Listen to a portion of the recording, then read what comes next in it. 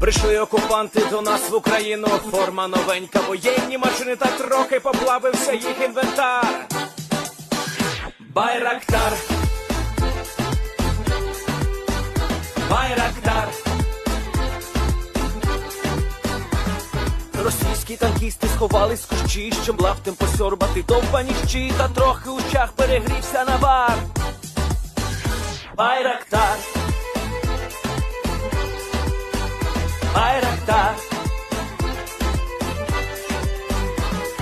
Приперли зі сходу до нас барани для восстановлення великої страны. Найкращий пастух баранячих отар. Байрактар, Байрактар. Їх доводи всяке озброєння різне, потужні ракети, машини залізні, у нас на всі доводи є коментар. Байрактар, Байрактар.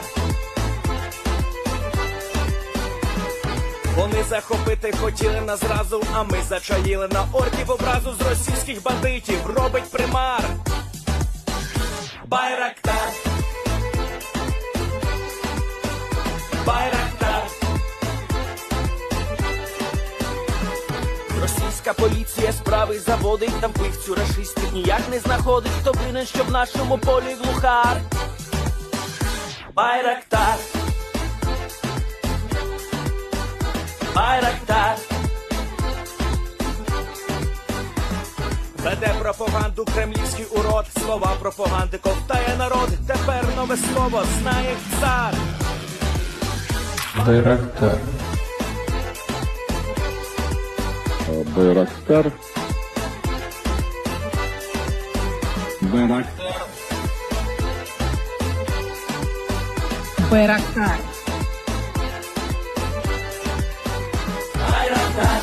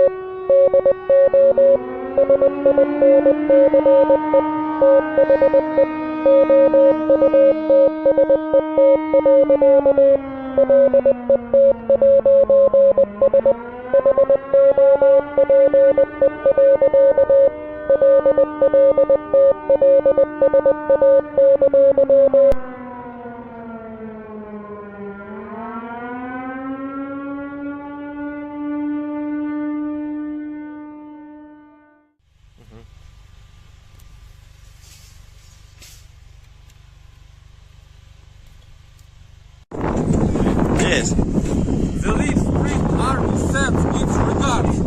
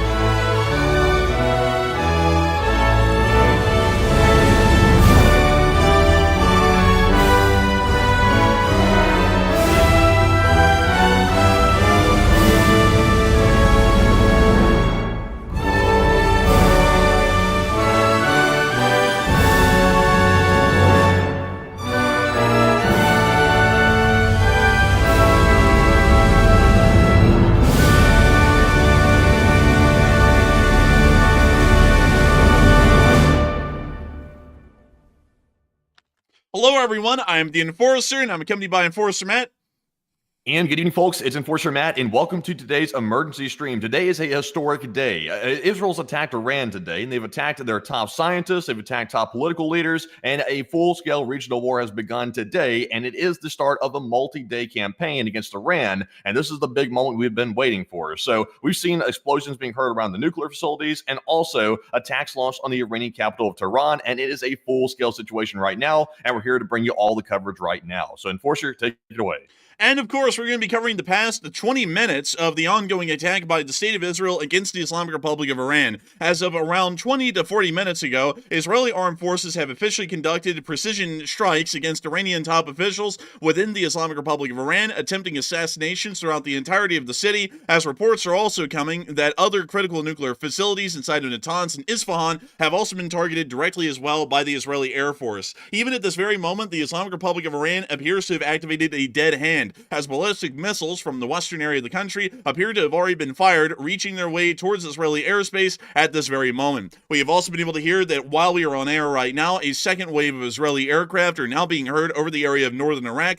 which are now staging and preparing for a second wave of strikes against Iranian nuclear research and development facilities, as well as top Iranian officials. Israeli sources have confirmed that this is the beginning of Operation Strength of a Lion, an Israeli operation intent on destroying the Iranian government and the Iranian government's ability to wage war with nuclear arms. We do understand that there have been conflicting reports at this moment that the United States of America has had some limited involvement, according to the State of Israel, while U.S. officials are also claiming that there has been absolutely no involvement whatsoever by the United States of America. Currently, the Israelis have already declared a state of emergency, and we are hearing that hospitals are preparing for mass casualties, while at the same time Home Front Command is issuing orders to Israeli civilians to shelter in place and to assist whenever there is damage or airstrikes that are successfully able to hit onto Israeli soil. At the exact same time, we have also been able to hear that the United States of America, through the orders of the Office of the President, is now convening an emergency meeting of the U.S. Executive Branch's cabinet, most likely in direct response to the current actions that are being conducted by the State of Israel against the Islamic Republic of Iran at this moment. So far, as early on as the developments are that we're seeing right now, there has been no direct attacks against U.S. facilities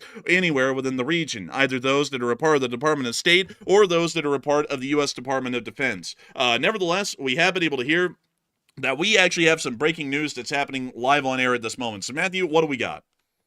All right, so we're going to try to give you all the chronology of how this has broken out so far. This started about 30 minutes to an hour ago. That's when the initial Israeli attacks on Iran began. But right now we are seeing that according to the defense establishment inside of Israel, Israel has detected launches toward their country from Iran, and Iran is currently meeting with their wartime leadership to determine how to respond to this, as they are launching early attacks on Israel, the first round of them apparently. And also we were just told that Israeli fighter jets, the second batch of them, have just entered Iranian airspace, and they're now attacking nuclear sites and also other sites inside of Iran as well. Also, another massive piece of news, we're hearing that Iran's chief of staff was likely eliminated in a targeted assassination by Israel airstrikes just a moment ago. And also, we are hearing terrifying sounds being reported near the Kandab power plant, and also a fire being visible nearby, according to Iranian state media. So it's really popping off right now extremely fast. We're going to try to keep up to date with these minute-by-minute happenings.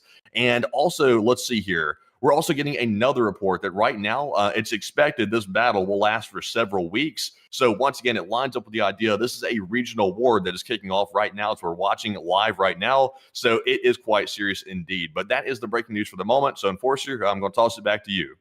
And we are hearing at this moment that there are ongoing developments that appear to be incredibly significant in scale. Just this moment, while we are live on air, it appears that the Iranian chief of staff has most likely been killed in an Israeli precision airstrike that was targeted against the city of Tehran just a few minutes ago. It does appear that at this moment, the Israeli armed forces, specifically the operations being conducted by the Israeli Air Force, are attempting to target and destroy Iran's command and control abilities within the capital, while simultaneously targeting and destroying their nuclear capabilities throughout the rest of the country. To bring y'all into a little bit of detail and information that we were able to get just in the past 20 minutes alone, we have been able to hear that the Israelis had started to conduct strikes inside of Tehran around 25 to 30 minutes ago at this point. We were able to get a large amount of video and picture evidence showing us mushroom clouds and explosions rising from Tehran after the Israelis' bombs made their marks. Also, by the way, this footage right here is apparently showing us the targeted assassinations on top Iranian leadership. This is what was being done in downtown Tehran. Israel stated specifically they were targeting the top nuclear scientists and also top political and government leaders in their apartments in downtown Tehran. So that is what we're seeing right here. This is specifically targeting the homes of those top leadership that we're seeing right here in this video. It does appear that at this moment, every single airstrike that has been conducted inside of Tehran, according to the intelligence and information that we have, was targeted against residential buildings that were housing the top officials of the Iranian military at this moment. We have not been able to get an exact scope of whose government officials are being targeted directly and what governmental departments they fall under, as it could be that all of these attacks are being targeted against Iranian military commanders and staff, or we could see that this attack is attempting to target and destroy quite literally every single member of the Iranian government at its highest levels. We can see another clip here of a rising cloud of smoke after an Israeli explosion had been conducted on another high-level Iranian target within the city of Tehran. Also, Enforcer, after we're done with this video, I have some more breaking news that's coming out right now. All right, and so what do we got? All right, so the breaking news we're hearing right now at this moment is apparently there is confirmation. Iran has launched a lot of missiles at Israel right now. It's not just simply a small volley. It is a very large volley of ballistic missiles, which have been confirmed to have been launched at Israeli territory. It's not clear how long it's going to take for them to reach it, but Iran has officially closed all of its airspace as of right this moment. The IDF confirmed detection of multiple launches originating from several different areas inside of Iran, and top-level emergency security meetings are now underway in the capital city of Tehran inside of Iran to coordinate additional military responses against Israel. So it is a full tit-for-tat situation, and it is unfolding fast between the two. So that is confirmed. And it does appear that just earlier, about 10 minutes ago, we were able to get video evidence confirming a launch of one ballistic missile from western Iran, which we could see in this clip right here, although that's now being followed apparently by an even larger array of ballistic missiles being fired by Iran against the state of Israel. Based off of the last attack by the Iranians against the Israelis, if we were to assume that these ballistic missiles are of the same type, it most likely will take 25 to 30 minutes for these missiles to reach Israeli airspace on the other side of the Middle East. This would give the Israeli Air Force some reaction time to be able to try and intercept these missiles before they make it into Israeli airspace, and it may also allow for Jordanian air defense, which was involved in the defense of Israel during the last Iranian attack, to possibly open fire on the incoming ballistic missiles and attempt to shoot them down before they make them into the deeper Israeli air defense network based inside of Israel itself. We do understand that at least at this moment, the main priority or the main in-air interceptors that will be used by the Israelis will mostly be the Arrow 2 exo-atmospheric ballistic missile interceptor, as well as some Patriots, although most of those have been retired at this point, along with the David Sling and the Iron Dome. It does appear that at this moment, we will most likely not be seeing any air defense action coming directly from the state of Israel or by the Kingdom of Jordan, as at this moment, these ballistic missiles are still most likely about 2/3 of the way over Iraq and finally making their way towards the area of the Kingdom of Jordan or the southern area of the Syrian interim government. Meanwhile, we have also been able to hear, returning back to our Iranian attacks inside of Tehran, the ones that we have video and picture evidence for, that mushroom clouds were also arising from another wide variety of areas throughout the city of Tehran, all of these believed to be exact locations of targeted Iranian officials. We could see the smoke rising from each of the explosions, showing us that by the time this video was filmed, it had been about 2 minutes after the explosion. The smoke has been able to rise about 2,000 or 3,000 feet into the air at this point, letting us know that this explosion had long since passed by the time this person was able to pull out their phone. Meaning that the only moment that they were alerted to the explosions was most likely when they heard them in their sleep. They ran outside, pulled out their camera, and this is what they saw over the city. Also, Enforcer, I do have some information about the geolocation of where we're looking at here on the video. Apparently, we're being told that the strikes inside of Tehran by Israel were targeting a specific neighborhood where top senior military commanders usually lived. It is Sharak Shahid Mahalati, and it's been attacked, and it's 3 residential buildings that have been demolished around that top-end neighborhood where these senior commanders live. So if they were there, then presumably considering the buildings have been demolished, according to reports, then they would have perished, most likely, unless they miraculously survived that demolishing. But once again, we're not sure if they were actually in those buildings or not, but they did target their homes. So that is what we know at the moment. But I'm not sure if we can get a geolocation on that neighborhood or not, but it is a complicated name. I can send that to you over Discord if you want to see if we can maybe find that. Yeah, send it over Discord because I'm pretty sure we could put that into Google or Google Maps and get a quick answer to that. So let me go ahead and copy this and then paste it into Google Maps. Unfortunately, folks, geolocation of specific neighborhoods has never really been my specialty. So let me make sure that we can get this really quickly. And it actually appears to be a neighborhood that's in the very northeastern area of the city of Tehran. Funnily enough, this actually lines up with the geolocation of at least these 2 clips over here, actually showing the burning buildings up close. They were practically dead on. I was pretty much taking pot shots at the beginning of the stream to get the geolocation down as accurately as possible. Getting us on over to the actual clips of the burning and destroyed buildings that we have, we did get to see that from a little distance away, there was a confirmation of burning debris from one of the explosions that had been conducted by the Israelis, and a little bit later on, we also were able to see, directly within that neighborhood where these markers are, the actual damage to the high-rises and buildings that had been caused as a result of the Israeli airstrikes and attacks that have been conducted on the area. We also were able to get a second clip here showing us a fire inside of one of the Iranian buildings that appears to have enveloped the entirety of the inner part of the structure. ساعت الان 3:37 دقیقه ورودی فرحزاده پایین Also, quick update as well. While we're watching this burning footage here and also the strikes targeting the top leaders in Tehran, Iran has just officially declared a nationwide state of emergency that will stay in place indefinitely, presumably throughout the entire conflict. So that has begun right now. Also, another big update, we are now getting confirmation from Reuters, which is a very reputable source, that explosions are being heard near Iran's Natans nuclear facility, and apparently they're very, very large explosions. And that would match up with the Israeli claims that they they are targeting those nuclear facilities directly, which is the big one. That's the big nuclear option right there. They were going to hit those nuclear facilities in Natanz and also other areas of Iran where they operate them, and it looks like they have been hit as of right now. Also, by the way, we are potentially seeing an expansion of this conflict literally right now. We're hearing reports of explosions in Baghdad, which is obviously not inside of Iran, so we're hearing reports of that. I'm trying to get some footage of that to see if we can spot exactly where that was in Baghdad, but apparently explosions are being reported there, which appears to be an expansion of the conflict already at this early stage. So not really sure what that is, but I'll keep an eye out to find out. Let's see here. Isfahan, Iraq. So it appears that every single city that we're actually hearing of right now where there are explosions, Isfahan, Iraq, and Kermanshah, actually do all house, at least according to what we know, some form of a nuclear development facility. Isfahan is seen right here. Natanz is also right here as well. Isfahan houses a research reactor, and Natanz actually houses a uranium enrichment plant. We also understand that yellowcake uranium is developed at Artikon, and there's also 2 nuclear power plants, one at Bushehr, which is currently operational, and another one at Dukovin, which is also being put under construction at this moment, that may also be targeted later on through the night. We are highly doubting, though, that the Israeli Air Force will target it and attack an operational nuclear reactor at Bushehr, as that may cause extremely serious consequences for the entirety of the region and not be a localized incident. Moving us on I think right now that is sort of unclear. I did see, though, Netanyahu, who's the leader of Israel, just made a statement officially. Netanyahu states that Israel targeted Iran's main enrichment facility in Natanz. He did not state whether or not they targeted the nuclear reactors themselves. Right now, that's an unknown. And I think I would err on the side of what you're saying as well, that they probably did not target the actual reactors, but the enrichment facility was struck heavily with aerial bombardment. So we're not told exactly what the damage is. Apparently, Israel is still doing the assessments to figure out what the damage really is, but it was indeed struck, the enrichment facility specifically in Natanz.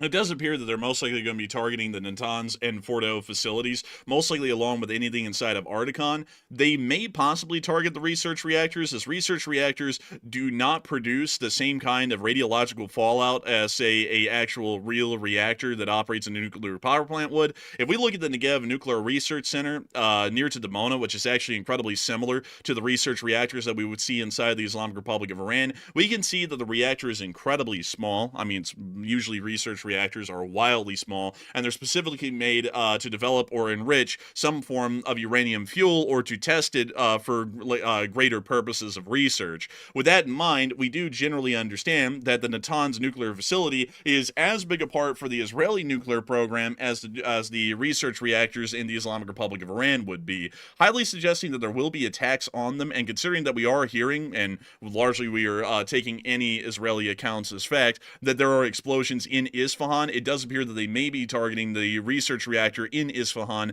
at this very moment. Although, once again, we do not have video and picture evidence to corroborate that claim. We do, however, hear that at least at Natanz, there were explosions being reported even 10 minutes ago at Natanz and Fordo. And if we look at our map here, it appears that both enrichment plants have been targeted by precision Israeli airstrikes at this moment at Natanz and Fordo, and that may be resulting in significant damage to Iran's nuclear capabilities. We actually do not know how deep underground these enrichment facilities are. We generally believe that they may be subterranean complexes where the very low amount of actual above ground terrestrial protection provided by the Earth. So larger explosives could cause significant seismological damage to the actual structures below the surface and actually render them unusable for the large part. And that also goes for the city of Fordo, which is also a little bit farther north and just south of Tehran. But nevertheless, I do understand that Matthew actually has more information on the Iraqi explosions, which we were just hearing about a moment ago. So, Matthew, what do we got?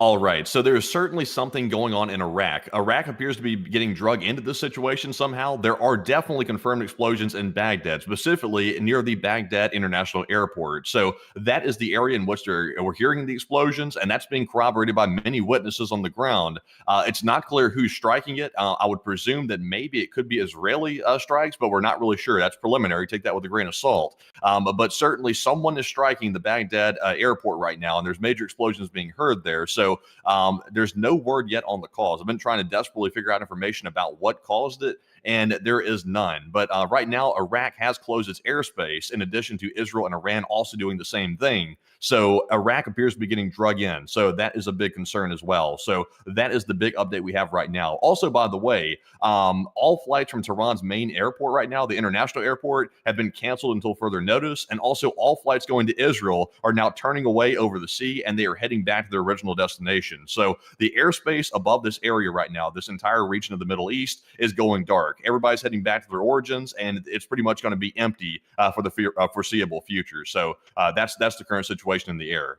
Based off of prior intelligence that we have about the operations of the Islamic Revolutionary Guard Corps inside of Iraq, it is highly possible that the explosions that we are hearing within western Baghdad, near to the area of the Baghdad International Airport, are highly likely those of the Israeli Air Force or some form of drone strikes that are currently being conducted against higher officials of the Islamic Revolutionary Guard Corps that have been involved in fostering and supporting operations of the Iranian armed forces inside of Iraq itself. We have seen in prior moments that the Israelis actually have stricken targets and destroyed them throughout the area of southern Baghdad and generally throughout the entirety of Iraq, as we were able to hear not that long ago that there were airstrikes being conducted around the area of Latakia by the Israeli Air Force, attempting to strike and destroy Iranian proxy forces and Islamic Revolutionary Guard Corps officers that were operating within the area. If we are hearing this kind of information, and we generally are led to assume based off of prior intelligence that these strikes are being conducted by the Israeli Air Force, then we can highly likely believe that there may also be strikes within different areas of the Middle East tonight as well, including obviously inside of Lebanon to attempt to strike at Hezbollah forces and possible IRGC commanders that may be there at this moment, and also including Damascus as well. Because while the Syrian interim government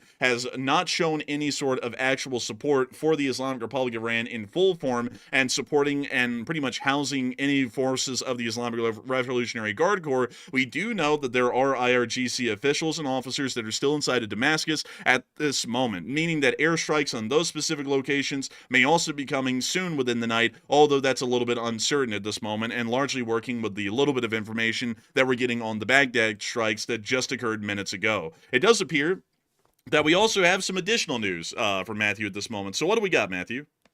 All right. So right now we are getting video evidence. It'll be the second post you're looking at right there, unfortunately. That's the one. Residents of Tehran are reporting that Iranian MiG-29 fighter jets are taking off from the Iranian airport near Tehran. So we are seeing definitely air assets being put in the skies by Iran, which is obviously an indication they are counterattacking.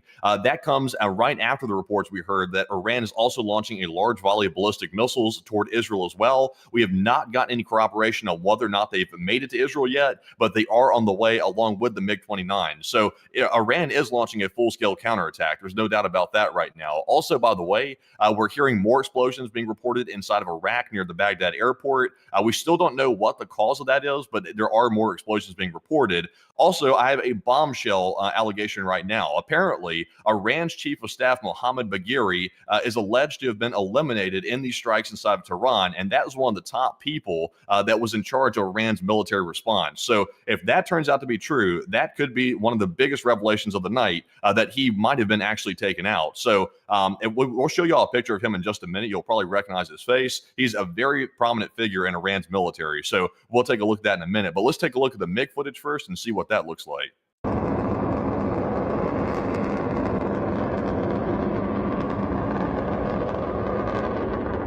We see the MiG-29s taking off from the Mehrabad airport inside of the city of Tehran, most likely to be involved in air defense operations, as MiG-29s are generally considered an air superiority aircraft or a fighter aircraft for the larger part.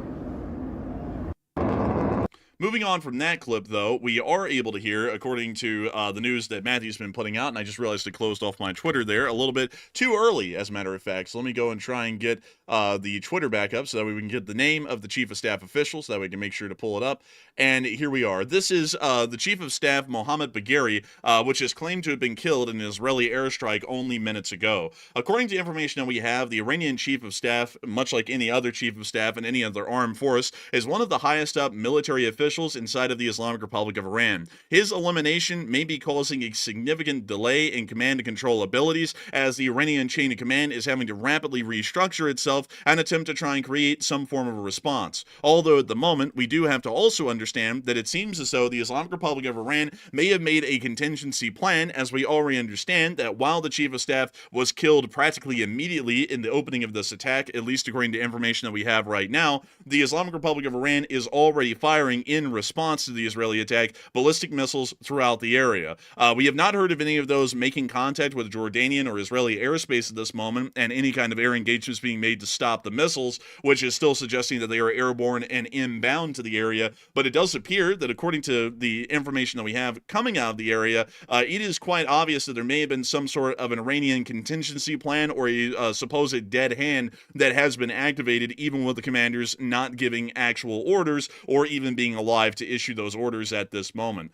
We do understand as well that the Islamic Republic of Iran, before this attack, actually was creating some form of missile retaliation plan against the state of Israel, as according to information that we have, a missile and drone attack targeting the state of Israel and its civilian population is expected in the immediate future, according to all intelligence sources. And not only that, the retaliatory plans appear to have been well thought out, as according to U.S. intelligence estimates, Iran has around 2,000 ballistic missiles with warheads that can carry around a 2,000-pound yield of explosives or more, according to U.S. officials. Israel is within range of most, for the large part, of those missiles. The U.S. official said that since the previous Iranian missile strike on Israel in October of 2024, Iran has significantly increased production of ballistic missiles to around 50 per month. The official also stated the Iranian goal is to produce more ballistic missiles than the number of missile defense interceptors Israel has. For the large part, it appears that the Islamic Republic of Iran's new modus operandum against the state of Israel is to produce such a large amount of missiles, or ballistic missiles for the large part, that have a range to reach Israel, that when fired in mass, they simply will overwhelm the Israeli air defense systems and allow for a greater amount of impacts into the state of Israel. Based off the last attacks that we saw the Islamic Republic of Iran conduct, a large amount of those attacks actually were not really that successful, even if they were able to breach the airspace. We saw that apparently the Islamic Republic of Iran's intelligence and information about on-the-ground targets in Israel may have been limited to some extent, because we saw that when their missiles were making any kinds of impacts, they were generally hitting areas like officers' pools, at officers' clubs, golf courses, and also some lighter logistical structures, which really had no greater impact on Israeli air operations out of specifically I believe it is the Negev Air Base inside of the Negev Desert. But beyond that, we also have been able to hear even further information. There are more breaking news developments that are currently going on at this moment. And Matthew, what do we got?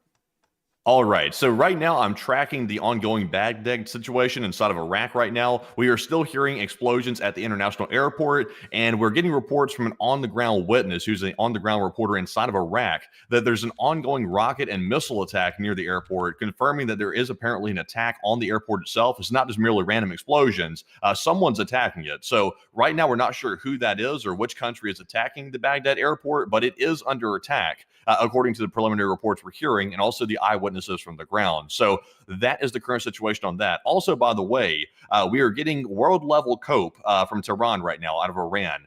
Tehran's emergency services are claiming that they currently do not have any official reports of any instances resulting in explosions or casualties anywhere in the capital city of Iran, which is obviously false, because we see on camera and on all these multiple different videos, there are major explosions happening at high-rise buildings across Tehran. So they're in cope mode. They're in full seething mode right now, and they're trying to respond as fast as they can, but clearly they're caught off guard, and that's why they're lying about the emergency services as well. So that's what's going on at the moment. Also, by the way, I did find a video showing the unidentified warplanes in the sky of Iraq.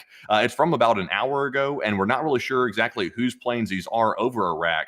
Right now, Iraq is like a big mystery. We're not really sure what's going on with that country. We do know, obviously, what's happening in Iran and Israel, but Iraq's a bit of a mystery. So, and of course, you might want to take a look and see what that is.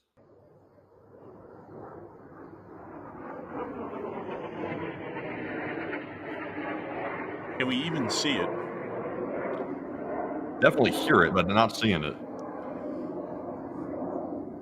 You know, it's crazy, folks. It's like it's pitch black out there because it's night or something. But I would generally assume at this moment that these are Israeli aircraft, considering that the Islamic Republic of Iran is currently scrambling their MiG-29s, generally their fighter jets or really air-to-air aircraft, into their skies from the area of the Mehrabad International Airport, along with others. It would be highly unlikely that the Israelis were able to conduct a strike without having aircraft that were in the vicinity of northern Iraq during that time. During the last attacks that we saw the Israelis conduct against the Islamic Republic of Iran, Israeli aircraft did use northern Iraq, specifically around the Mosul and Erbil regions, to be able to stage and conduct their airstrikes, launching their missiles and ordnance into the Islamic Republic of Iran from that specific area. Based on the fact that the last attack and its attack paths or attack vectors and the current ones that we're hearing of right now, it is highly likely, if not 100% certain, that the sound of aircraft being heard over northern Iraq are those of the Israeli Air Force and not those of the Iranian Islamic Republic of Iran's Air Force.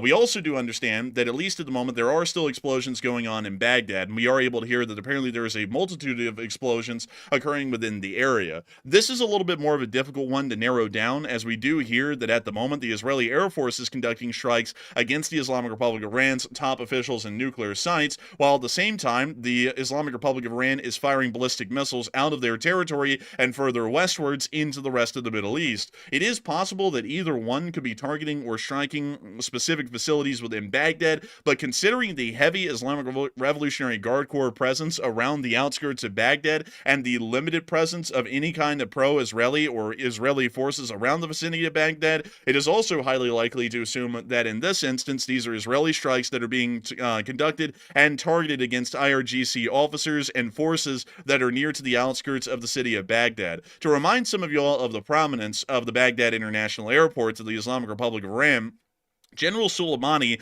of the Iranian army was actually killed in a U.S. airstrike on the airport street, specifically right here, by an MQ-9 Reaper about several years in the past, once again showing a heavy involvement by the Iranians within this area. We also heard prior as well that the Israelis have conducted airstrikes throughout the area of pretty much the entirety of southern Baghdad in prior attacks against the Islamic Republic of Iran, targeting and killing IRGC officers and Iranian military officers that were within the area. This is clearly showing us that this is a hotbed of IRGC and pro-Iranian activities within southern Baghdad, and that the sounds of explosions and airstrikes that are currently being conducted within this area is highly likely the sign of Israeli airstrikes that are once again targeting officials that they have intelligence on within the area. Once again, want to make it a little bit clear that we are working with the very limited amount of information that we have at this moment coming from this strike, and while it is a lot on the ground, and we still have a lot of video and picture evidence that we have not covered yet, there is also a very large amount of information that we were having to extrapolate out of the precedents that have been laid out in prior attacks. And based off of those, that's how we're able to give y'all some of our answers that we're getting at this moment right now tonight. But I do understand that Matthew has even more breaking news at this moment about the ongoing developments inside of the Islamic Republic of Iran, or largely the war that has just broken out in the region. So what do we got, Matthew? All right, so the big news right now is Israel's preparing for the full-scale counterattack that Iran is currently in the process of launching on Israeli territory right this moment. Netanyahu has been transferred to a safe house, a safe location, along with the cabinet of Israel as well. It's not clear where that is, and obviously for OPSEC reasons, we wouldn't repeat it even if we knew it. There's apparently this convoy right there in the picture going to the safe house, and they are entering a command bunker, according to the information we're seeing right here. So that is what they're doing. Also, obviously, we did see the other day that a lot of the air defense systems that Israel has been transferred to different areas around the Israeli border to prepare for these incoming missile attacks that were going to take place right now today. So that is what we're hearing on that front, the major preparations by Israel for the attack that's coming up. Also, by the way, Enforcer, I do have another video here showing the initial moments of the strike on Tehran by Israel. It's actually, I'm not sure if you showed this footage already. If you back up there, go back for a second, you'll see it on our profile. Yeah, back up there to the profile and you should see it. Scroll down a bit. And refresh your page there real quick. You should see it. It was already refreshed. So what are we looking for specifically? It should be from Israel News Pulse. It should be the third or fourth post down, unless your Twitter is glitching. Let's see here. Scroll back up to the top. And let's see. It should be somewhere around here. Just refresh it one more time and see if you spot it. I'm not spotting it, Matthew, so we might want to just press forward with what we have at the moment. All right, let me repost it one more time so you can grab it, and then I'll be right back on the main page. You can go ahead. I'll repost it. All right, and so at the moment, I'm not really sure what I'm supposed to be doing, but at the moment, we do understand that there has been a lot of information and intelligence that has been issued by the Israeli government at this time about the attacks. We have been able to hear that the Israeli government has declared a state of emergency at this moment throughout the entirety of their country, while at the same time, they have also started to move forward with more special emergencies being declared by the Israeli Defense Minister Katz, stating that a special situation throughout Israel for the next 48 hours due to a high probability that an attack will occur. This actually came out from the Israeli Defense Minister just minutes before the first impacts were reported inside of the capital city of Iran. We also were able to hear that the Israeli government has now stated that there are going to be days of battle with Iran following tonight's series of preemptive strikes against Tehran, signaling that we're actually going to be seeing multiple waves of airstrikes not only being conducted throughout the course of this night, but also throughout the course of several other nights, as the Israelis will continue to attempt to destroy the Iranians' nuclear research and development sites.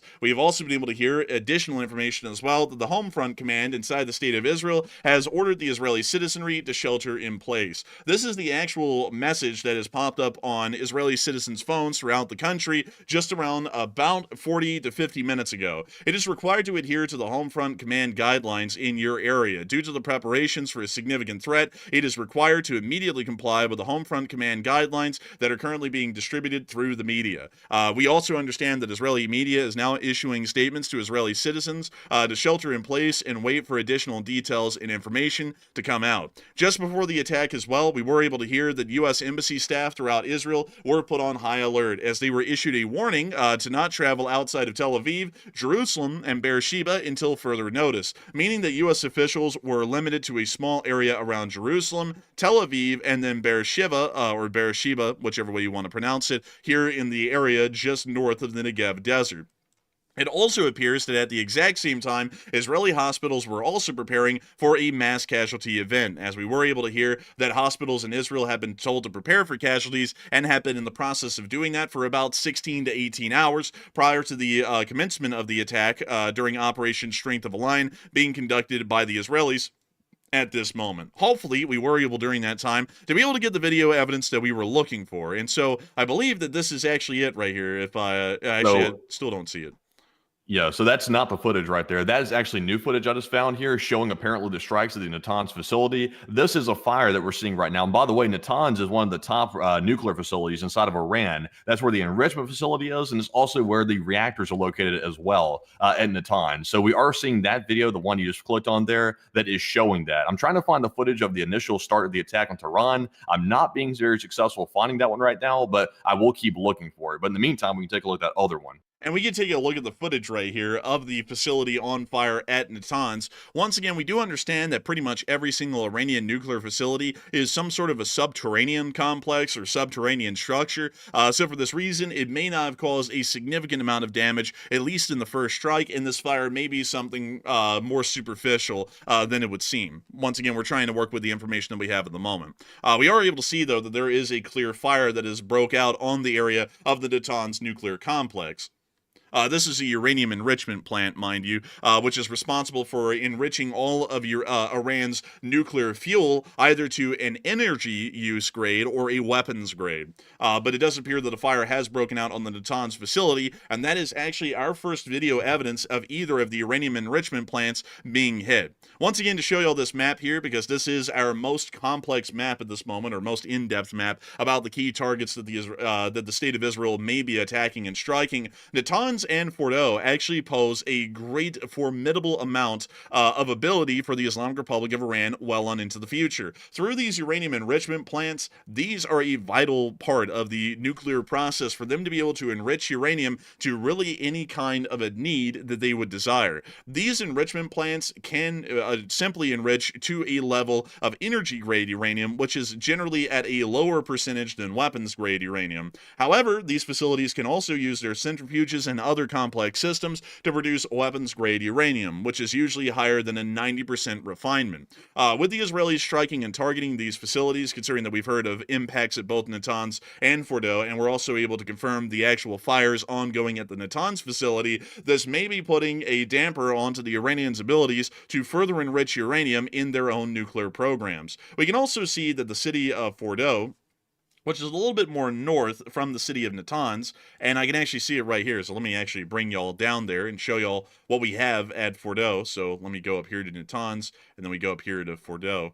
And this is somewhere around the general area where the nuclear facility is at, and I would generally assume that the nuclear facility is something that we would not easily see from a satellite camera, because it is something that we have largely been told is subterranean, meaning that if the Israelis did hit it, we are most likely not seeing any initial major damage at this moment, and there may be some superficial or light damage that has been caused to the actual facility.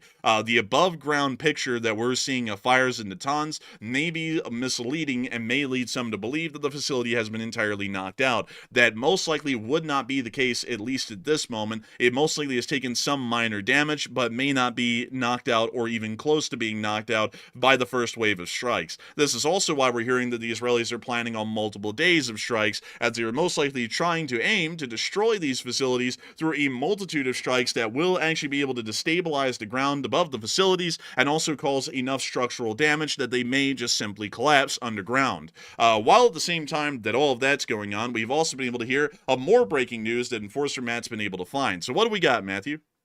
All right, so we're getting a couple of updates right now about the situation inside of Iraq. And remember, just a reminder to everybody that might have just joined the stream, there's major explosions being reported at the airport in Baghdad right now where U.S. forces are indeed stationed. And that is just, once again, U.S. forces are stationed at the Baghdad airport. So that's a very important clue right there. Right now, we're hearing possibilities that Iranian proxy groups in Iraq, such as Kataib Hezbollah, and of course, I'm butchering the pronunciation of that, but Hezbollah, that's the group, is apparently attacking U.S. forces at that airport.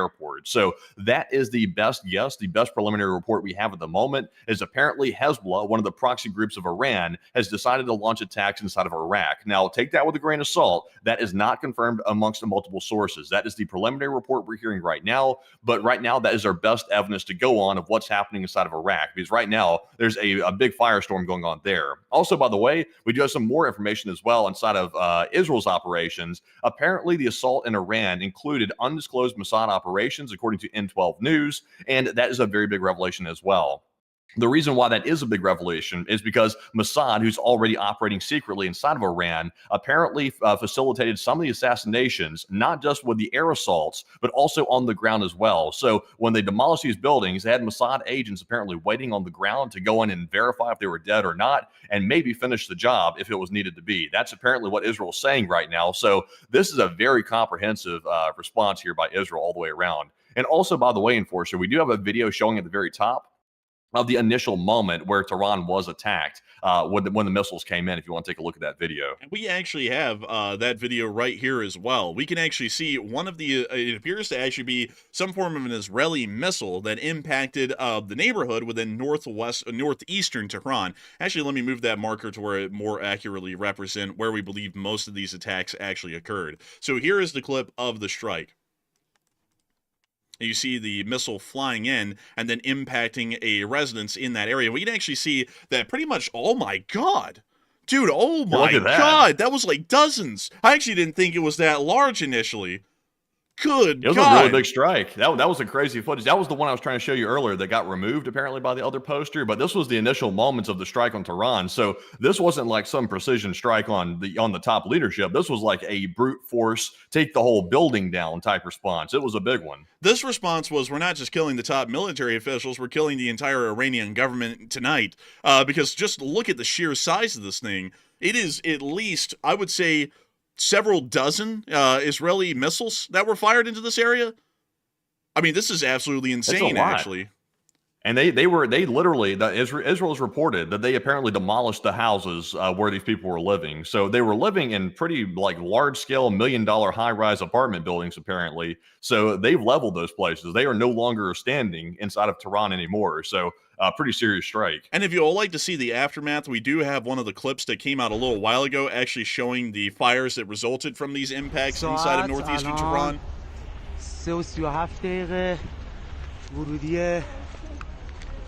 فرحزاده پایین یه ساختمان مسکونی زده شده. That's not survivable. Like if there was anybody in that building, I guarantee you they didn't survive that. That was a devastating. And also, we could see damage to high-rise buildings as well that was caused just by the periphery of the explosion, which was significant enough to actually blast out outer walls and also pretty much destroy all of the windows as well. We could also see that another building appeared to have had a significant part of its sidewall facings fall off as a result of one of the explosions nearby, and we do understand that all of these explosions at this moment did occur somewhere around this specific neighborhood, the Mahalati, the Latte neighborhood. We'll call it the Latte neighborhood. That's probably a little bit easier for me to pronounce. But this is where it came from, just about up here. And so this area, as you can see on the satellite, is filled with a large number of high-rises. And from what we know, these high-rises actually house the top officials of the Iranian government, or at least a large number of them. And a lot of Iran's, Tehran's well-to-do millionaires and multimillionaires that also would live within this area as well. So it appears that a lot of the attacks by Israel were conducted within this specific northeastern area of the city, although we have been able to hear evidence and a lot of information to corroborate that there were attacks elsewhere throughout Tehran that we have not been able to geolocate specifically at this moment. Another interesting So thing... I've actually got you some footage just right now showing apparently continued fire in Garmdara, which is just located right outside of Tehran following the Israeli strikes. And it's actually morning time right now in Tehran. It's very early morning right now, and the sun is just coming up. So we actually have a daytime footage here that you're looking at right there, showing some of these fires right outside of Tehran in the neighborhood of Garmdara, if I'm pronouncing that properly. Garmdara. We're going to be butchering names all night long, so I don't really think we need to be too bothered about it. But it appears that we were able to confirm airstrikes earlier in Shrek My Latte over here in this neighborhood, and we also were able to confirm airstrikes in Garmdara over here as well. We can see ongoing fires as the morning is now broke over the city, confirming attacks have hit pretty much from the east to the west of the city of Tehran, and most likely multiple other areas in between that we just haven't really been able to see exactly yet. We can see that Iranian first responders have shown up to the scenes of some of the strikes, and interestingly enough, some of these strikes actually do appear to be largely surgical, as we can see that in this strike right here, it appears that a specific apartment in the building was targeted, and the damage was largely relegated to that specific floor, most likely showing the Mossad officials were able to confirm information that top officials were in that exact apartment at that exact time, and smaller munitions were used to precisely strike these areas of the buildings and attempt to assassinate the leaders inside. At least we can make that assumption, because we do know that the normal Israeli mode of operation is to slam a 2,000-pound bomb into the base of the building and make the foundation give out and bring the whole thing down. It appears that that wasn't the case, at least in this strike, and it was far more surgical in hitting specific floors where the apartments of these top officials may have been. Once again, we're trying to make the best of the information that we have at the moment. We also got to see another fire of the Natans nuclear facility that is on fire, and to once again show you all this, because I do know that we have a massive amount of people here tonight trying to get in on the ground floor of what's going on in this recent development. This is the city of Natans, and to show you all a little bit of what Israel is going to be striking tonight, Israel, at least from our information that we have at this moment, or you want to call it intelligence, has been targeting and destroying top Iranian officials inside the city of Tehran, and it also appears that they've been targeting and destroying, specifically at this moment, the nuclear enrichment facilities at Fordo and Natans. We have also heard of some explosions in Isfahan, although we have not been able to confirm the exact reason for those explosions. It is possible that they may have been targeting and destroying a research reactor within Isfahan, which is one of the more active ones inside of the country. Nevertheless, it does appear that the fires at Natans, which is a uranium enrichment plant, are still ongoing at this moment. Let me bring y'all back down there and show y'all exactly where this is to give y'all an idea of where we're watching this fire from. This is the city of Natans, and the nuclear research facility, or the enrichment plant, is just outside of the city of Natans. We can see a larger fire is now beginning to burn on the surface around this facility at the moment, once again showing that there have been clear confirmed impacts by Israeli airstrikes onto the facility. One other thing that I'd like to note before Matthew gives us some more breaking news here in a minute, well, actually, it appears that it may be massively breaking news. So what do we got, Matthew? All right, so we do have massive breaking news right now. Apparently, amidst the Iranian counterattack on Israel, which right now we do not have any footage to back that one up, except we did see MiGs taking off from the Tehran airport, apparently, which are heading toward Israel. We've also seen ballistic missiles being fired at Israel. We have not seen any impacts on the ground inside of Israeli territory as of yet of these attacks by Iran. But one thing we are hearing right now, we are getting confirmation that Israel has launched the second wave of airstrikes against Iran, literally right this second. Explosions are being heard in multiple cities inside of Iran. And also the big deal is we're seeing that amongst this new wave of Israeli airstrikes, explosions are being reported in Isfahan, which is another site of a nuclear facility, as well as in Iraq. It's likely targeting the Iraq nuclear complex, which houses an important heavy water reactor. So it appears to be an expansion upon the original strikes on these nuclear facilities, and also they're striking even more cities inside of Iran as well. So that is the big news right this second, a massive wave, the second wave of strikes on Iran by Israeli forces. And it does appear that according to the news that we're getting from the second strike, Israel is not only going after the uranium enrichment plants, they are also specifically targeting the city of Isfahan, which has a research reactor inside of it. While there is a research reactor inside of Isfahan, Isfahan is also significant for multiple other reasons as well, including the fact that a significant number of Iran's air superiority fighters, older aging F-14s, are based specifically out of this area of this Isfahan Shahid Beheshti International Airport. We can actually see the shelters themselves and some of the F-14s in the exposed wide open that are a part of the Islamic Republic of Iran's Air Force, or the IRIAF. We do understand that the Israelis have attacked this facility in the past and have attempted to try and knock out air defense systems around the base, but have never directly targeted the F-14s within the facility. We do understand that Iran's Air Force is a very old and aging Air Force, with their most advanced aircraft being the F-14. We do understand that they are currently attempting to get some Su-30 variants from the Russian Federation to further bolster and support their aging Air Force, but none of those airframes, at least according to information that we have right now, have been delivered in mass, meaning that if they are in Iran, they're an incredibly limited number and will not be able to provide any significant air superiority advantage in the ongoing conflict with the state of Israel. We also understand that at least around the general area, there is a stationary S-200 brigade that is stationed around the proximity of the airbase, and we do understand that they pretty much have open reign of the northwestern area of the compound to be able to conduct their air operations from as a pretty much permanent fixture. We did see in the past, however, that this facility and air defense system had been knocked out, and we have not been able to get any information to prove that this system had ever been brought online since the last attack the Israelis conducted against Iran last year. This means that Isfahan may be entirely blind and without radar or air defense coverage, meaning that Israeli attacks on Isfahan and the city of Natans may be far easier than they ever were in the prior attack, as there is quite literally no air defense to contend with or to knock out at this very moment while these strikes are ongoing. One thing that's incredibly interesting to note, mind you all, about the ongoing strikes by the state of Israel is the complete lack of Iranian air defense that we are seeing at this moment. We have not heard any information at all showing that the Islamic Republic of Iran has activated air defense systems or has even engaged in any kind of air defense fires against the incoming missiles that have been fired by the state of Israel. This may be leading us to have telltale intelligence that the last attacks by the state of Israel may have quite truly decapitated Iran's air defense abilities. The last attack that was conducted against the Islamic Republic of Iran appear to have largely targeted the air defense systems alone and only. We hardly saw any other major attacks hit just about anything else, rather than one major oil refinery within southern Tehran, as well as some other smaller facilities throughout the area of the Islamic Republic. Still, it appears that that initial attack that was conducted last year was something that the Islamic Republic of Iran may have not been able to recover from, as we are still seeing at this very moment, according to all the video and picture evidence we have, and the confirmation of the multiple strikes that Israel has been able to conduct successfully throughout the country, that the air defense, or at least the radar systems used to guide the air defense, may have been entirely destroyed and never brought back up to an operational capacity during the times that have existed between that last attack and the one right now, leaving Iran's airspace wide open for this Israeli attack. We have been able to hear more news in the meantime as well. So, Matthew, what do we got?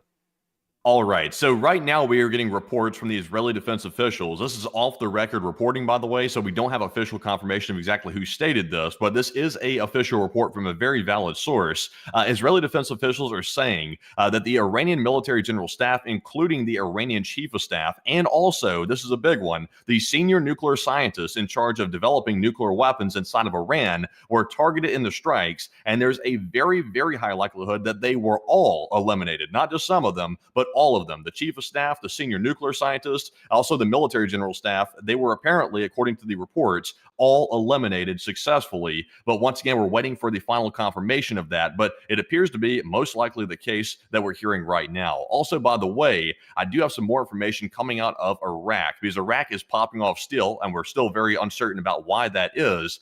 We are seeing smoke rising near the border of northern Iran and Iraq following strikes by Israel. So once again, that does suggest that maybe Israel is the one that struck it, but we're not really sure.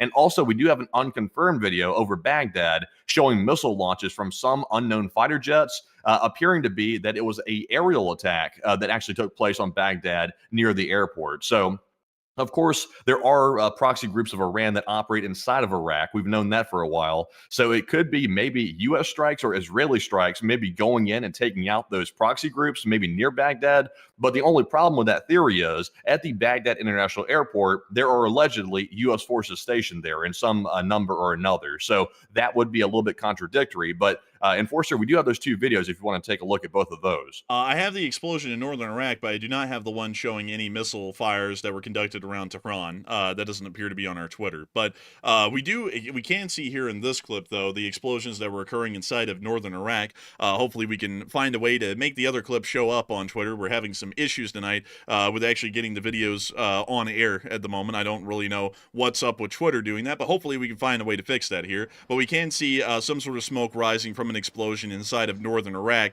Once again, highly suggesting that this is the result of an Israeli-era operation within the area. Earlier on in the stream, about 20 minutes ago, we were trying to go off of our prior intelligence and information that we had on the Middle East and prior Israeli strikes to try and come up with an idea about what kind of explosions and attacks were being conducted inside of Baghdad, Iraq, where explosions were being reported within the southern area of the city and also around the Baghdad International Airport just a little while ago. Based off of prior information that we had, we generally assumed that it may have been the fact that it was Iranian proxy forces that were affiliated with the Islamic Revolutionary Guard Corps that were being targeted and destroyed within this area of the city.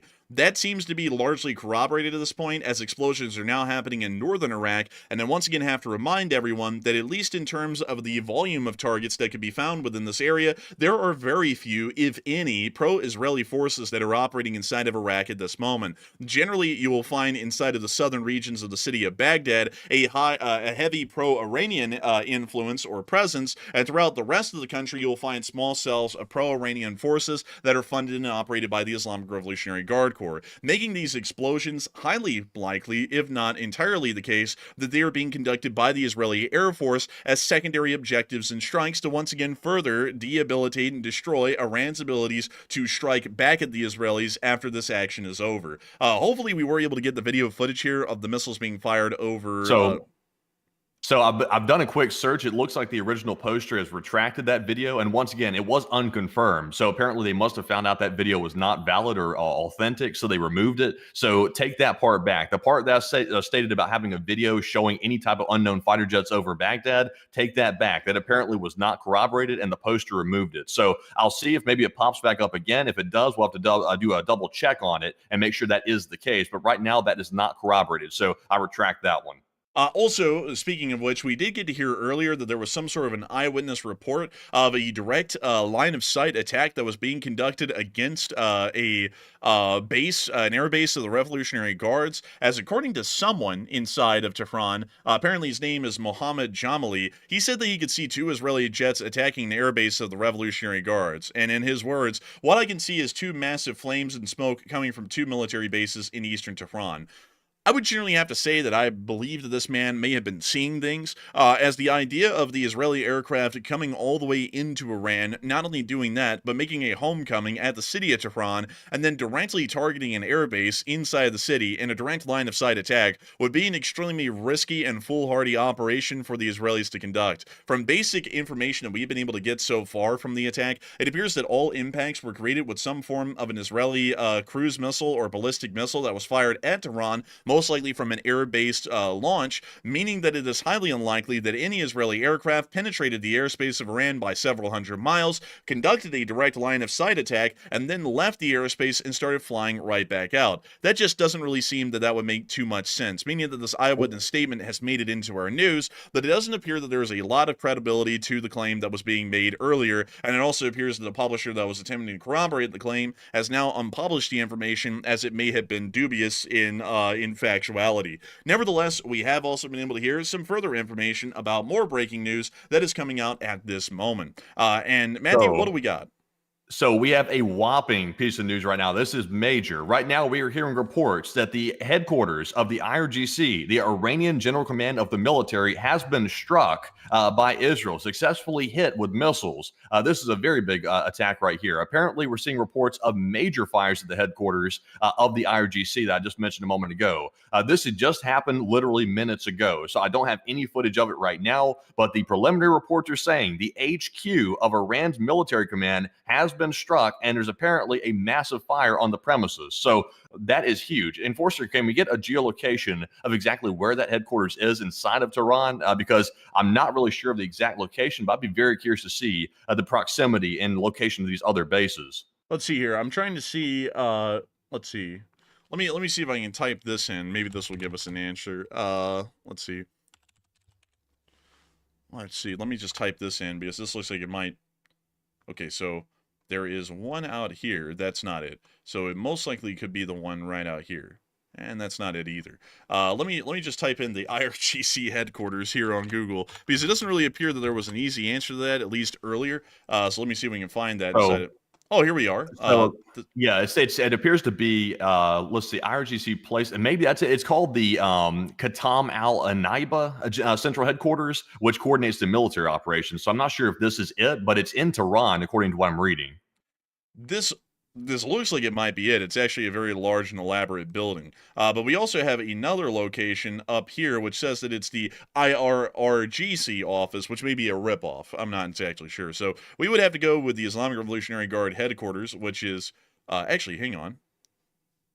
Which one is this? Okay, so that is not in Tehran. That is all the way up, I believe, in another city near to Tabriz. So it appears that we have a general location of the IRGC's headquarters, which appears to be inside of this building. It also appears that there's a larger complex or compound that may be attached to this. So it is highly likely that it may have been this facility directly that has been hit as a result of the attack. So try this one instead. Apparently, and once again, we're trying to geolocate this on the spot, so it's not going to be a precise science here. But Thar Allah headquarters, apparently that's the name of it, which happens to mean Allah will revenge, apparently. But apparently that's the name of it, and it's somewhere inside of Tehran, near the Tehran area. So see if you can maybe spot that.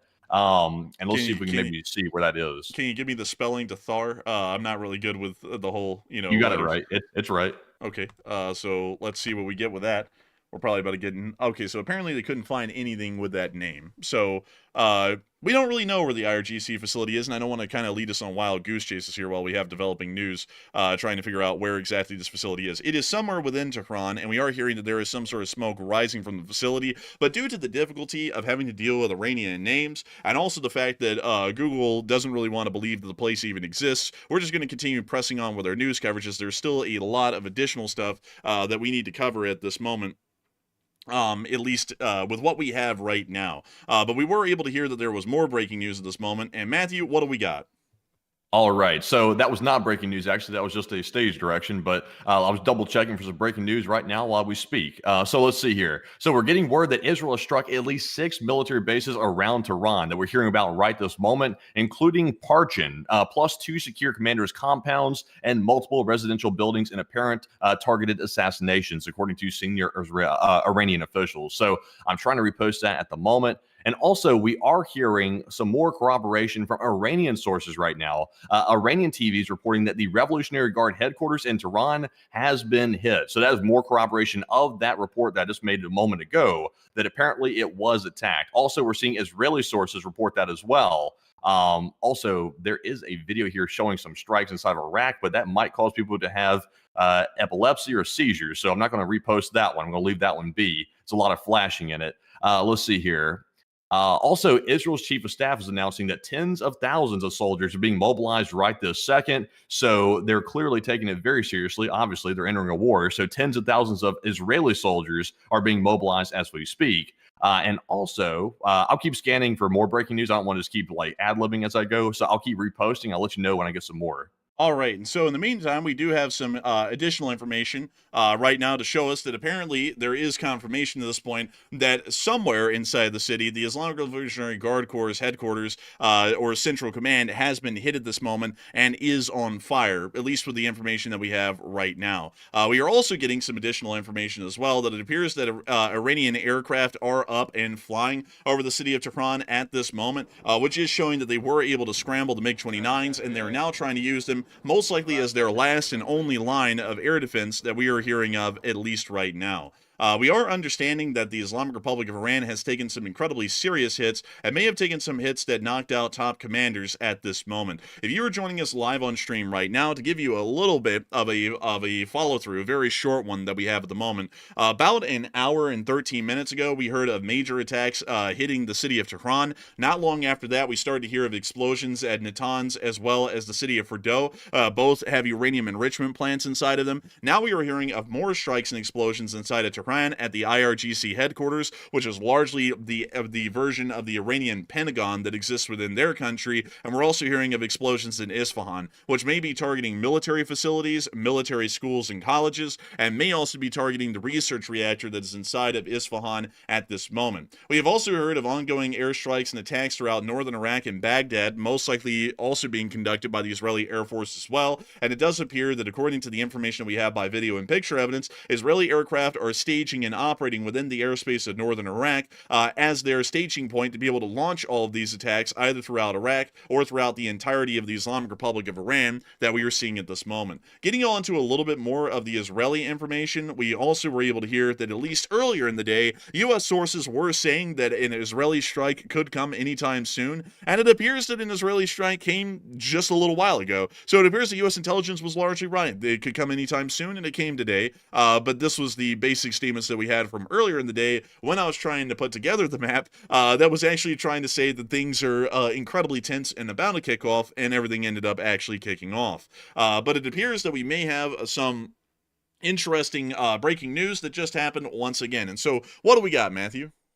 All right, so just an update on what Iran is doing in their state media. How is the Iranian state media responding to these attacks? We're clearly seeing devastation across Iran, including their capital city and also other cities as well. Right now, state media inside of Iran, which is apparently Mer News, is reporting that the situation in Natans, which is where the nuclear facility is located, is being reported as totally normal. Nothing wrong there, nothing at all. They're saying eyewitnesses are simply confused and they observe smoke in the area, but the cause is unclear and they're going to further investigate. But there's no cause for alarm and no concern whatsoever. Natanz is fully under control, according to Iranian state media. So once again, they are fully coping, they are fully lying and seething, and there's just that's just a complete joke, really. But also, by the way, we do have some more footage that just came out showing Israel striking Elam City in western Iran. This is a new strike that we're seeing right now that Israel's conducting with aerial strikes on another western Iranian city. So we do have that video right at the top of the feed if you want to take a look at it. 1 second. I want to see if I can find a new one for this. Let me put this in. Let's see here. Dang, man. They don't have any icons for comedy here. Maybe they have one for theater. Let me type that one in. Places. Yeah, here we go. There we go. We'll put that new icon down for the the Iranian state media's statements. We'll put down the little laughing mask because that's a complete joke. But we did get to confirm that here in the city of Elam, which is quite literally in the very western regions of Iran, that there were strikes being reported in this area, and we were able to see fires coming from the mountaintops. It's crazy how wide-ranging these strikes were. Like these strikes are not just on the capital city and also on the nuclear sites. They're also striking other strategic places like here in Alam. I'm not really sure what they're striking here in Alam because it's of course very, very western inside of Iran. But Enforcer, what's your speculation? Do you have any idea what they could be hitting or what's the case? Let's take a look around and let's see, because I actually do not know. I don't know a lot about what's around Alam, but if we were to take a look here, let's try and do our best here to geolocate this. There is a large ridge line in the distance.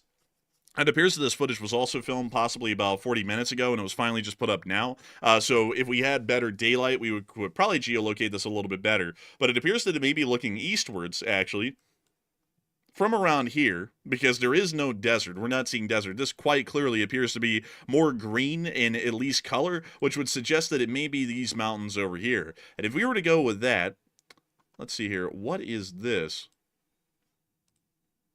Also, by the way, stall for just a minute. I'm going to go get some water real quick because I am parched. I'm over here like sounding like a guppy, so I'll be back in just a second. Got you. I actually do not know, folks, exactly what could have been directly targeted or hit at the city of Alam. It is a fairly small city, and we've never really had it pop up on our radar for any kind of strategic significance, at least for Iranian nuclearization. It is highly possible that there could be some Islamic Republic of Iran army forces or military forces that are within this area. It's just that it would be really hard for us to say, as we have never gotten any information on this city at the moment. We can confirm that there was a strike here, clearly noting that there is something in this area of significance, but exactly what was in this area that was of any kind of significance is something that we just can't really tell at this moment. But getting us back on into some of the news that we have not been able to cover so far that has been incredibly significant in note and information, we have been able to hear that within the area of Isfahan, the Israelis appear to have been striking key facilities within the city, and strikes were confirmed later, as Israeli officials did confirm attacks targeted Iran's nuclear sites. And we also were able to hear even earlier than that there were explosions coming from the area of Isfahan,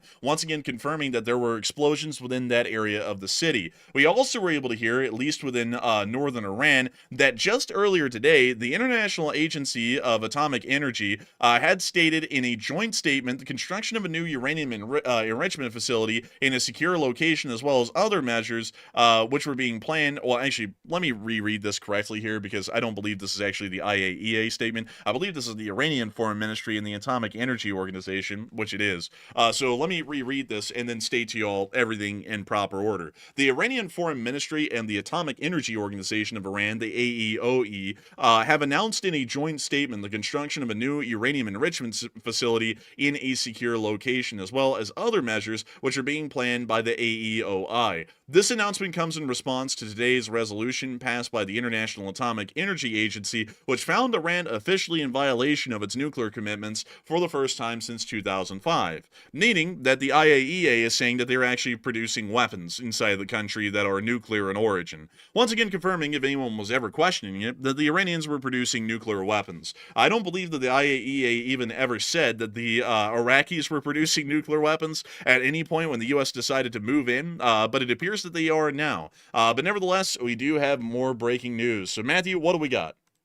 Holy crap, we've got some massive breaking news. This just came out right now. Apparently, the commander of Iran's Islamic Revolutionary Guard Corps, General Hassan Salami, has been killed. He is dead as of right this minute, according to reports. That is the commander of the IRGC, is confirmed dead, according to apparently some very top-ranking officials inside of Iran. That is a humongous bombshell right there. That guy is a top-level guy. He's literally the top of the IRGC. So that is insane. So apparently, not only was this guy taken out, we're also getting more corroboration that the chief of the staff, which was that guy we just saw, Bagheri, just a moment ago, he was taken out as well. So far, at least 4 top officials have been taken out in Iran, and right now, they are a headless chicken because the top guy's been taken out, and they are in chaos right now. So that's why their counterattack is not going so well, because their top people are now dead, and they have no way to coordinate with their old chain of command that they had. So that is confirmed as of this moment. That is insane. But Enforcer, what do you have to say? And we have absolutely breaking news. Breaking news! Breaking news! Honestly, this is actually pretty exciting. The IRGC commander who's this guy right here, which honestly doesn't really have the look of a commander, is dead. He has actually been confirmed killed. He's also been confirmed killed along with the chief of staff and the general staff, which are all incredibly important people. Let me go get it. Here we go. Here is Mohammad Bagheri. He is also dead. He was the Iranian chief of staff. So the Iranian chief of staff is dead. The commander of the Islamic Revolutionary Guard Corps is also dead as well now. That has been confirmed. And we also have been able to confirm that the entire general staff was also killed as well. The general staff being pretty much your top generals and commanders that pretty much guide and advise the entirety of the military and the commander-in-chief on what decisions are to be made for the Iranian armed forces. So quite literally everyone at the highest levels of command in Iran has been killed pretty much within minutes of the opening of this attack, and the confirmation is coming through at this moment that pretty much all of them have ended up getting killed as a result of the attack. Also just a quick clarification, by the way, Iranian state television and also Israeli sources are saying that Hassan Salami, who is the IRGC commander-in-chief, he is dead. Like, that's both sources are claiming that, so we'll have to take that as fact, since both the Iranians and Israelis are saying that. But Gary is a little bit more uncertain. So far, the Israelis are claiming he's dead. The Iranians are suggesting that he's probably dead, but they're not confirming it for a fact that Bagheri is dead. But most likely, Bagheri is also dead along with Salami. So very two high-ranking officials that are gone right now, apparently, according to reports. And there's also two other ones that the Iranian state television officials are saying that are confirmed killed in targeted assassinations carried out by the IAF, the Israeli Air Force. So that is what we're knowing right now. Of course, we need concrete evidence for the other ones that have been taken out. But Salami, the big one, the big fish, he appears to be taken straight out of the water. So that's a huge catch for Israel. You know, man, is the Israelis said, man, call this man Salami the way we turn his ass to deli meat, or something, I guess, because they absolutely turned this guy into chopped cheese, in basically minutes. A little bit crazy to think his last name is literally Salami. I thought that was just like a sausage. I didn't actually know that there was people with the last name Salami out there. So I didn't even know that the top Iranian, the IRGC commander, actually had a name of Salami. I just got to admit, folks, that's kind of a little bit comedic, that they ended up turning a guy into pretty much hamburger meat, his last name Salami. I mean, that's kind of crazy, you know, like the similarities between it all. It really is all coming together right now. But still, what a great thing to hear. Also got some more breaking news right now. Not to overwhelm everybody, we're kind of jumping around from story to story right now because the news is coming out so fast. But I'm going to jump back to some new targets that Israel's striking right now at the moment. So just once again, Salami he's been taken out. Like, Salami is dead. The IRGC commander is no longer. So that's why they're in chaos right now. Right now, we're hearing that the Tabriz nuclear facility was just targeted by the Israeli Air Force with airstrikes. Let's also get a location on that, and that would apparently be right there. And we are getting more confirmation that it has been targeted, according to open source intel on Twitter. Also, by the way, we're getting some very early reports. Take this one with a grain of salt, though. This is very early. Right now, we're hearing reports of the downing of 8 Iranian fighter jets and air-to-air combat with Israeli fighter jets. Once again, that is super preliminary. Take it with a grain of salt, because we also ran into the same problem when reporting on, let's see here, what was the India and Pakistan. That was the other one. We ran into the same problem with that. They claimed they were shooting down stuff air-to-air, and it turned out that some of it was false, and then some of it became true. So take that with a grain of salt. But yes, right now, ongoing strikes on nuclear facilities by Israel with the Air Force. That is what's going on at current.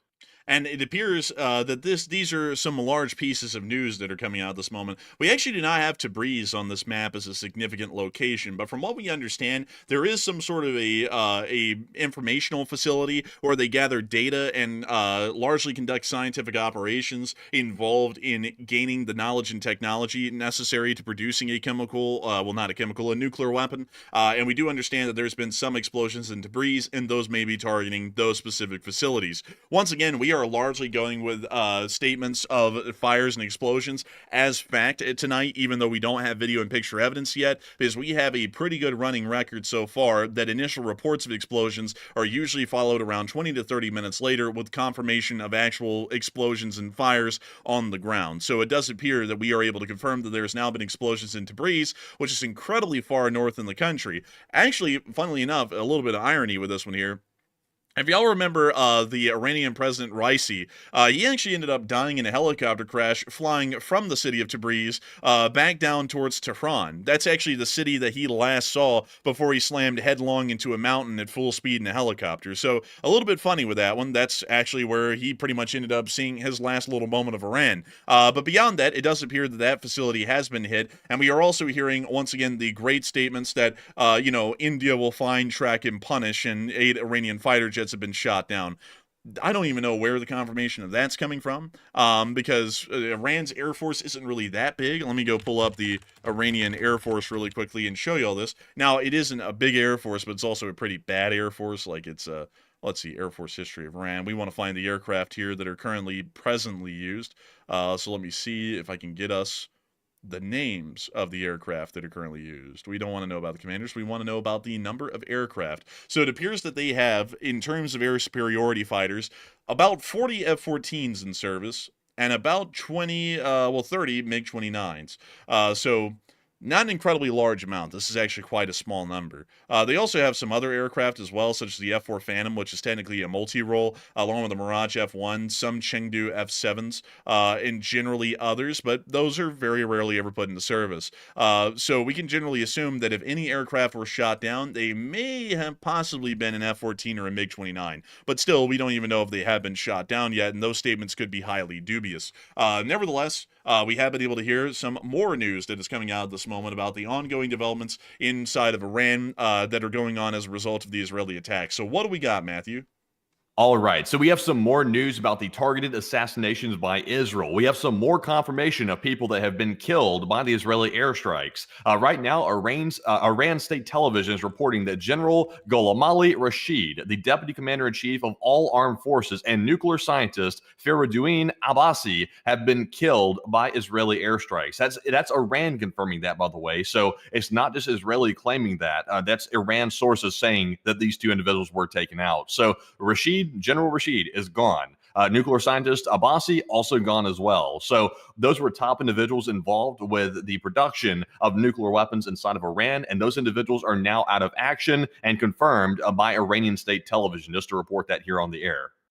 It does appear that at this moment we are able to confirm that at least the guy right below the commander-in-chief has been killed, and one of the top nuclear scientists has also been killed as well. Very good news to hear. It is showing that these targeted assassinations actually were working off of credible intelligence, as even the Iranian government is now having to confirm through the state television the actual deaths of these top officials, either involved in the production of the nuclear weapons or largely operating the military, which will be also used in the retaliation against Israel in a conventional form, and we're soon to be deploying and using nuclear weapons on a larger scale throughout the entirety of the region. This is a very crazy night, I have to say, while we have a little bit of a moment here to be covering the news. We have about 37,000 people here with us live watching the news at the moment. I got to thank you all greatly for that, and we thank you all for coming here. We're trying to put this together as best as we can live on air, and I got to say that it is one hell of a crazy night. If you have enjoyed so far, not to plug our show in the middle of this, but if you have enjoyed, please think about subscribing. Whenever there's anything major that happens in the world, we are pretty much straight to the punch within the first 10 to 20 minutes of a major event like this happening. So if you subscribe to our channel, not only do you get daily news every single day on major events worldwide, but you also get breaking news segments like these right here on significant developments that are literally going on live in real time. But moving on from that, I do understand that we actually have a little bit of a question for all of y'all that we have asked y'all a little while ago here, about 41 minutes ago, and I've never seen something like this before, but crazily enough, Matthew, about 15,000 people have voted on this poll. Jeez, That's a lot. I've never seen a number like that. Even when our streams were bigger than this, I have never seen a number that big. But a lot of people have been talking about the U.S. involvement. You know what? Let me actually give y'all a little bit of a proper segue into this, so that way we can, get this out of the way. There have been statements from the U.S. government, at least at the moment, that have been a little bit interesting. We have seen that at least a U.S. senator, many of y'all will know, said game on and pray for Israel, while others were apparently scrambling to convene cabinet meetings, as the president convened a cabinet-level meeting not too long ago, about an hour and a half ago. We also were able to hear, hopefully I can go find this on Twitter real fast. Let me go get this right here. Let's see here. It might have gotten buried. I've reposted so much.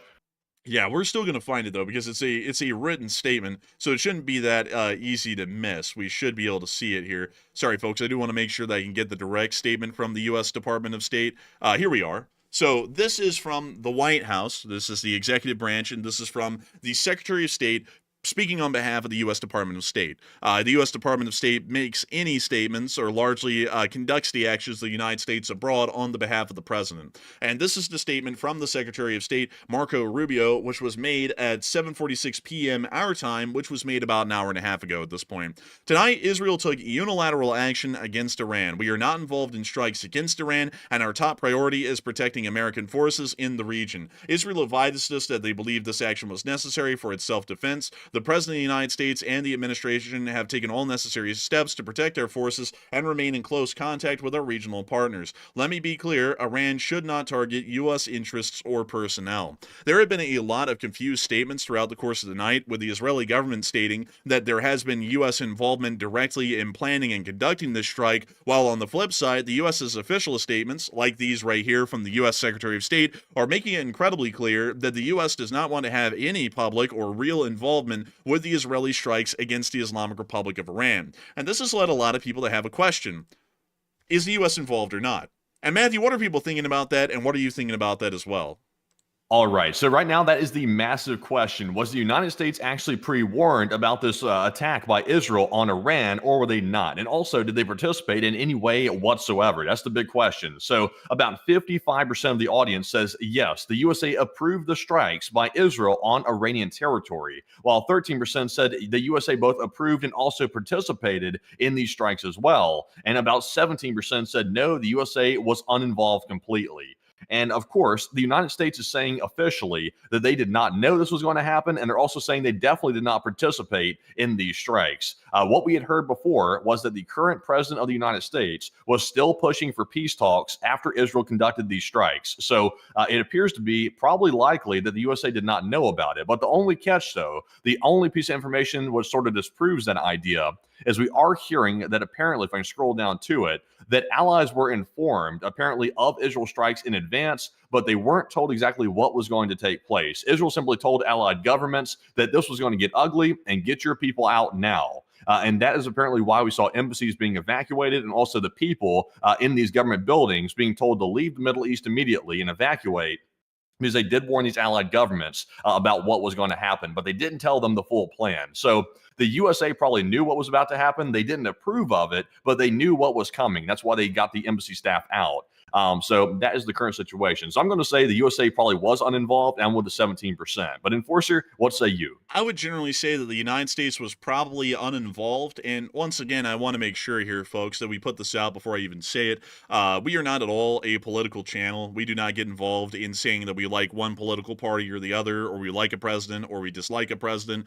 We will speak, however, to the actions and statements of specific presidents and officers of the U.S. government involved in situations like these in foreign affairs, because we generally do have a underlying framework on this channel of what's in America's interest. And so far, to be entirely honest with you all, neither the current administration nor the prior administration, which are of both political parties in the United States, have really been able to meet the criteria that we lay out for being within the interests of the United States here on the channel.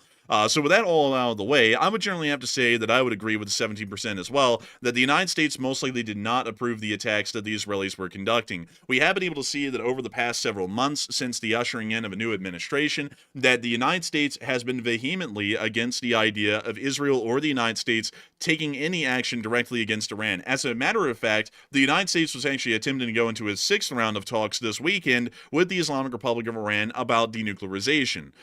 Given that sort of an optic and that kind of an image, and also the fact that the United States of America has directly threatened the state of Israel and has taken true physical action against Israel for its simple wishes of just wanting to attack the Iranians, not actually attacking them, I would say that it's highly likely that the United States did not approve these attacks or didn't really really want them because there hasn't really been an appetite for risk in either the current administration or the prior one. We also saw the exact same sentiments and statements were being made under the prior administration, where the Israelis were once again stating that there has to be action taken against Iran and their nuclearization, and the response to that was quite truly crickets, and also stating to the Israelis that if they do anything, they're on their own, and the U.S. won't be there to help them.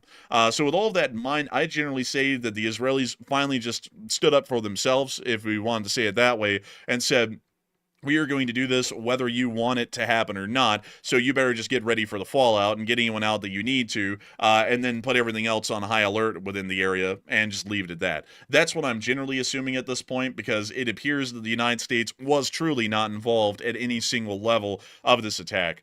We also understand that because of the limited scope of this attack, it is quite truly lining up exactly with the last spans of attacks that we saw a little while ago, where the Israelis truly did operate on their own in 2023 and 2024 under the prior administration, which also was not that adamant on supporting the state of Israel against the Islamic Republic of Iran. The exact same attack vectors where Israeli aircraft flew over Syria and into northern Iraq to be able to launch their attacks is the same attack patterns and vectors that are being taken at this moment by Israeli aircraft. And with that in mind, it's incredibly obvious that there is no U.S. support. If there was U.S. support would have been based out of an area like Qatar or Bahrain or elsewhere throughout the region, meaning that Israeli attacks would have been multi-pronged and most likely operating from around the area of the Persian Gulf along with the area of northern Iraq, considering that the Israelis could have easily just flown through Jordan and Iraq and into the southern Persian Gulf, skirting along the airspace of Saudi Arabia, and launched the attacks from there as well. So at least in my opinion, I generally would say that I'm with the 17% as well,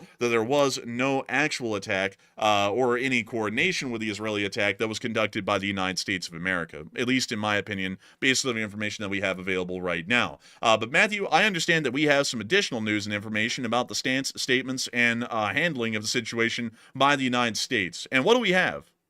All right. So we are getting word right now. We're getting more statements from U.S. officials claiming they were unaware of what Israel was about to do. So they are sticking with that story right now. But we are also hearing early reports that the U.S. military is allegedly fully prepared to defend against potential Iranian strikes when they do hit Israeli territory, according to a senior U.S. intelligence official. So even though the U.S. was not aware of it, it sounds like the most likely case about what's about to happen is the U.S. military is going to get involved in protecting Israeli airspace, which means they're directly entering this situation. So Tehran's already threatening U.S. bases, by the way. They're currently actively threatening to strike U.S. bases. They did that yesterday, and they're continuing to do that today. So it appears to be, it could be, the U.S. is about to get directly involved in it as well. Also, by the way, we are getting word that there's more strikes on Iranian cities. This time it's Tabriz. It's getting hit again, and also the city of Qom, which is Qom,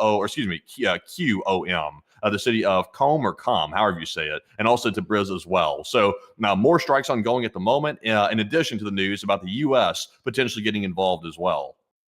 Now let me make sure that we confirm these strikes in Qom by putting them on the map. Let's see, further strikes within this area. It appears that at least at this moment, based off of the wide sweeping attacks that we're seeing, including the one that happened in Alam, as well as the one in Qom, which have absolutely nothing to do with targeting Iranian nuclear and research facilities, it is highly likely that they may be attempting to target and destroy the remaining radar and air defense facilities that are within the fringe regions of the Islamic Republic of Iran, opening these areas up to further attacks that will be much easier to pull off into the future, considering that the Israelis have already made it clear that these operations are going to be lasting for days, and this is quite truly just the beginning. It does appear that at least at the moment, the Israelis are kind of pulling a little bit ahead. It does appear that they've been able to kill off a large amount of top officials. It does appear that Faridun Abbasi isn't just a top scientist. It actually appears that he is the former head of the Atomic Energy Organization of Iran, which is in charge of their nuclearization, both peacefully and weaponization-wise. And it does appear that we've also been able to hear that the U.S. military, and also, Matthew, I'm not really sure if we're going to be defending the Israelis, because the statement only says the U.S. military is fully prepared to defend against potential Iranian strikes, meaning that it may only be attempting to defend itself in the event of Iranian strikes against U.S. facilities. I'm not really sure if that also includes the state of Israel as well. So far, what I can gather, it appears to be they mean that they're protecting Israel as well. Now, obviously, if the U.S. bases are attacked, obviously the U.S. is going to respond to that. That's a default certainty right there. I believe they're referring to Israel as well, because other posts and also other iterations of that news indicates and also is worded like they're going to protect Israel. But once again, we'll have to wait and see if they further elaborate on that and speak more about it, because you could interpret it either way if you chose to. But also, by the way, we're getting some more information about the U.S. involvement in this entire situation. Right now, we're getting this news from FiTux Network, and also a big shout out to FiTux as well, because they're doing fantastic news out there to bring us this live. We're seeing on Twitter that FiTux is reporting that a senior U.S. intelligence official tells FiTux Network that the U.S. provided real-time reconnaissance support to Israel before, during, and after these ongoing strikes tonight that Israel conducted on Iran using secure channels, and also U.S. aircraft also helped coordinate IAF missions, according to this new information. So that sort of flies in the face of the idea that the U.S. was not involved whatsoever and didn't know about it. That seems to go contrary to that. So there appears to be much more to the story than we're being told, obviously, and we'll probably learn more about it here coming up very soon. But that's another piece of breaking news about the U.S. involvement. And it does appear that there is a lot of confusion at this moment, even on our end here on the channel reporting the news, as to whether the United States was involved in any way or not. We have heard that the Israelis stated that they were involved. We're now hearing that apparently some sort of a U.S. Source is now, a U.S. intelligence official is actually saying that the U.S. was involved in supporting the the Israeli attack. But at the same time, we're hearing from the U.S. Department of State and from the Secretary of State that there was no U.S. involvement in the attacks whatsoever, and they were not even supporting the attacks or really didn't even know about them. So at this moment, it is incredibly confused, at least the public image at this point, as to whether the United States was involved or not. I would still say that at this point, I'm going to have to change my opinion, and I'm a little bit up in the air. I initially said, along with Matthew in agreement, that the United States was most likely not involved. But considering that there is apparently a U.S. intelligence official that's now saying the U.S. was involved, contrary to the statements by the U.S. Secretary of State and generally everyone else that's involved in the executive branch, it does appear that there may have been a heavy amount of U.S. involvement in these ongoing strikes. So we'll just have to kind of wait and see how this continues to develop, and we'll probably get a surefire answer as to whether they were or were not involved by tomorrow. It most likely will not matter, because if the Islamic Republic of Iran attacks the United States or its forces within the region, it will pretty much be considered game on at that point, whether we were involved or not up until that point. But still, it isn't. Also, by the way, Enforcer, another big piece of news coming out right now, and also this is a little bit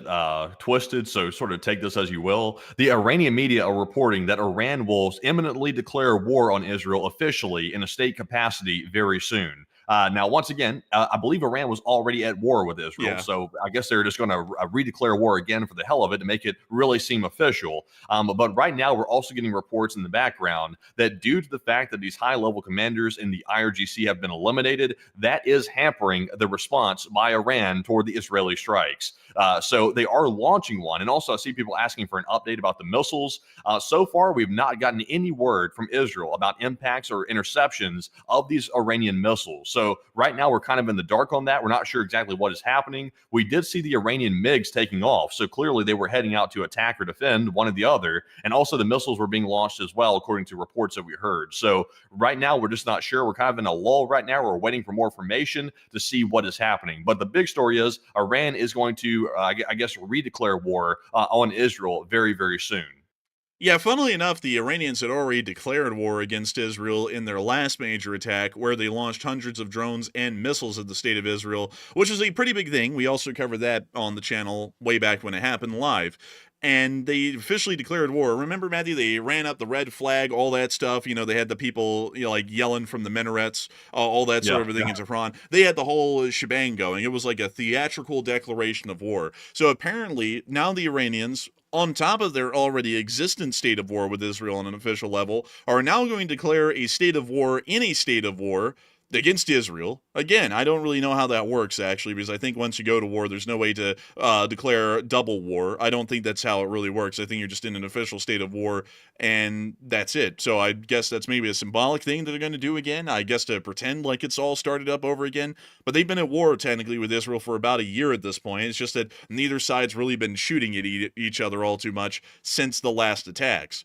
So I gotta be honest with you, man. I don't really know where to go with that one. What do y'all think in the chat actually about this? If Israel is already in a state of war with Iran because of Iran's declaration of war that happened last year in the fall, if they declare war a second time while still being in a state of war at the moment with Israel on Israel, what is that called? Like, I see a lot of people coming up with some pretty decent names like Super War, Ultra War, Turbo War, War Squared. That's actually a pretty intelligent one. Yeah, Super it's pretty War. pathetic. It's pathetic, honestly. It's confusion. It's a bunch of like cope and stupidity by the Iranians once again. Also, by the way, I do have some more news while we're sort of waiting around here. The United States president has now said that he's going to convene a National Security Council meeting today, or not today, but Friday at 11 a.m. So that's tomorrow at 11 in the morning. He's going to convene a National Security Council meeting. I presume he's probably in the Situation Room right now. I presume we're not sure about that though. But obviously, typically that's where presidents are when major events happen like this. So a NSC meeting will be held tomorrow at 11 a.m. Also, by the way, we're hearing from Israeli media. They're reporting that it's expected that Iran will launch hundreds of ballistic missiles towards Israel in a counterattack coming up in mere hours. So that sort of runs contrary to the reports we've heard so far that ballistics were already fired in some small number. Maybe they were, maybe they weren't, but apparently a much larger retaliation is coming in the next couple of hours. And based on the timeline we're hearing, it sounds like this is what Iran's probably going to do. Iran's going to declare war or redeclare war. They're going to launch their counterattack, which includes hundreds of ballistic missiles, their fighter jets, and whatever they have in their arsenal. And then Israel's going to respond to that with another counterattack. And that is expected to happen within hours. So we'll likely be on air when that actually occurs, coming up here very shortly. I see some very good questions actually being presented in the chat. One person asked, are the B-2s still staged and on standby? The answer to that is no. Currently, all of our B-2 bombers have returned back to their airbase. I'd be dipped, man. Am I forgetting the airbase? Is it Dye's airbase near Abilene? Is this where they are? I believe so. No, this is the B-1 Lancers, actually. The B-2 Spirits are elsewhere. But the B-2, let me think, man. Is it Whiteman Air Force Base? Like you said, the B-2s, like the stealth bombers? Yeah, I think that's Whiteman Air Force Base, Whiteman. yeah. So that would be Whiteman Air Force Base. So let me go up here to Missouri. In a state of misery. This is actually where the B-2 Spirits are based out of. You can actually see the specialized hangars built to house them. All of those have actually been returned, believe it or not, to the United States of America, and are still not being staged in the area of Diego Garcia. As a fact, the Diego Garcia facility has actually been completely vacated for a large part by standoff U.S. air assets at the moment.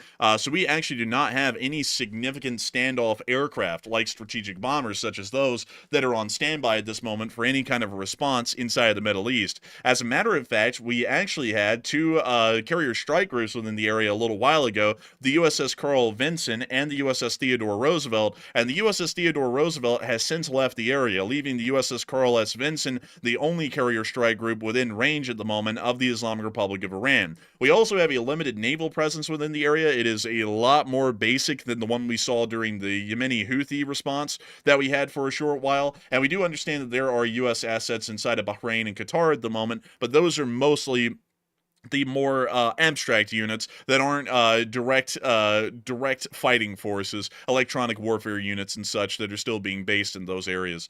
So we do not have any information to show that there is any kind of a significant U.S. presence ready to strike back at Iran at this moment. So that means that a real U.S. response, if the Iranians attack us tonight as in response to the Israeli attack, a real U.S. response is actually going to be days away from this point. And I know that a lot of people have always heard the statements that the U.S. is ready to go to war and could be anywhere in the world fighting that war within 24 hours. But the reality of that is that that's 24 hours after we've drawn up a plan, which could take days or a week, and then execute on that plan. The execution will take less than 24 hours to start seeing U.S. forces arriving anywhere in the world and getting right into the fighting. But it still takes time to plan and time to move forces into position, and that could take days or a week before we see a rapid U.S. response, and even still, it would take take further planning to change that rapid response into a sustained long-term response.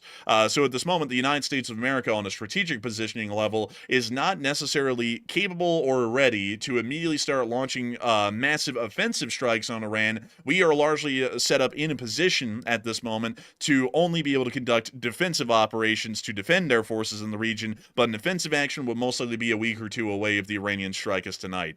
So once again, just want to put that out there for anyone who may be wondering or curious about that. And we do understand, though, I do want to put this out there, that there is a decent amount of air superiority or air fighting squadrons that are based out of Saudi Arabia at the moment, which can be used in air defense operations in a defensive element at the moment. So if the Iranians do launch a strike against U.S. facilities within the region with ballistic missiles and drones and against the state of Israel, we could see that those air squadrons are called forward and immediately scrambled to deal with the massive air threat that the Iranians will be posing inside of the region. So at this moment, I hope that addresses that the best we can, at least with the current position that we have in the region at the moment. It's not exactly the best one to have, to be entirely honest. I actually say that the best kind of a position for us to have would be to have our forces in place already and to already have contingency plans put forward that if the Iranians do attack U.S. facilities, we also begin to move forward with precision airstrikes throughout Iran and also plans to decapitate the Iranian government, much like the Israelis are already doing at the moment. But still, we kind of have to play the cards we're dealt. So a U.S. response in an offensive form would be days or a week or two away from the moment that we're looking at right now. But with that, I hope that does address that question for some people who may have been wondering about the U.S. positioning inside the Middle East at the moment. And I got to say, folks, that the chat is absolutely flying, while we actually have more news coming in at this moment as well. So, Matthew, what do we got? All right. So right now we're hearing that Israel started a third wave, apparently, of more strikes across Iran, and now missiles are being reported to have hit in the city of Qasr-e-Shirin in western Iran near the Iraqi border, according to Iranian state media reports. So that is the next city which has been hit by missiles from the IAF Air Force, and apparently this is the new wave of strikes, according to Israel's Channel 12 News. Also, by the way, the Israeli officials just stated to Fox News here in the United States that they are just getting started. This is just the very beginning of the entire operation, and it will last for a very long time. It's expected this will grow into a full-scale regional war between Iran and Israel and probably drag in other people from other areas within the region. So it's going to turn into a very big mess, and Israel's fully prepared for that reality, and they know that's where it's heading. So just to give a big update on that. And also, we are hearing right now that apparently oil prices are surging by 9% as Israel strikes Iran. So clearly, it is causing some concern in the markets as to the oil prices. Obviously, the Middle East is a huge producer of oil, and it's causing investors to panic a bit, and the oil prices are going up by about 9%. So that is the big news right now, a brand new wave of strikes on the Iranian territory. And it does appear that these strikes are already starting to hit areas where there may be some form of Iranian air defense systems. It appears that this attack, at least at the moment, is softening up the airspace for their missiles to be able to make it through more freely, because the attacks being close to the border, and we're starting to hear of a large amount of them in close proximity to the border, like Elam and the town of, let me make sure that we get this correct, Qasr-e-Shirin, is also, once again, not having any kind of a specific nuclear site inside of them or any top officials. So it does appear that these may be air defense systems that are being targeted and destroyed by the Israeli Air Force. And here soon, within minutes, we'll mostly start to hear of the impacts on actual targets as these air defense systems are being targeted and destroyed by the Israeli Air Force. This is showing a very concerted effort by the Israeli Air Force and also a high tempo of operations, because the Israeli Air Force is large, but it's not wildly large. So this is most likely showing that a lot of the available offensive combat power of the Israeli Air Force has been active over the course of the night in these attacks, and will most likely be maintaining a very fast-paced tempo over the next several days of continuously conducting attacks in broad daylight and also during the course of the night. Once again, modern air defense systems really do not work on a day or night cycle where attacking targets at night is a lot easier and more successful. Really, you can attack during the day and night with actual conventional missile systems, because those have to be shot down with an actual radar lock, considering their speed and also sometimes their altitude, whether it be low to the ground or high up thousands of feet or tens of thousands of feet into the air. This means that the Israeli attacks could quite truly be going on for days without really any end end in sight throughout the day and night cycles that we'll be seeing happening during the process of those attacks. We do also understand that we have new footage coming out at this moment of the ongoing attacks. A big thanks to Matthew for that. And it appears that we've been able to get some footage here of the damage that has been caused inside of Tehran from the precision strikes that were attempting to decapitate the Iranian government's abilities to wage war in return against the state of Israel, which we can see right here. اینجا میدان کتاب تهران، شمال میدان کتاب تهرانه. همونطور که می‌بینید یک مجتمع مسکونی تقریباً 12 Everyone's just kind of chit-chatting and marveling at the damage. It appears that it was incredibly pinpoint in its precision. It only knocked out the one apartment on that floor where this official may have been, and there was some minor damage to the floors above and below it, but once again, largely it appears to be moderate or minor damage, and severe damage was only caused to the one specific floor where that official may have been. خودروهای امدادی هستند و مردم منطقه تخلیه شدن. البته از این برج گفته میشه که اینجا محل سکونت شهید تهرانچی بوده. That's the end of the clip, and I gotta say that this guy's shirt is really a spirit animal of the Iranians messing around and finding out. I would say that what their entire experience of the day has been is more for oops. Then I would have to agree that it's definitely a little bit of a too much and too much oop for the Iranians. But it appears that we also have some footage showing the damage that's been caused from some of the Israeli airstrikes in the streets of Tehran right here as well. Look at that. That is carnage right there. The streets just like, it looks terrible. Like it looks like a really bad event we had here in the United States a very long time ago. It looks reminiscent of it. It really does, actually, and it's very interesting to see that we're starting to get broad daylight imagery and footage of the results of the aftermath of the strikes that the Israelis were able to conduct inside of Tehran. If you were joining us once again here right now on air, which is about an hour and, well, actually 2 hours, crazily enough, into our news coverage tonight, we have been able to hear of significant Israeli airstrikes inside the city of Tehran, attempting to target and assassinate Iranian officials. We have been able to hear that some top Iranian officials have been killed, including the commander of the Islamic Revolutionary Guard Corps, the deputy chief of staff, the former the former head of the Iranian Atomic Energy Agency, or I believe that is what it actually is called. We've also been able to hear of the deaths of other top officials as well, and we also have confirmations of strikes on Iran's uranium enrichment facilities, some possible research reactors, and we've also been able to see Israeli airstrikes targeting and destroying possible air defense sites near to the area of the western border. We are hearing at this moment that the Iranians are most likely going to be responding here incredibly soon with a large ballistic missile attack and drone attack against the state of Israel, hoping that the attack is so large in scale that the Israelis simply run out of available missile interceptors, and the remainder of the drones and missiles will be able to successfully land inside of Israeli territory, knocking out a significant amount of targets and causing a large amount of civilian deaths. That's at least what we're assuming at the moment based on the information that we have, and we've also been able to hear of an ongoing drama with the United States of America, in some government departments saying that we were not involved in any capacity, and other U.S. governmental departments are stating that the U.S. was heavily involved in multiple capacities except for the actual physical strike itself. We have also been able to hear in the meantime that the many Houthis have actually issued a threat both to the Israelis and the United States of America, as the Iranian-backed Houthis in Yemen have announced that they are in a heightened state of readiness in preparation for any attack from Israel or the United States against themselves or Iran, stating, "We are in a state of constant readiness and are working to escalate our operations against the usurping entity, which is Israel, against the backdrop of the escalating massacres in Gaza and the worsening humanitarian situation there," adding that any escalation against the Islamic Republic of Iran will also be dangerous and will drag the entire region into the abyss of war. And we can also see these guys standing here like they're in some sort of a JROTC learning how to stand at attention around a giant missile on a flatbed. So it does appear that they might mean business, but once again, the Houthis aren't really that big of a threat, at least to the Israelis or the United States in any major form, as air defense in the past has easily dealt with any Houthi threats that have been fired in the direction of Israel or the United States. But with that, It does appear that still at this moment, there is a lot of ongoing developments and information that's coming out about these ongoing attacks throughout the region. And it does appear that we have also been able to get some more footage confirming the geolocation of the fire at the Natans facility. This is coming after the fact, mind you all, that the Iranian state media has stated that nothing is going on at Natans and everything is just fine and A-OK and is handy-dandy. And we can see the footage here showing Natans on fire, and we also were able to see the subsequent geolocation showing the exact point of view of the filmer, as well as where the fire actually was in relation to the city of Natans. We can see the bridge here and the road, as well as the actual road crossing the bridge. We can also see another one here.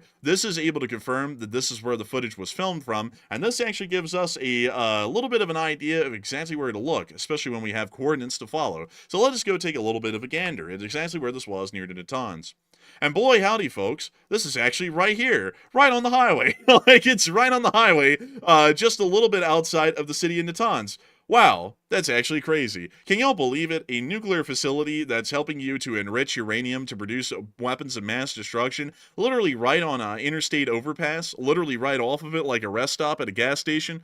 That's actually crazy, folks. I actually have never looked in this area. Every single time I've looked for the Natans facility, I've always looked in the vicinity of the town of Natans. I never looked further up the highway where I literally would have seen the giant Natans nuclear facility sign, and it also appears that at least thanks to the courtesy of Google, it does appear that while the Iranians are claiming that everything is fine here, it does appear that the nuclear facility is temporarily closed due to renovations. Temporarily closed. Well, it's not like it was open to the public or something. I don't even understand why they would put that on there. It's not like it was a gas station or something. Let's see. What are the reviews of this place? Bad service, annoying people. Best place I've been. Highly recommend. Although I think my friend Tristan got lost somewhere, and I kind of feel a little sick, but it's probably a cold. Never did get radiation poisoning here, but caught a bad case of the Stuxnet virus. Food in the cafeteria is good, but avoid the yellow cake. It gives me bad gas. Well, I gotta say that the reviews are quite honest here. It is pretty much set up like a roadside gas station, literally right off an overpass. So it looks as though the reviews are actually quite sincere, and it does appear that, at least according to Google at this point, we are able to confirm that the facility has taken some hits, because interestingly enough, it's temporarily closed. Also, Matthew, I gotta add on to what you were saying just a second ago. When the hell were the opening hours for this nuclear facility? Like, when is it actually open? Because with it saying that it's temporarily closed is suggesting that it actually was open at some points of the day on a normal schedule. So when was it open? Yeah, it's dumb. It's like it was never open. And also, what's the logic behind putting a nuclear facility like right next to the highway like that? It seems a bit stupid to do that, sort of from a planning perspective. But also, by the way, Enforcer, we are hearing new explosions are occurring literally right this second at Natans, where we were just looking at right there. Oh, really? Brand new explosions are taking place. We do have actual photo evidence here showing the new strikes here. We have just photos of it, no video. We do have a video out of Iran, apparently, of a reporter standing in front of it. We can't show that, though. That would be copyrighted, and we could get smacked for that, so we don't want to do that. But you can see the photo there showing it appears to be multiple new strikes, actually, and a lot of smoke billowing out of the top of Natanz right this second. And so let's see here if we, let's see here. Oh, yeah, here we are. Is this it right here? Yeah, that's it. Man, that is a rich black smoke right there, most likely toxic in nature. Not necessarily suggesting anything nuclear at this moment or radiological in its nature, but still, it is quite significant of a fire. Let's see if we can take a gander here. So this is actually taken from the interstate, which is literally just right here.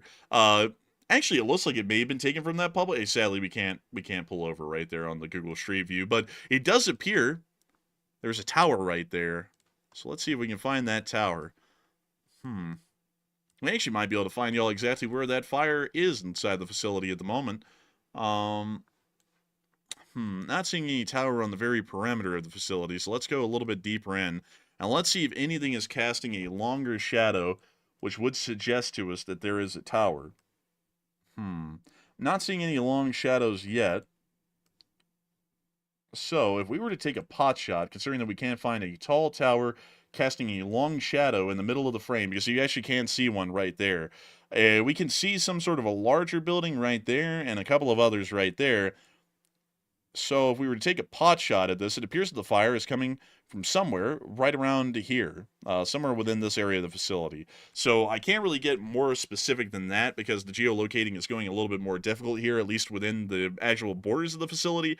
But it does appear that the fire is coming from somewhere in the southeastern central area of the facility. So it looks like they may be smoking some salami up in there, Matthew. I don't know. I mean, I thought they were smoking salami in Tehran, but apparently they're also smoking some up here in the area of the Natans nuclear facility.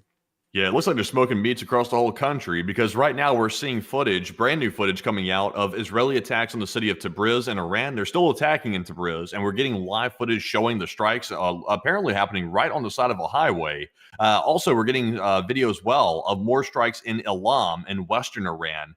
Those are both on our Twitter profile if you want to take a look. There's the first one, and Elam is the one down right there. So there's the two strikes happening right this moment. And let me go put these on the map really quickly, and then we'll just confide in the map so that way I can make sure to put them down. Because I want to make sure that, by the way, folks, if y'all are wondering why I'm focusing so much, if you're new to the stream, on putting this stuff down on our map that we're seeing on stream, there is actually a link in the description below to this map that I have on air for all of y'all to have access to. So you can actually follow along in real time on your own map that you can get access to with the link in the description below and actually see all these clips. That's why I'm paying so much attention to making sure that we put down all of our important news on this map so that y'all can follow along however y'all want, or y'all can even bounce around the map and look at all of the major developments that are going on right now across the whole theater. But let me go make sure to put this.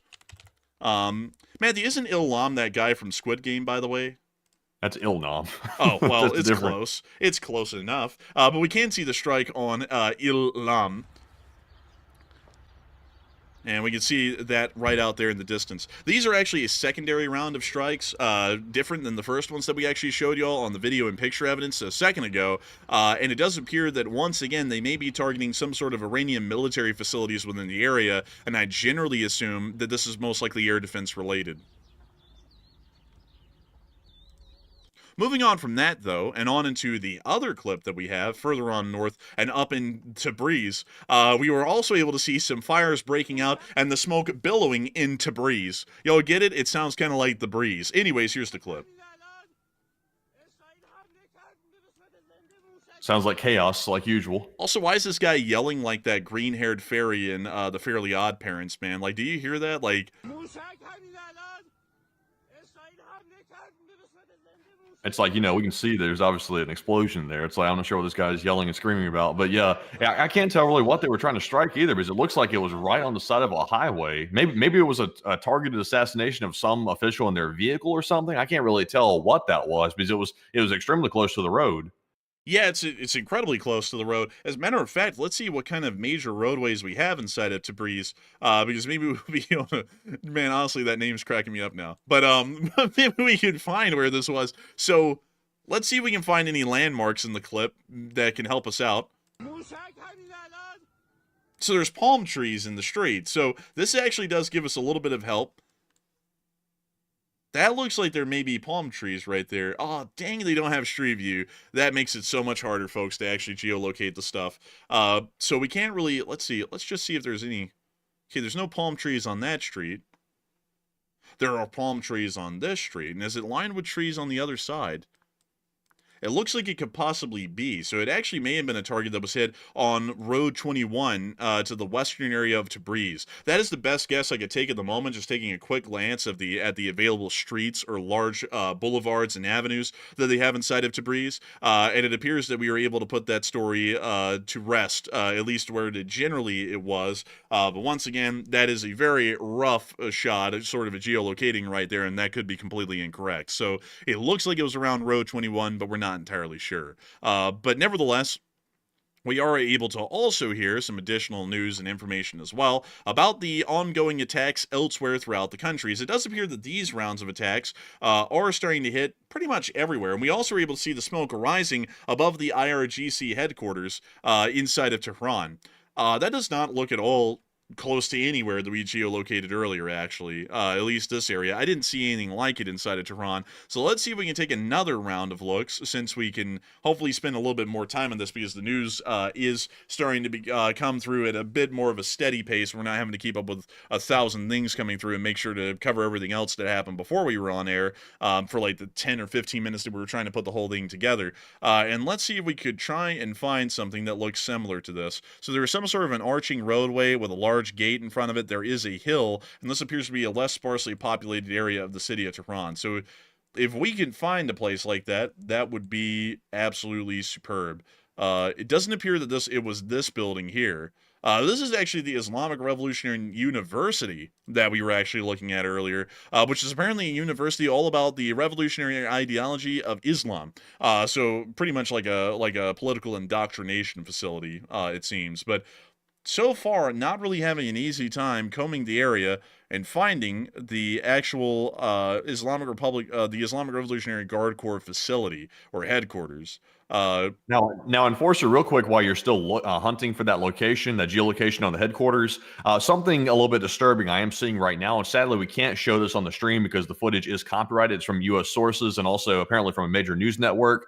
We are seeing footage on the ground in Washington, D.C. around the Israeli embassy. Apparently there are now heightened security measures being put in place. It looks like they're installing barriers and maybe even fences around the Israeli embassy in response to these attacks that Israel's conducting on Iran. So that seems to suggest that maybe there's violence expected by the U.S. government, or maybe some sort of domestic event, perhaps, as a result of this. And of course, that could be possible because Iran does operate in the realm of, obviously terrorist action. So hopefully nothing like that happens. But it looks like the government is taking measures right now to lock down the Israeli embassy in Washington, D.C.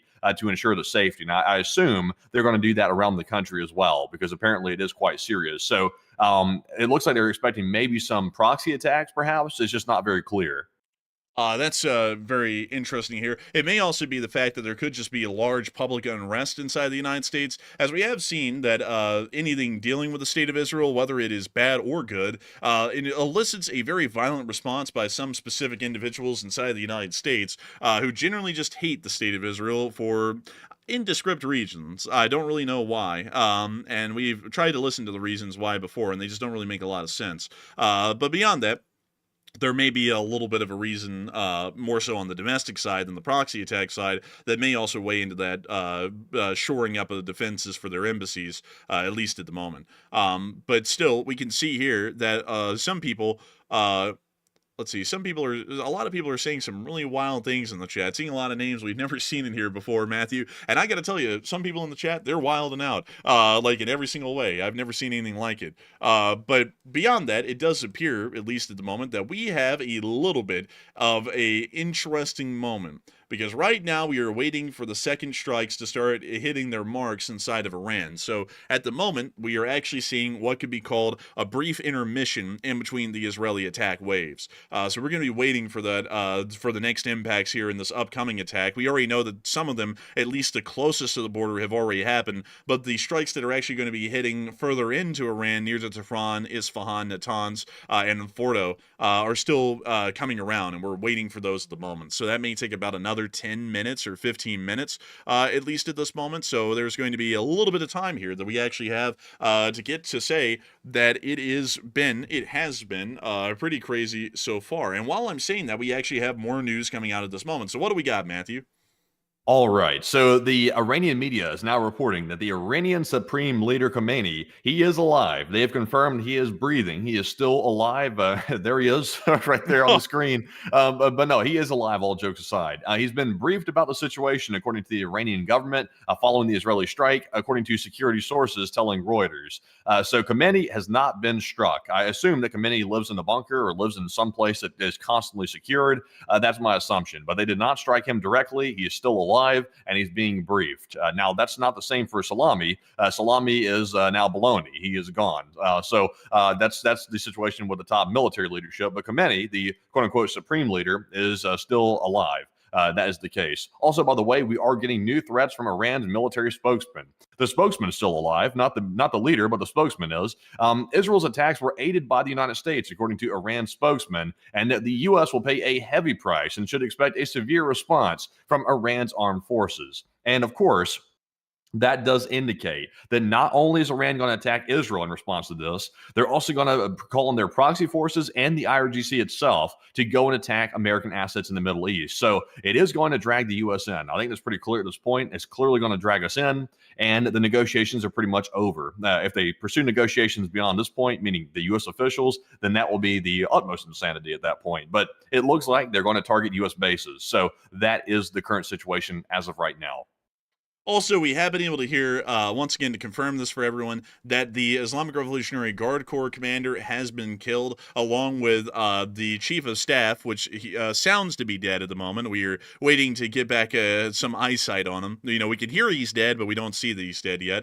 But in the meantime, after the Islamic Revolutionary Guard Corps leader was killed, his name was Salami, by the way. We have also been able to hear that the Israelis are actually looking for the top wanted officials inside the Islamic Republic of Iran. They're also looking for bologna and bratwurst, who are still generally at large and have not been targeted and killed in the strike so far. So we'll be waiting for them to knock out those sausages, and then we'll be reporting those here in a little bit of a minute. But we've also been able to hear of some other interesting news, as well as the United States of America has still not responded yet, at least officially, in any capacity to the Iranian threats that have just been issued a moment ago by the spokesperson. And it does appear that at this moment, a lot of people are wondering, what in the world is the response going to be? The United States doesn't really appear to be taking it all too seriously, at least at this moment. But it does appear that the Iranians are speaking quite heavily about some form of a response that's going to be coming around the corner sometime in the future.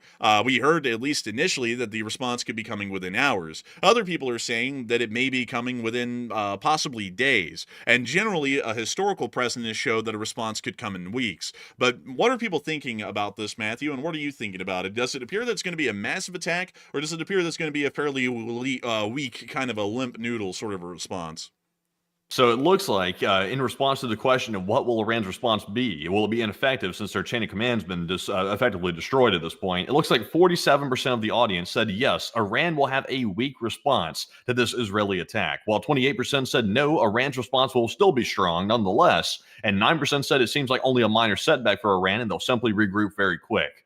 And one thing that Iran is used to, they're used to losing people. It's not something that they're unfamiliar with, and they lose people all the time, and they simply regroup. And the people underneath the chain of command are just raring to go to take charge. So most likely, I hate to say this, it probably will not affect Iran's response. They will still launch all the missiles they were planning to do anyway. I assume the lower level commanders are already briefed on the plans, and they will simply put those into motion. Now, it will cause a bit of a personnel issue, because obviously they have a new commander now. They'll have to appoint a new commander. So there will be some level of unfamiliarity with the new guy, but outside of that and learning the, I guess you could say, the new command structure or the new command style of the new commander, there's not going to be much effect, in my opinion, on the Iranian response. It's still going to be bad, and it's still going to invoke a regional war. But Enforcer, what say you? I would have to say that the Islamic Republic of Iran is actually most likely going to have an incredibly strong response to this at the moment, because while a lot of top Iranian officials have been killed, and that will be greatly slowing down the response time, because they're going to have to bring a whole bunch of people up the ranks really quickly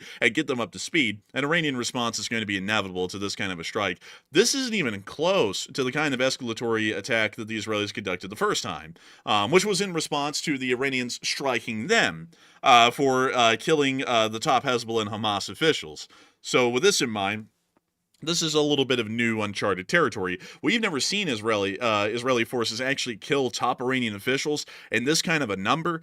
We've seen that a large number of them have ended up going the way of the dodo tonight and just being literally eliminated, greased even, inside of Tehran. So the response this time is going to be incredibly strong, in my opinion. I'd have to go with the smaller minority who voted on that opinion, because I think that's going to be the case.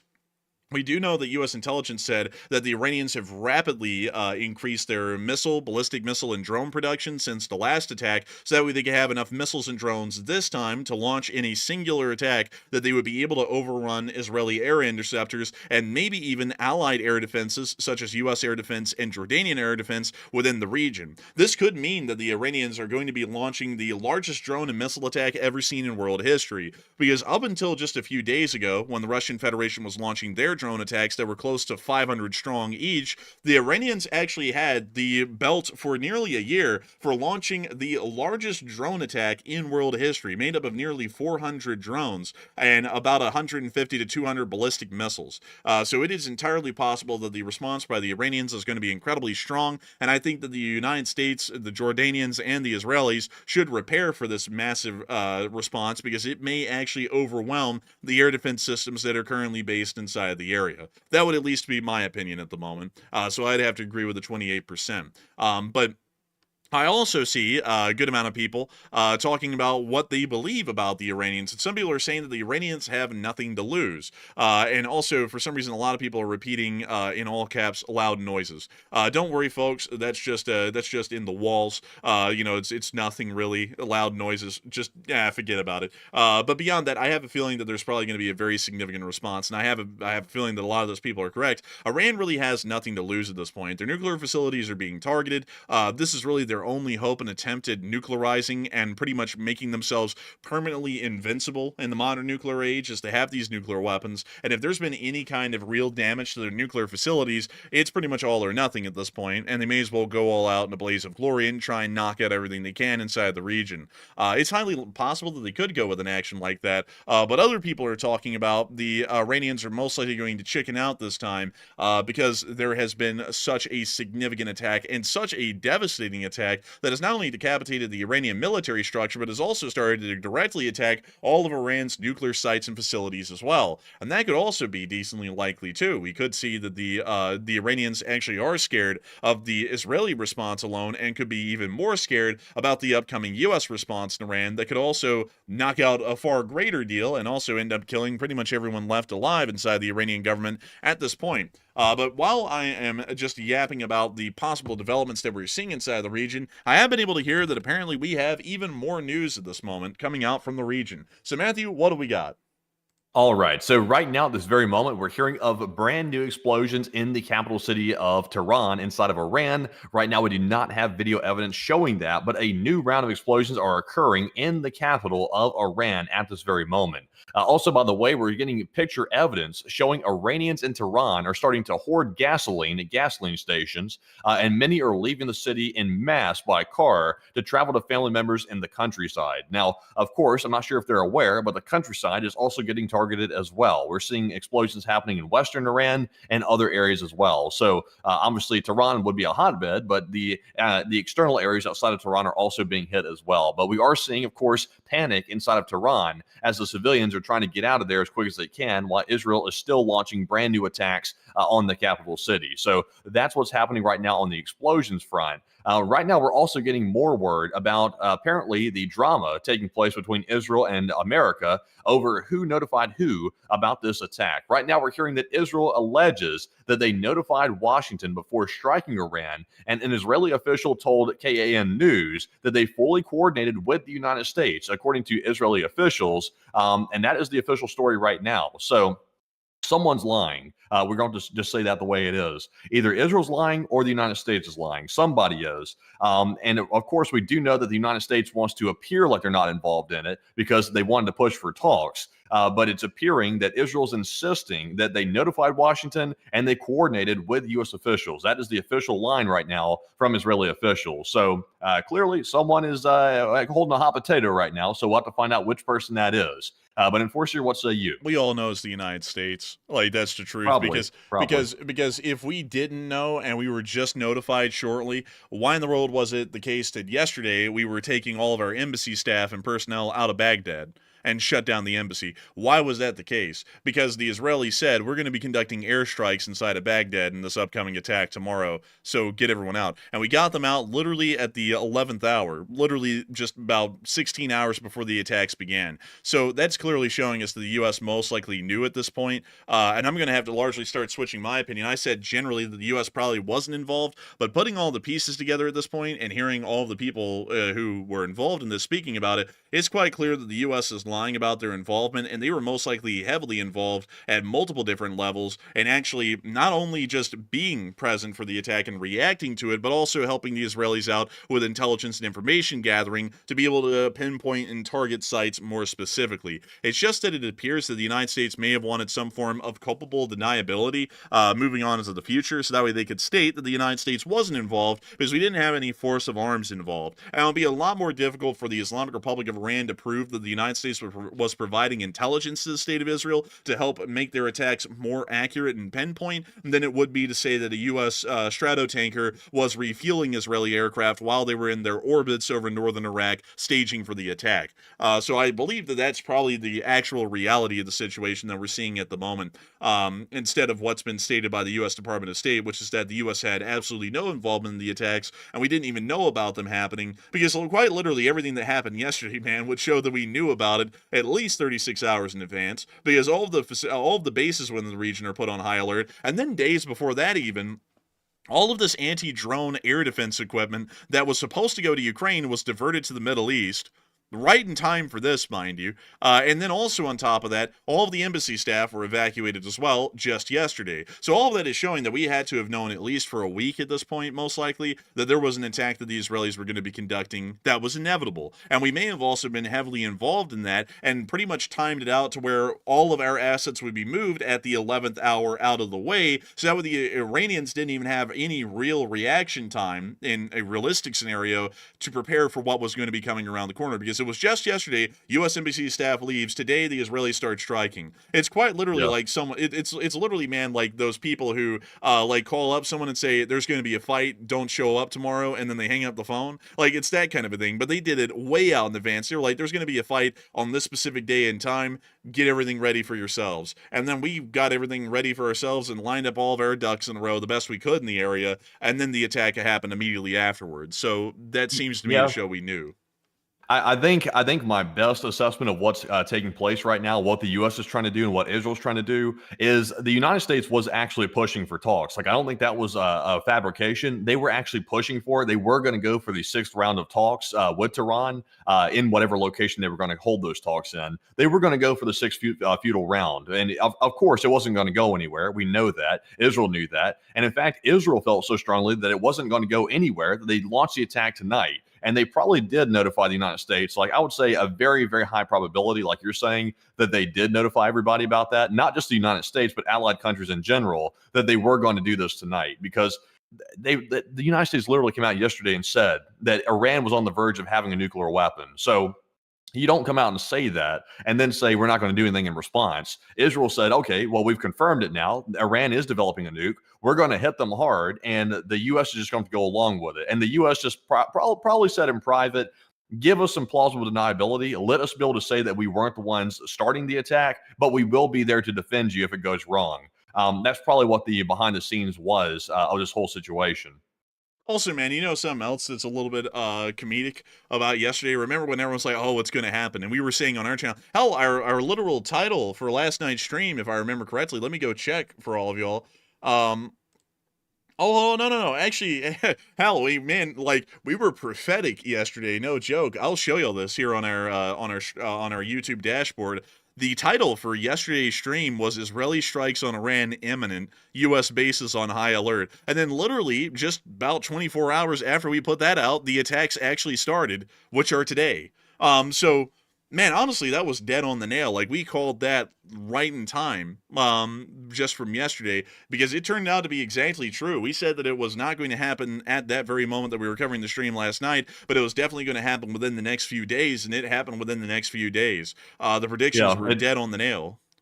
It really happened a bit faster than I thought it was going to be, because I said yesterday there was a chance that maybe it was going to happen yesterday. Not a high chance, but somewhat of a chance. I said today the chances are going to rise significantly, and I said into the weekend it was going to rise a lot. And if it didn't happen by Monday, then the odds were going to fall to pretty much nothing. So it happened pretty fast. And that lines up with everything the USA was telling people about: get your embassies locked down, get the people ready to evacuate. It lines up just with it. So all the warning signs were there. Israel pulled the trigger and did what they had to do. Honestly, I will say this. I'm sticking to my guns on this. This was the wise move. However this ends up, if Israel ends up taking some losses or they end up taking some hurt in response to this, this was the right move, and the USA should stand behind them 100%.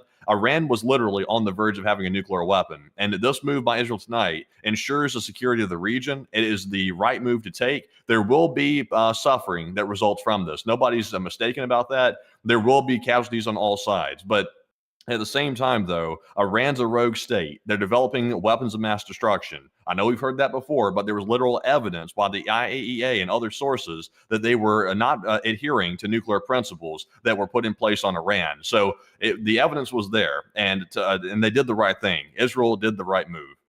I would agree. This is the right action. I actually would say that the United States should have been involved in the strike itself in force of arms to also help out, because this is also a threat to the United States as well. And we're also going to get involved whether we like it or not, folks. No one ever gets that. Nobody ever understands that until the umpteenth minute. If we sat back and said we're not involved at all, Iran still would seek us out and then attack us in response for this attack that Israel just conducted. There was no way to avoid it. Like, we may as well just have been involved in the first place, because it would have already pretty much made sure that we were entering on our own terms instead of pretty much having to enter into it because we were forced to. That's how I look at it, at least. But with that, I hope that does address that somewhat well, at least to the moment. And we are still waiting for more news and information right now on what's going on inside of Tehran. Oh, actually, we have a time lapse here from Flight Radar 24 showing Iran's airspace being blotted out after the attacks began. So let's take a little look at it.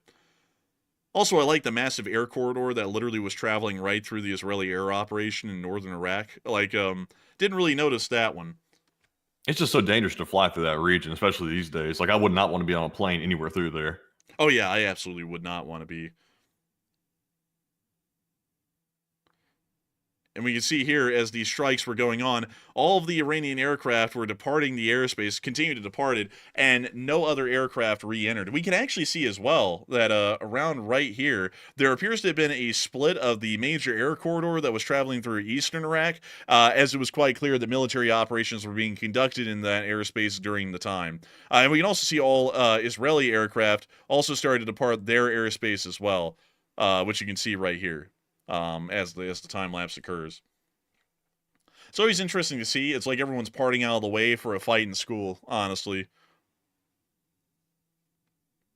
Also, by the way, Enforcer, when you get done looking at this right here, I do have some more video, at this time video evidence, showing strikes inside of Tehran. And also, we can hear in the background of one of the videos, apparently Tehran is active with their air defense, whatever they have left. They're trying to shoot stuff down as it's coming in. So let's... So air defense activity was reported according to Fars news agency inside of Iran. We can see that right there. We can also see that, let's see, air defense operations were confirmed underway. And we do have some footage here of the airstrikes inside of Tehran being conducted by the Israelis and possible air defense being heard in the background. So here's the clip. We see him looking around. And we see the plumes. A nice morning, despite the huge plume of smoke. Yeah, it's a nice morning, although they're getting hammered.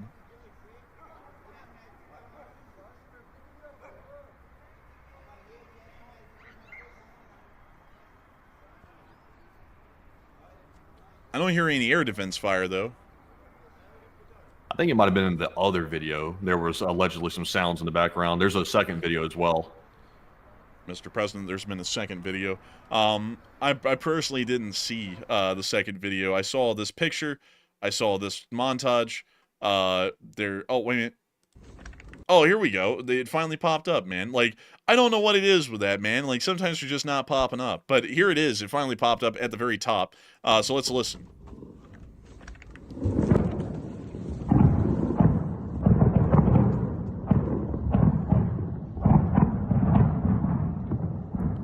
That is a anti-aircraft gun, and it may not be radar guided, so I'm assuming that air defense is pretty weak. I would say definitely very weak, because apparently the air defense has been extremely ineffective, because pretty much everything that's really shot into Tehran pretty much hit something. So, I mean, I don't think it's hitting anything. I'm guess maybe if I was just like guesstimating, maybe like a 20 to 30% efficacy rate or something. It seems like it's barely getting anything out of the sky. Far less. I'd say it's probably like 10, maybe. Like, it has to be nothing. Because we didn't hear or confirm anything that got shot down in the skies, and it's not like that would be a mystery. That would actually be filmed. Like that would have been something that was visibly filmed. Was either a cloud of smoke just sitting in the sky where one of the missiles got blown up, or an actual video of an explosion in the sky, which would have suggested that it was shot down. We haven't seen either. The only things we've seen are confirmed hits on the ground. So it sounds to me like that may have been some sort of a gush gun that was firing in the suburbs of Tehran, and it's just literally being guided by the old eyeball, and it's probably not hitting anything. Also, there was this massive explosion inside of Tabriz. As we can see, the smoke is floating up and gliding away in Tabriz. But we also got to see here as well that apparently this guy right here, who's kind of sitting in this chair like a slouch, Ali Shamkhani, former secretary of the Supreme National Security Council of Iran and current senior advisor to the Supreme Leader Khamenei, was reportedly severely injured in an Israeli airstrike on his apartment this morning. So it does appear that another top official has been hit and targeted. But you know something, Matthew, that's a real big question to me? These people are like the top officials of the Islamic Republic of Iran. Why are they living in apartments instead of houses? Why is every single one of them in an apartment somewhere? Oh, I mean, these apartments aren't like, the apartments we're familiar with. I think they're more like high-end apartments. I think they're in like pretty nice buildings. Like, I know it's hard to imagine like nice buildings inside of Iran, and especially Tehran, because it's kind of, not known for that. But I think these guys were living high on the hog when it comes to these things. Like, these were not just regular apartments. Maybe not, but still, it sounds weird, man. Like, instead of living in a house, which usually everyone in the world would be like, yes, I want to eventually move out of an apartment and into a house. In Iran, apparently, the high-end thing is living in an apartment, which is interesting. But it does appear that we're getting more information that the towns of Urmia, Marrakech, and Avash are also under attack at the moment, although we haven't gotten video or picture evidence for that. And let's see.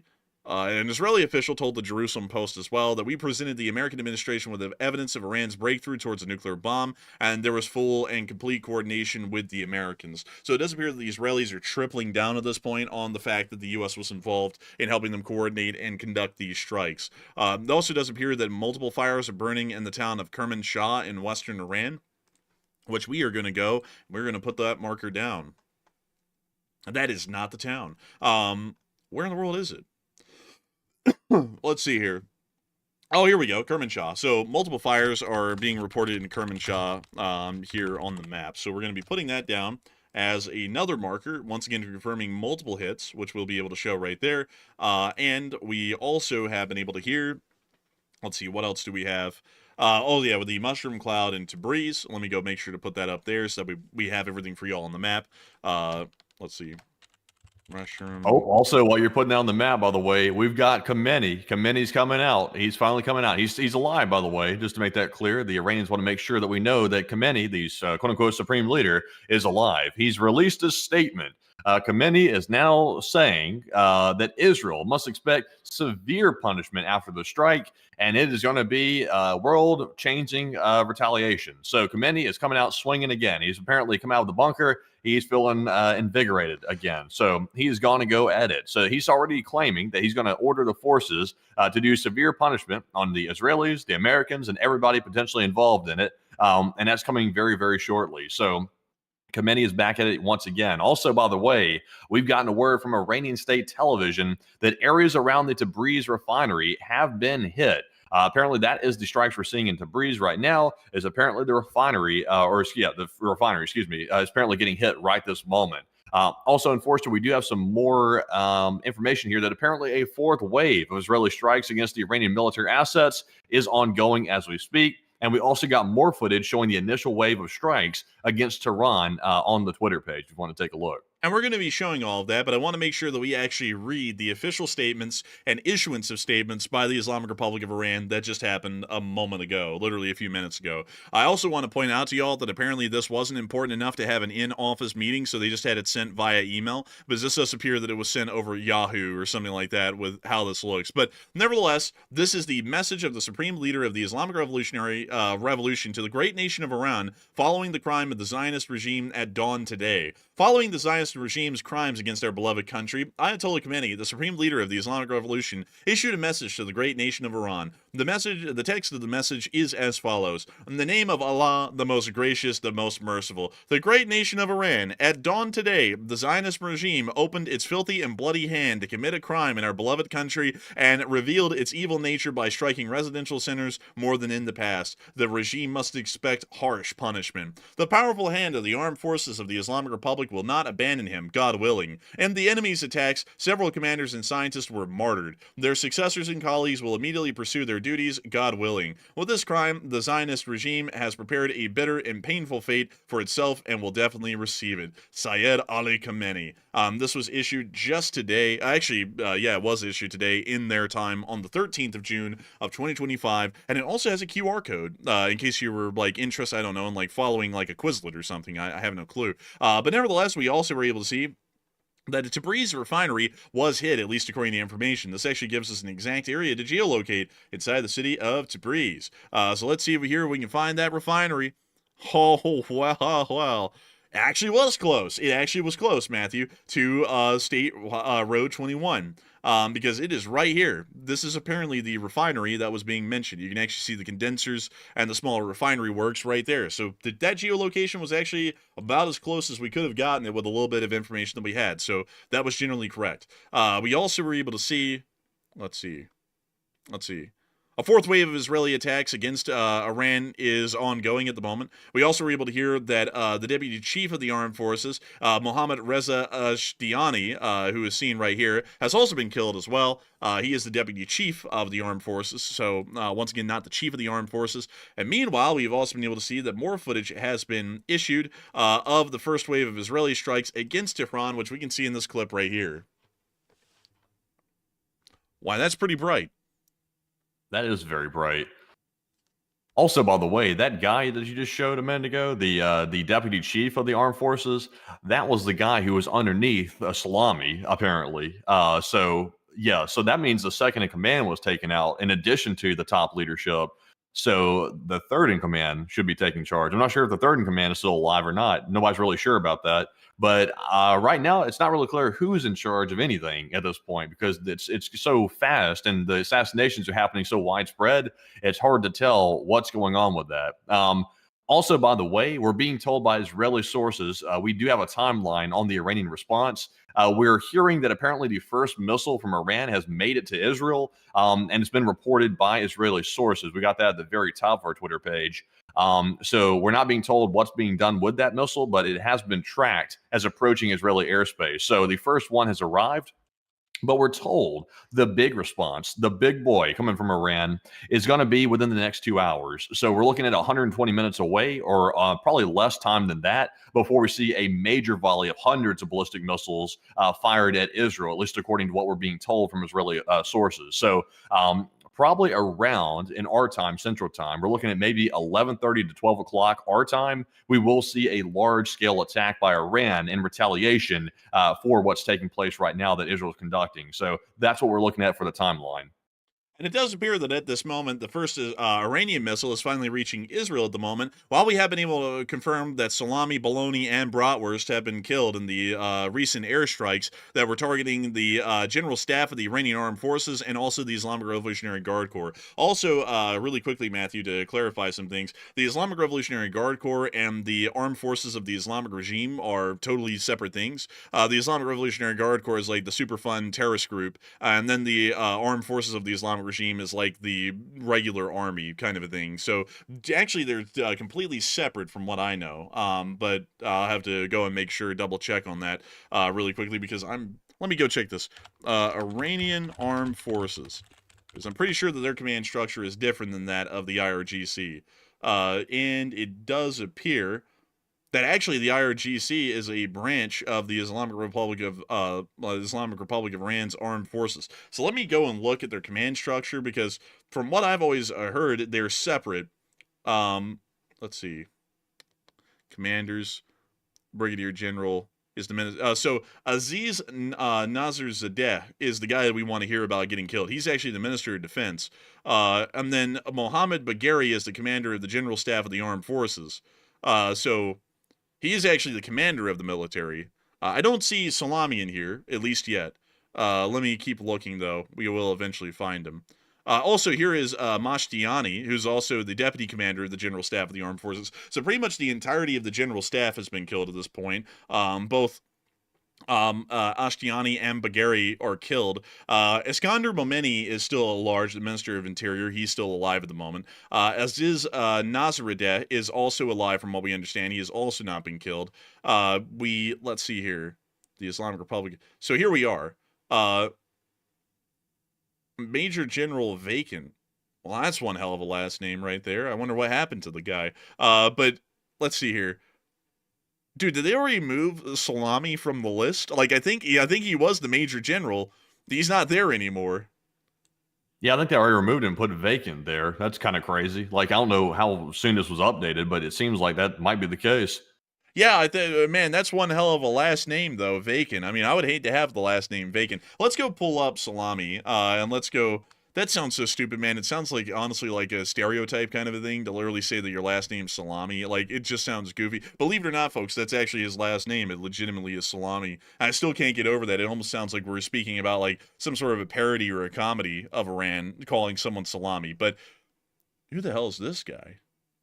That is the central headquarters commander, I believe. Dude, this guy actually has, like, some phenotype traits that look similar to Diddy. They need to go check his house for baby oil. But let's go. Here we go. Here he is. General Hossein Salami. Let me go put his name in. Hossein Salami. Let's see here. Looks like he actually might have been confirmed. He did. Bro, they already updated it. They said he's dead. They actually said he's dead. Wow. So they are confirming on Wikipedia that he is dead at this point. Died today on the 13th of June of 2025. By the way, folks, if you're in our time and you're looking at our computer streams, it is still the 12th of June in our time. It's the 13th of June over in Iran right now. So he died on the 13th of June. So that's why it does say here that the Major General position is vacant, because he was filling that position. He's now dead. So there's no one there to fill the position of Major General of the IRGC. It still appears at the moment, though, that they have not updated Mohammed Bagheri, or for that matter, Ashtiani as deputy commanders, because it seems as though at the moment they may have not been able to confirm that enough, or someone just hasn't gotten around to updating the page. But actually crazy to see that someone has already gotten on Wikipedia and has already confirmed the guy's dead. Like, I can't believe that they did that quickly, man. It was maybe like 20 or 30 minutes since we reported that he's dead, and Wikipedia is already declaring the guy's dead. Once again, folks, it shows you time and time again that Wikipedia is actually on the ball a good bit, because to confirm the guy's dead that quick, I mean, we were able to confirm it on air. They already have it on Wikipedia. That's actually pretty impressive, honestly. Yeah, it's crazy that he was snatched and taken from us all on Friday the 13th of all days. He went Salami went the way of the ghost on the 13th. But anyways, we do have some other big breaking news happening right this second. By the way, we are being told that reports are saying that Israel's conveyed the message that if Iran retaliates, and of course we're expecting a retaliation in under 2 hours from the Iranian side toward Israel, that Israel is going to directly target and eliminate Khamenei, the supreme leader of Iran. They will target him directly and take him out. And they say the only reason they haven't taken him out is because that he is the leverage that they will use to try to dissuade Iran from attacking. But I don't think that's going to stop them. I think Iran's going to go through with it anyway, because they have nothing to lose at this point. We are hearing from the IAEA, the Atomic Energy Agency, that they are confirming that Iran's Natans uranium enrichment site has been completely destroyed, meaning that the facility, which was crucial to developing nuclear weapons, is now completely leveled and there's nothing left of it. So it's a goner. So Iran really is in a position now where they have not much left to lose, and they're going to try to go all the way, and they're going to start lashing out at everybody they can to get even for this because they've got nothing left to basically hold on to. Also, by the way, we're getting word, some early reports, that apparently Khamenei is in private declaring all-out war on Israel and the United States in the Middle East, and he's ordered his entire proxy network to attack all Israeli and American bases throughout the region. That is what we're being told he's saying in private. Now, in the public, we're getting a little bit of a different report. He put out an email statement that we just read a moment ago saying there would be severe retaliation. He didn't specify against America, but it sounds like in private he's saying that. And that's what we were also expecting to hear as well. So we'll have to wait and see if he gives a public statement on that. But that is the current state of Khamenei right now. And so it appears that the Israelis are kind of holding Khamenei hostage. They say if the Iranians do anything, they're just going to blow him away. So we'll see about that. Supreme leader threatened. You know, I feel like we ought to make it a little bit more clear to all of y'all what kind of supreme leader Khamenei is. You see, he's not exactly a supreme leader in the ability that he's a leader that's just that great. He just has a very big affinity in private for wearing Supreme branded clothing, and so that's actually why he's the supreme leader. It has really nothing to do with his abilities to be a national leader, at least from what we understand. And that's a joke, by the way. Do not take that seriously and quote that. But nevertheless, it does appear that at the moment, the Israelis have ramped it up to 10. And if they respond at all, they are going to blow away Khamenei, which is the beloved little guy who you see on our thumbnail that kind of looks a little bit like a Muppet. But nevertheless, we have been able to confirm, this is probably the biggest news out of all of it, that the Natans facility has been destroyed. That's a little bit wild coming from the IAEA. I just want to make that a little bit clear here because the IAEA actually said the facilities are so far underground, including this one, or at least the parts of the facilities that are important, that they actually cannot be destroyed through airstrikes alone. Now they are saying that the facility has actually been completely destroyed, at least for its enrichment abilities, and is now rendered inoperable. So that's a little bit interesting. I don't really know what that means or how that ended up working out, and I also don't know how the IAEA was able to independently corroborate that fact or claim.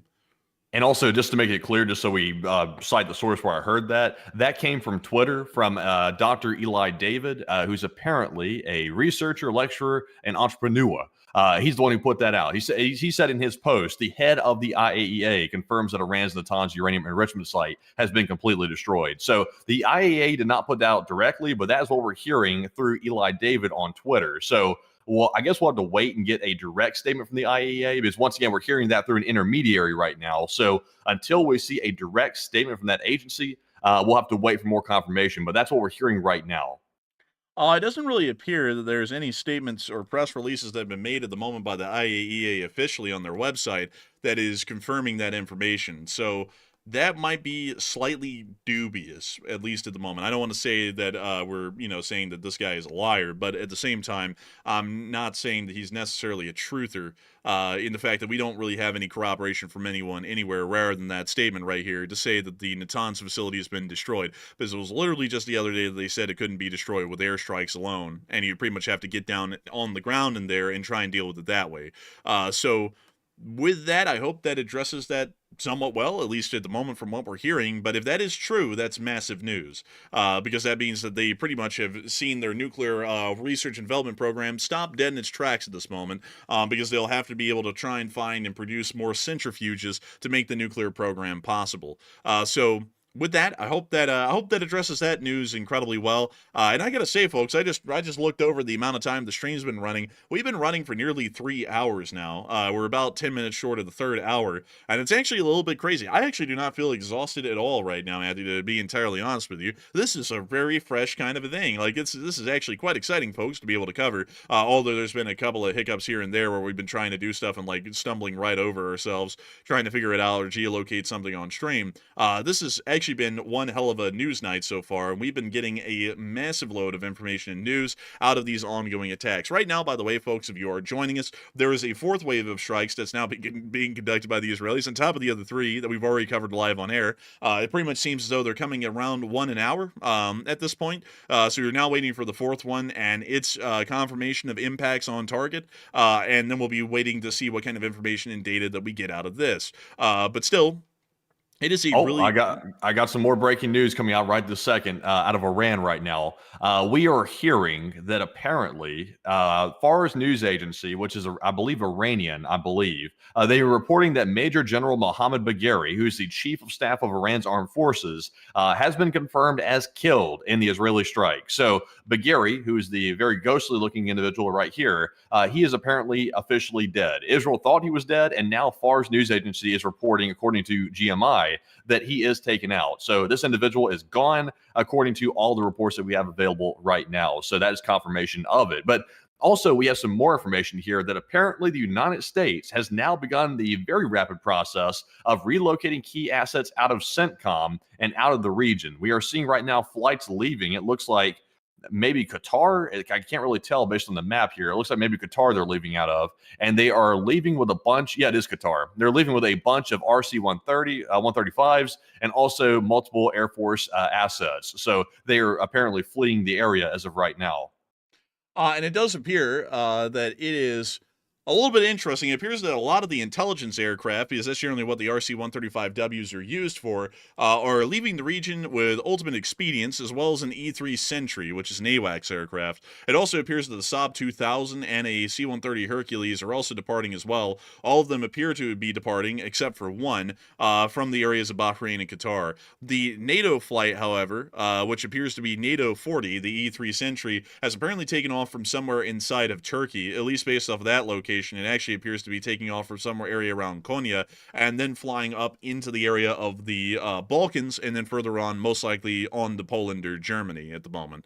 That may also be a NATO aircraft, or really a NATO AWACS aircraft that is U.S. in origin but being operated by a multinational NATO crew, considering that its call sign is NATO 40, which may be suggesting that it's not really involved in CENTCOM operations too much, is more so involved in the European command operations, or I believe that's actually called the Westcom operations, if I'm correct. And so they're just trying to move it out of CENTCOM's command and into Westcom's command to pretty much just get it out of the way. But that's a little bit interesting to note, that all these aircraft are on the way out. It seems like there are aircraft that are not really vital to the mission anymore, because it's really only a C-130 Hercules and then all of the rivet joints that were in the area. So it appears that all of the intelligence gathering, now that it's done, they're going to get the intelligence gathering planes out of there, and then it's just going to be anything that can really get involved in the actual heavy fighting for now. Yeah, I wonder because I'm seeing some rumors. This is rumor. This is not confirmed information, so take this with a grain of salt. I'm seeing some rumors that apparently the United States president may allegedly be infuriated with Netanyahu right now, because apparently, at least according to reports, and take it with a grain of salt, I can't emphasize that enough. Right now, there's been no official statements from the U.S. president, but based on some sort of interesting reports we're seeing in the background, it looks like the U.S. president could be very, very angry with Netanyahu deciding to go through with this attack while he was still trying to pursue peace talks with Iran. So we'll have to wait and see if that turns out to be the case. Now, this could be maybe punishment for Israel by taking these aircraft out of here. That could be punishment, and maybe suggesting that we're not going to protect Israel in a really strong way. I'm not really sure about that, though. We'll just have to wait and see. We'll have to wait and see for sure. But I got to say that it's not really out of the picture to say that the United States may be infuriated or enraged by this. It's not exactly like the U.S. is a very predictable kind of a country at this point, just to be entirely honest with y'all, on an administrative level. So it may be that there was a thing put out like Bibi stop, and then he didn't stop and he kept going. So now he's angry. I don't know. We'll have to see.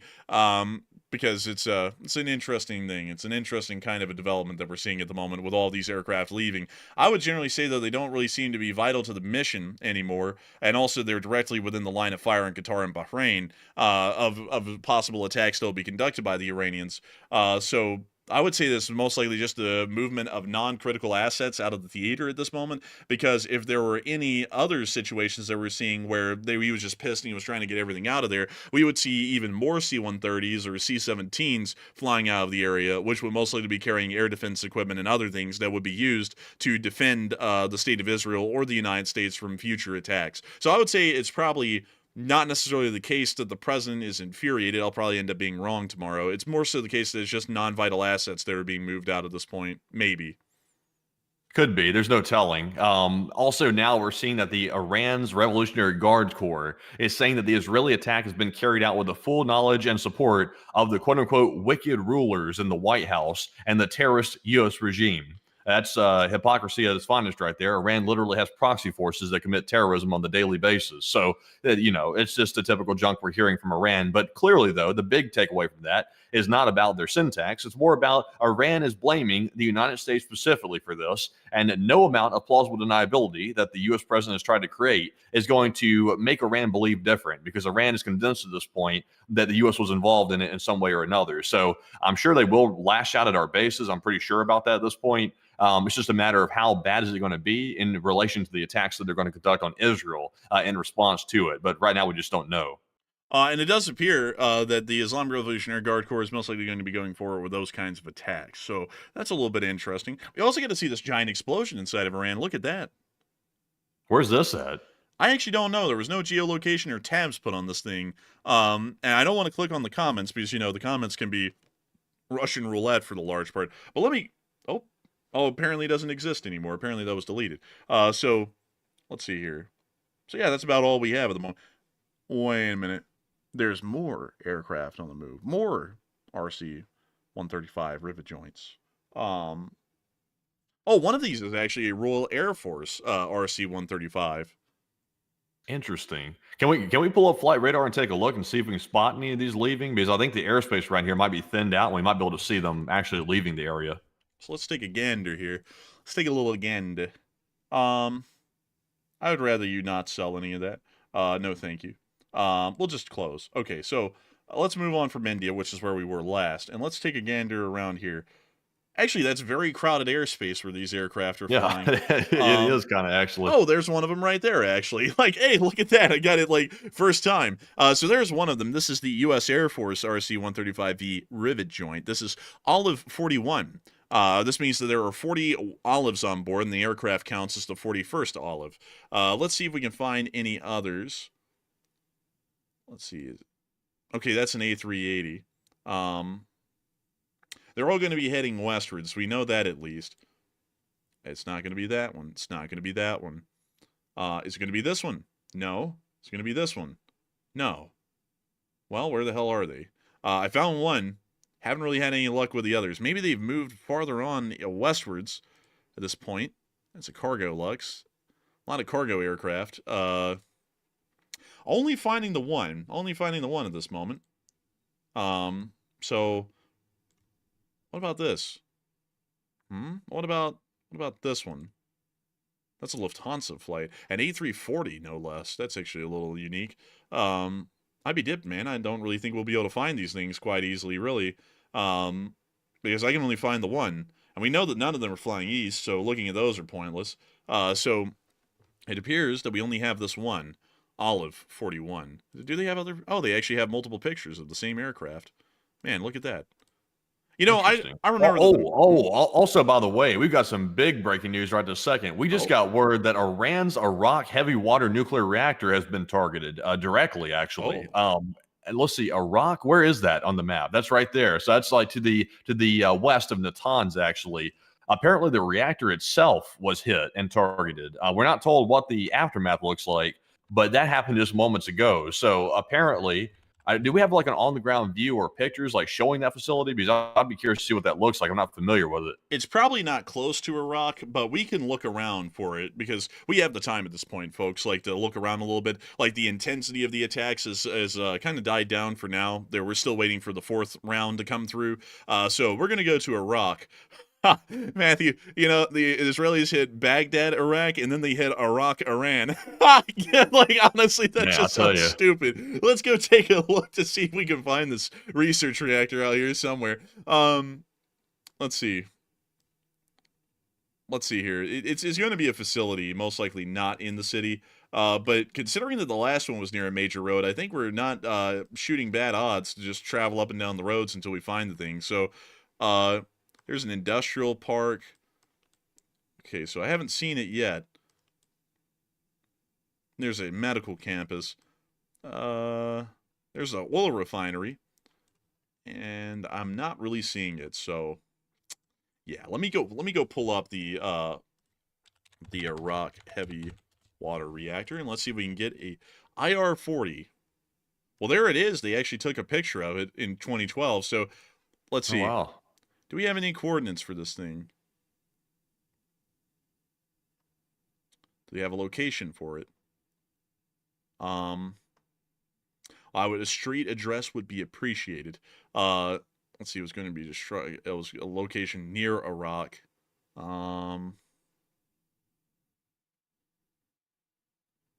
Okay, so let's see. Let me go to images. Maybe there's a. So that's what it looks like from space.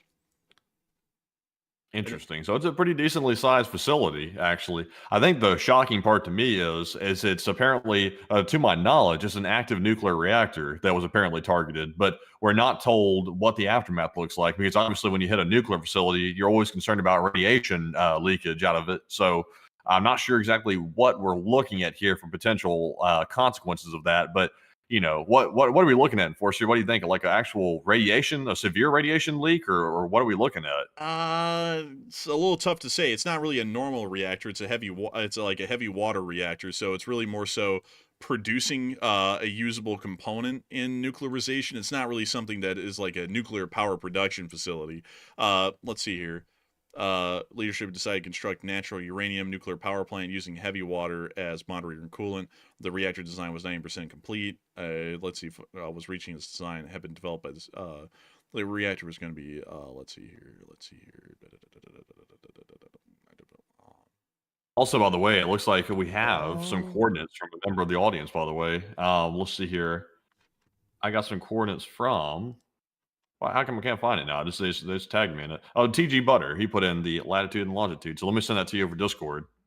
If it has, that is not going to be readable for Google, unfortunately. Like if I put that in as it is, like let me try though. Let me try and like get it out if I can in a right way.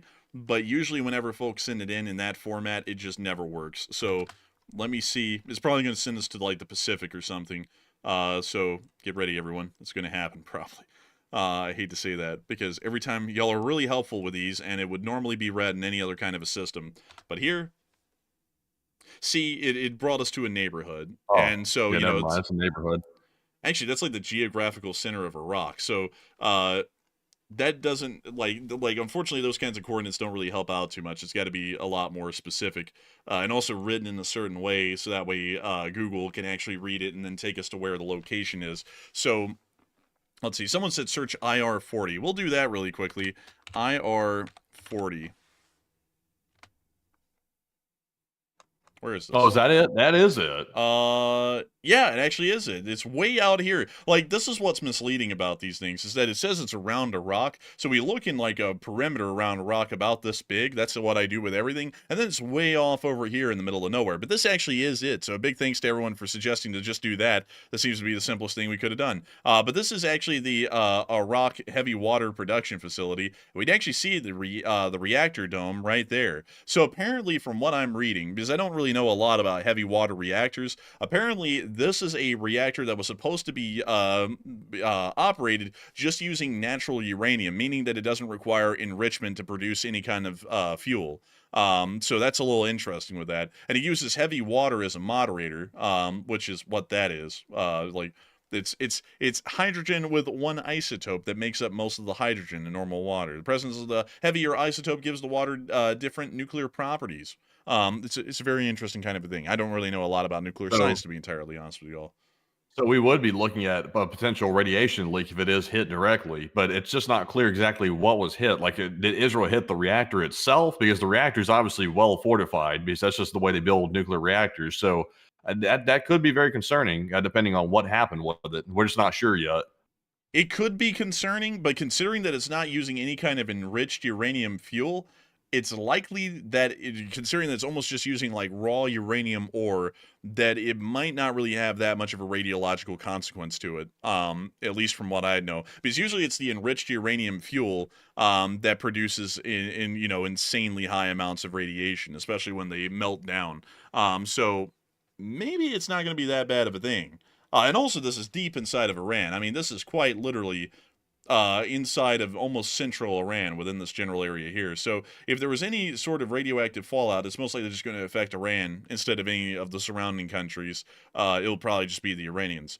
So we'll see. Also, by the way, remember earlier we reported that, let's see, I think it was Eli David, I believe, on Twitter, reported that the IAEA said that there was apparently some severe damage at Natans. According to what we're hearing now, the Natans nuclear reactor itself is severely damaged, according to Iran's Atomic Energy Organization, which is obviously a different agency there. But they're saying that apparently the most critical nuclear reactor in the country is severely damaged. They're still trying to assess the damage to it, but severely damaged, meaning that there could be a leak or a containment issue with the reactor itself. So that's very serious. Let's see, the AEIO or the AEOI. It's one of those atomic agencies. Yeah, it's some of the plural noun agency or whatever. They confirmed that Natanz in central Iran did suffer major damage as a result of the strike. So Natans is in severe trouble. Let's just put it that way. And we don't know the extent of the damage just yet. And we don't know if there's any radiation leakage out of it either. So, as we have it right now, there's been a research reactor hit inside of Iraq. The reactor at Natans has also been hit and heavily damaged as well. So it appears that it's just been a bad day for Iran. It appears that they actually did not protect any of their nuclear facilities, and pretty much all of them have ended up getting hit. As they said, Old MacDonald had a nuke, E-I-E-I-O, and then that was the AOLI, which is apparently the Atomic Energy Organization of Iran. Really fun name. Like to talk about it, but yeah, it sounds as though we're actually getting some real reports now. What do we have? What do we have, Mandy? What do we have? Also, we got something else here. We just learned that Israel's government plane, known as Zion Wing, has taken off from Ben Gurion International Airport out of Israel. And that's a government Israeli plane, by the way. It's taken off and is heading out into the sea. And the aircraft did the same thing before the Iranian attacks in April and October of last year. So they're apparently expecting a very massive attack from Iran. Obviously, it's coming very soon. And now the government plane is taking some of the officials out of the area as a result of that. So that's pretty serious as well that we're seeing right now. Yes, it does sound quite serious, and this also did happen, and we can corroborate that before the Iranian attacks in April and October as well, showing that there is most likely going to be a massive Iranian response because of the attack that the Israelis have conducted against Iran. We do understand at this point that the attacks are going to be lasting for about another 2 hours or so at this point by the Israelis, at least according to their own statements. So we're going to be trying to stay on air and see if these 5th and 6th waves do materialize and what they end up hitting, because it seems as though this last attack was hitting air defense targets throughout the area, pretty much softening up the Iranian airspace for the next following days of attacks that are going to be occurring throughout the country. So we'll be waiting to see how these remainder of the major attacks that we already know are coming at this point are going to be going. And also, it appears that we have something going on in Subashi in Iran as well. We can actually see right here, that is legitimately just a radar facility. You can actually see the radar dish right up there. Like, that is the air defense facility for sure. So let's go to Subashi, which is like a ripoff of Mitsubishi. And this is apparently in the Hamadan province. And I guess you could say they're getting that ham put on them because it appears that they got hit pretty bad. So let us go to where this is. Let me make sure to cross-reference this with our map here. So this is north of Hamidan. So let's go find Hamidan, and there's Hamidan. And wow, this is a tiny town because it's not really showing. Okay, so it's on road 23. Damn, like where is it? We're just gonna put it here. We'll put it roughly around here. Air defense site hit. We'll mark that as an air defense site that's been hit. So there we go. Big thanks to all the people on the ground in Iran who are literally publishing OPSEC violations like it's no tomorrow. It makes it so easy for us to actually figure out everything that's happening inside their own country. But anyways, it does appear that someone's got their little 5 minutes of fame, and we got ourselves 5 more minutes of story. So, hey, I like it. You know, it's kind of a mutual thing. We also get to see more videos from Tehran. Take a gander at this.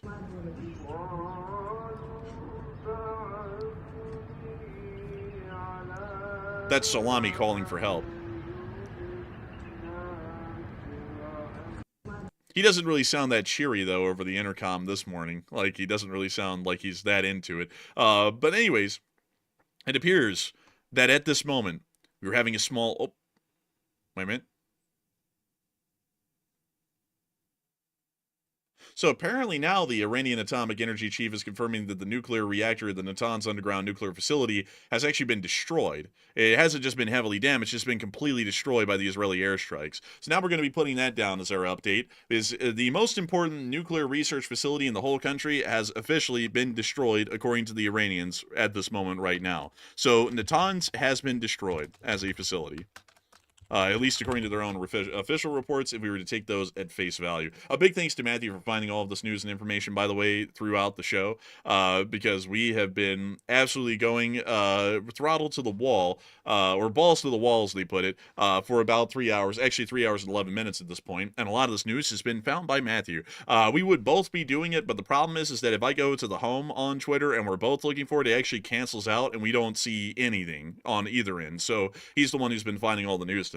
But it does appear that the Natans nuclear facility has been completely destroyed, according to the reports by their own Iranian atomic energy chief, meaning that the enrichment reactor at Natans is knocked out. We've also been able to hear that it appears that the Isfahan reactor may have been hit. It also appears that the reactor near to Iraq, the IR-40, may have also been hit and destroyed as well. And we have also heard that there were explosions that were coming around the area of Fordo, but we have not been able to confirm exactly how much damage has occurred at that enrichment facility either. So we are still waiting for some more information on that at the moment, but we can confirm that these are all the major impact sites that we've seen at the moment that the Israelis have hit. Kermanshah, Tabriz, Iraq, Natans, Isfahan, and Tehran. And we've also been able to confirm smaller impact sites around the city of Ilam, the city of Karashirin, and also the city of, let's see here, actually, let me make it further north to make sure that we're covering all of them. And Isfahan as well, which it was already listed on that map right there. So we were able to confirm some other secondary attacks that appear to have hit at this moment, and it does seem as though the damage has been critical, and it may seem that the Iranian nuclear program has actually been stopped dead in its tracks by a single 3-hour stint of Israeli air attacks. It kind of makes you wonder, now looking at the Israelis literally dismantling the Iranian nuclear program in about 4 hours, why was the U.S. so hesitant on just doing it themselves? Because it actually was a lot easier than we believed initially. Yeah, I just wonder why. Like, I guess it could have gone wrong. They could have been unsuccessful. I guess they could have been. But, you know, when you plan an operation to a degree like Israel's doing, the odds of success go up dramatically. But I guess it just takes balls, I guess you could say. Sometimes bad decisions, or not bad decisions, but hard decisions take balls. And if you don't got them, then you're not going to do it. And of course, you know, like the old saying goes, sometimes weak men create hard times. And I think here Israel did the right thing, because they didn't take the weak option. They did one thing that everybody was telling them not to do. And they actually were very successful at it. They've taken out a humongous portion of the nuclear facilities inside of Iran, and that will stop them from developing a nuke. So I would say bravo to Israel. But now the big thing is, now they're going to have to deal with the aftermath of it, which is not going to be easy. And that's going to be the hard part. So Iran and all their proxies are going to be coming at Israel like they've never come at them before. And it's going to be something that Israel's going to have to see if they can rise to the occasion. And I believe they will. But I hope, and I sincerely hope, that the U.S. is going to be behind them all the way. Because if we step away now and tell Israel, okay, well, you did something against our will, you're on your own completely now, that'll be the worst thing we've ever done in foreign policy history. And I hope we're not heading that direction. So right now, I just don't know. I can't really make a prediction either way. I would assume we're going to support Israel, but I'm a little bit on the fence. And so with that, we are going to hopefully see that the United States does the right thing instead of the wrong thing, which would be to be weak. Hopefully we'll do the right thing and we'll be strong. But beyond that, someone said, any videos? We've been showing them for 3 hours and 15 minutes, man. Bear with us. Bear with us, man. We've been at this for 3 hours and 15 minutes straight. This is literally the longest news segment, uninterrupted news segment we've ever done in channel history. No joke. There's never been one that has been as long as this.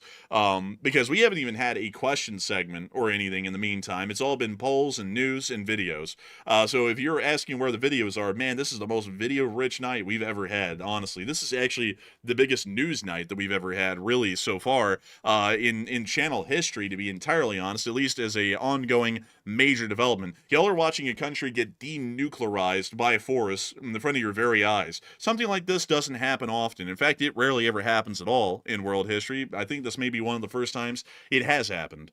So this is actually a majorly historical night, more so than really any other that we've seen so far in the 21st century, including the beginning of the war in Ukraine. I mean, the war in Ukraine is a conventional war. There have been a dime a dozen conventional wars. But as far as a country forcefully being denuclearized through precision airstrikes and also having a lot of their military staff killed in a single few hours, this is actually something that has just never before been seen in history, really, at least in our time.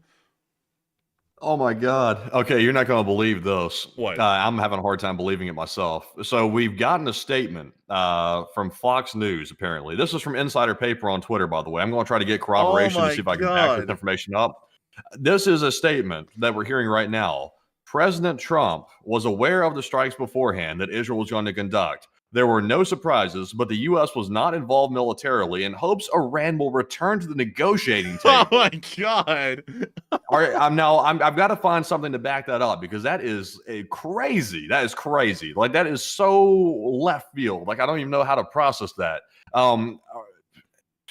We're still shooting for the Nobel Peace Prize, man. They might not be able to even have a nuke anymore, but we're gonna talk to him about it. We're gonna talk to him about it. And now that the Israelis have literally neutered the dog, we're going to ask the dog, "Would you please not grow balls again?" Like, just in case, like, so that way we can try and shoot ourselves. Is Iran really going to return to the negotiating table? No.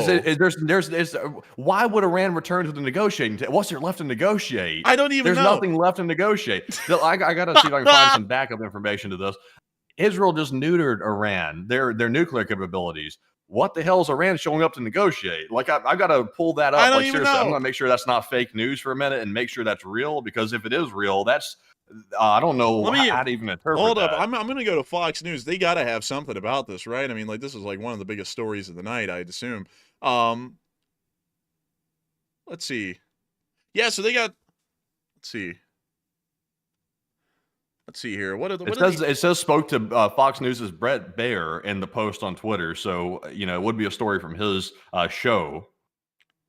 Someone's got to go look on Brett Baer's show real quick. Like, yeah, can somebody let us know? Somebody let us know that, please, because I can't really find it right now, and I'm too caught up trying to look at the breaking news right now. But someone let us know, because I'm on the fence. Is that fake news or not? Because that's almost so unbelievable. I almost can refuse to believe it. I just need to know if that was actually said or not. I just don't know, man. Like, honestly, part of me says that this is so absurd and stupid. There's a much stronger word I want to use for that, but this is so absurd and stupid. There's no way in hell that he actually said that. But at the same time, there's a small part of me that says he probably did, and I don't really know which one to believe right now. Because if this was actually what we said, this is the most stupid, brain-dead kind of foreign policy decision-making I've ever seen. Like, we should just say, deal's off. Like, because they can't even have one now. Like, they can't even make one. Instead, our answer is possibly to come back to the negotiating table and try it again. So I don't really know what's up with that. I'm getting a huge kick out of that because I just can't really understand the even sense behind it. But it is what it is, I guess. We'll just we'll see. And also, someone said that someone's trolling. Trolling on an international foreign policy level, highly unlikely. Trolling isn't something you do on a foreign policy level. So it's we'll see. But anyways, I don't see anything listed about that on Fox's website right now. So if that was said, it must have been said maybe live on the air or something. I don't have Fox News on my TV because I don't have a subscription to cable. But maybe if somebody's watching Fox, they can listen to if they heard that being said. But that's what we're being told on Twitter, and the source where I got that from is usually pretty reliable. So I would be shocked if they put out something that was fake. But I guess we'll just have to wait and see. Well, yeah, we'll have to wait, I guess. But this is that'll be interesting. We'll have to just wait and see. But anyways, with that, it is time for us, and now that we're seeing that there's generally a slowing down of the whole military operation by the Israelis, I'd have to say, Matthew, that considering that we've been on air for 3 hours and 20 minutes straight covering this, it seems to be that this is largely starting to roll and slow down a little bit. So I think that we have some time to take a little bit of a breather here and get to chit chat with all the folks who've been throwing in some support and the folks who are just throwing in live chats for a minute. And on top of that, we've also asked y'all about whether or not the Israelis are going to be greasing Khamenei tomorrow. So Matthew, what are people thinking about that, and what are you thinking about that as well? All right. Well, let's get to the poll here in just a second. I'm seeing another source. I'm seeing Flytex Network also repeat the same thing that the president is saying right now. Apparently, the quote, and this is the quote that everybody is showing on social media right now, is that the U.S. president has said, "quote unquote," Iran cannot have a nuclear bomb, and we hope to return to the negotiating table. We'll see. There are some people in the leadership who will not return, referring to Iran. So. I guess it was said. I don't know. We'll just have to wait and see. But let's move back to our poll anyway. The poll says, will Israel end up taking out Iranian Supreme Leader Khamenei? Since they've threatened to do it, will they end up pulling the trigger and taking him out? So 50% said yes, he will be eliminated, while 26% said it seems like a 50-50 chance, and 12% said no, they will spare his life.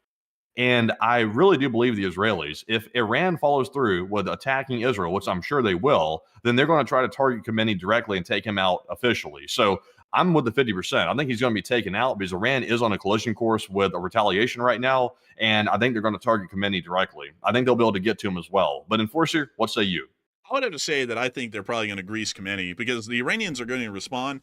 The Israelis are not really holding in the punches anymore because the last time they held their punches, they didn't really eliminate or kill anyone in the Iranian government. Now they're killing everyone in the Iranian government except for him. So I have a feeling that he's probably going to end up going the way of everyone else. In the words of the Iranians, he will be martyred in the name of their country and their religion and all. So I think that's the way he's going to be going here in a couple of days.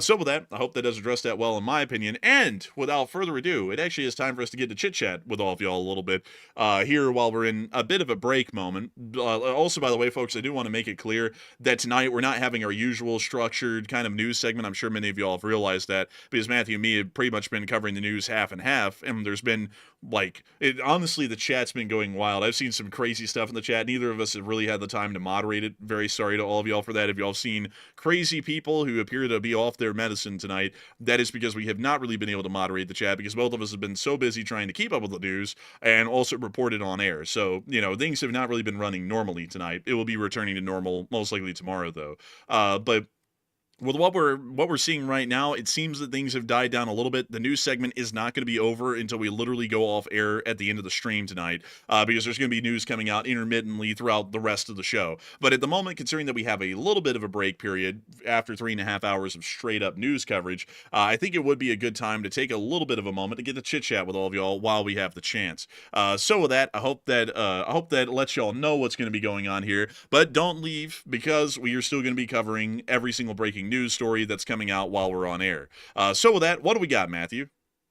All right, so jumping into our very generous super chat donations tonight, which of course help us keep this entire operation running night in and night out. Our first one goes to Hawk, who's a longtime channel legend here on the Enforcer channel and throws in a $200 donation, the largest one of the night. And thank you very much, Hawk, for helping to support our work and keep us on the air, and also to keep us yapping away about what's happening as it happens on historic days just like this one. But Enforcer, what say you? I got to give you a massive thanks, Hawk, for that incredible $200 support. That's just massive and unbelievable. And I got to thank you incredibly for supporting the channel and helping it keep rolling, because tonight is a crazy night. It's a historic night.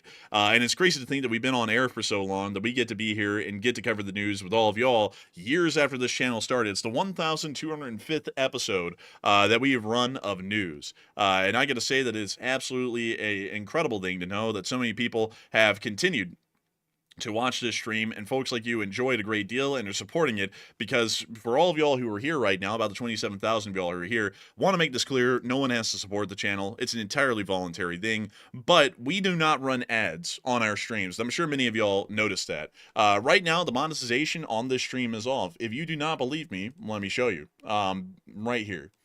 Every single stream that we have, the monetization is off. So we don't make any AdSense on our streams. So we do not make money running these. The only way that we are able to make a living or make money running the show is through viewer support. We've done it that way since the first day that this channel was monetized. And the reason why we do it is because we want to make sure that the news is accessible to anyone and everyone as they can, and they don't have to wade through the hassle of watching an ad to be able to watch the show. So the people who support it, they're going out of their way to do it. No one has to. But they are actually the reason why we're able to make this channel possible and why everyone's able to be here tonight. And Hawk is especially one of those people. So a huge thanks to you so much once again for support, Hawk. I hope that does address that incredibly well, because it is folks like you who help to keep this channel running and help to make this thing possible. And so with that, we are on to the next one. All right, and our second one here goes to Mark the Kinetic Possum, who's also another longtime channel legend, and he throws in a $101 donation. And thank you very much, Mark, as well, for the very generous support. He said, "Hi all, it's a busy night, and I guess Israel is not taco." No, Israel is not really that scared of much anything, at least from what I can see. They have been going off, or in a lot of people's words, they've been wilding out, as the kids would say. It's been a crazy night. We've never seen a night like this before in history, and we've never really seen a direct attack to this scale between the two countries ever before either. It's been an insane night, and I gotta thank you as well, Mark the Kinetic Possum, for the massive support and helping this channel to keep rolling, and also being here tonight on such a momentous and historic night as this. And of course, I got to say this, a lot of people don't know this, folks. As an appreciator of history, like myself, it doesn't really matter if the historical event is great or bad in your opinion. It is really just an honor to be able to live through the thing, to say that you were around to watch it happen. That's really kind of the big thing about history. It's not that, you know, oh, I was here for a great historic moment or a bad one. It's more so that you just live through it, because, you know, you don't really get to pick the good or the bad. You just kind of get to be around for the major historical events. And I got to say that the 21st century so far has definitely had its fair share of major historical events just in the first 25 years alone. So with that, I hope that does address that the best I can, and I thank you once again for support, Mark, and helping this channel to keep rolling, because you're helping us to be here on these massive historic nights like these. So a huge thanks to you so much once again, and with that, we are on to the next one. Also, by the way, I do have some breaking news right now. U.S. officials are telling Reuters, according to Fitex Network, that they are still planning to hold talks with Iranian representatives on Sunday. They were originally, or we were told originally, they were canceled because obviously there was a intervening event which just took place where literally Israel attacked Iran and destroyed their nuke sites. But apparently Iran's going to still show up, or at least according to the U.S., and they hope they're going to show up to still talk about something. But it's not clear what they want to talk about anymore. Meanwhile, Iran responded to that by saying the United States is responsible for the consequences of the Israel attack and will pay dearly. So I don't think they're showing up. I think the U.S. officials are going to have to probably call off their arrangements to talk to the Iranians, because I don't think that's going to work. But Enforcer, what say you? Well, we always can hope, Matthew, because we all know that peace is a great thing. And as a matter of fact, I think that right now it'd be a great time to get to chit chat with the Iranians about peace, because they of course they're still just a cusp away from creating a nuclear bomb. Sure, everything that they would have used to create a nuclear bomb just got blown up, and they probably won't ever be able to make one now. But you know, we might as well talk to them about it, because you know it'd be very important to show that we are very much caring about peace. But I'm just sarcastic about that, folks. Honestly, they're not coming to the negotiating table. It was a harebrained idea to even recommend or even suggest that there would be another round of talks about denuclearization, considering the Israelis just did it for us, whether we wanted them to or not. So with that, I hope that does address that well. But the idea of talking to them now is ridiculous. Like, just gotta put that out there. So you know, sorry if you like. I'm sorry to the people who are just like so political. They like worship their party, but even suggesting going into a round of talks after what just happened right now, that's stupid. Like there's no other way to look at it. That is quite truly just stupid. It may as well be brain dead. I've never heard of anything like it, to be entirely honest. It's like saying Pearl Harbor happened, and then the U.S. goes, instead of declaring war on Japan, let's talk to them and talk it out. Like, that's not what happens now. It's war. Like, war has now happened, whether we wanted it to or not, and we're going to have to just wait for it to happen and be ready for it. That's just all there is to it. So, trying to pretend like we could talk about something like this is just a little outrageous. But anyways, with that, I hope that does address that well. And, you know, anyways, we're on to the next one. Also, by the way, I was told by the audience, and also I forgot to check, but apparently Russia reached 1 million casualties today as well. Oh yeah, they So did. Yeah. that was a historic milestone. So yeah, that just to say that as well. Apparently Russia they hit the notorious 1 million figure today in troop losses. So or casualties that is. So quite a bad day for Russia as well. In addition to Iran. And there it is. By the way, just to run y'all through the casualty report in the war in Ukraine today, 1 million soldiers have now been wounded and killed in the war in Ukraine on the Russian side only. 1,140 Russian soldiers were wounded and killed over the past 24 hours, along with 3 APCs, 136 supply trucks, 8 main battle tanks, 47 artillery pieces, 138 drones, and 1 anti-aircraft missile system, along with 2 additional aircraft again. Miss Disa did put in, Miss Disa is the keeper of the records here on this channel, on the casualty reports, 1 million troop losses milestone has been reached, and typo, no planes reported by Ukraine today. 416 is the correct total, however. So there was a typo by Kyiv Independent. There was no 2 additional aircraft lost over the course of the day. So with that, a big thanks to Miss Disa for correcting that typo there. And also, a momentous day in the war in Ukraine, because it does appear that the Russian Federation has kept the war going on long enough and has suffered enough casualties that they have now lost 1 million troops wounded and killed.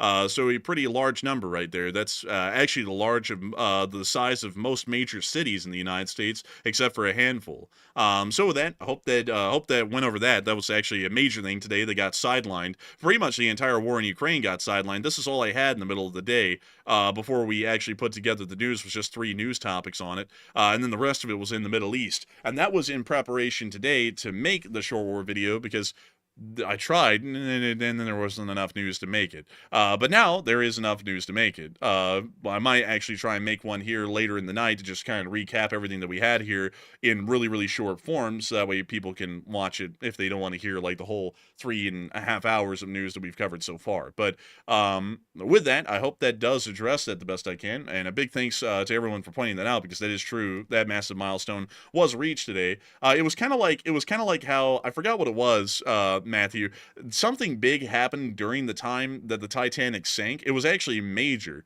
and it got completely sidetracked because the Titanic sank, so it's not even like a remembered major historical thing, although it was actually pretty big when it happened. So this is kind of like that today on what's going on with the casualty report. But with that, it is time for us to actually hear let's see here.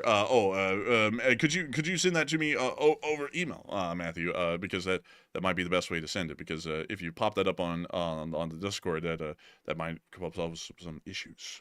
So can you do that? Yeah, I can get that sent over. Oh, good. So we'll be waiting for that, hopefully here very soon, actually. As a matter of fact, don't mean to sit there and stutter a good bit. I was just trying to sort out something that we had going on behind the scenes, because sending that over Discord, that pop it up literally right in front of all y'all, and we don't want to, show y'all how all that stuff is done in the background. So hopefully we'll be able to get it over email here soon, over email. And also, Matthew, that is the think tank one, is that one. So hopefully we can get that here. Or in the meantime, we can just filibuster, which might be perfectly A-okay as well. We'll have to wait and see, because, we just don't really know how this kind of stuff goes. And hopefully we just got that, and I believe... There, you got it? Under... Which let's see, let me go see here real quick, because it's not showing up under the one that I have on here. Oh, it's on the there it is. It's finally here. Hey, man, that took forever on the computer. It like did it instantly on the phone. I was like, where the hell is it on the over here, you know what I mean?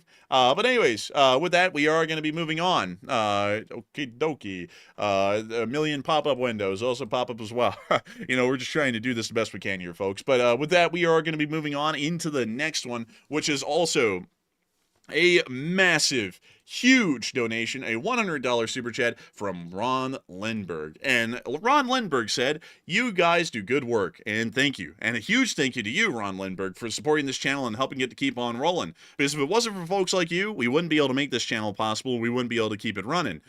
We try our best to make sure that our work is as well researched and well informed as it possibly can be. And nights like these are really wild nights, because we have to do this live on air. We have to put together all the news and come up with the analysis analysis on the spot. There really isn't a lot of mental preparation that we can do during streams like these. We quite literally have to just go at it when it is live on air. So I got to thank you so much for appreciating the work we did tonight, because nights like these are actually the funnest nights that Matthew and me get to cover, at least from our end on a job side of things, because everything's literally just coming right at us and we have to put everything together live on air. But it also is very mentally exhausting because of that, because unlike normal streams, which are usually over a 24-hour cycle and they're well rehearsed and thought out, at least inside of my head, we don't really get to do that, at least with these. It's a very difficult kind of a thing to pull off here.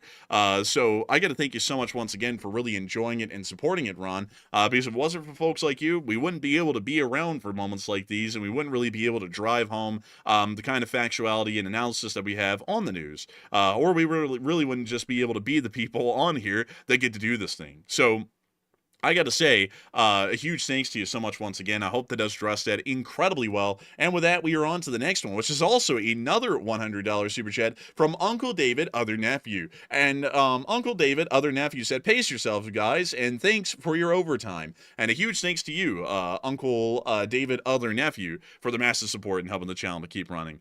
Because we try to pace ourselves the best we can, but when breaking news like this comes out, we really can't pace ourselves. We kind of have to just be able to be working with the tempo, and the tempo can be really fast on these. Tonight was a wildly fast tempo.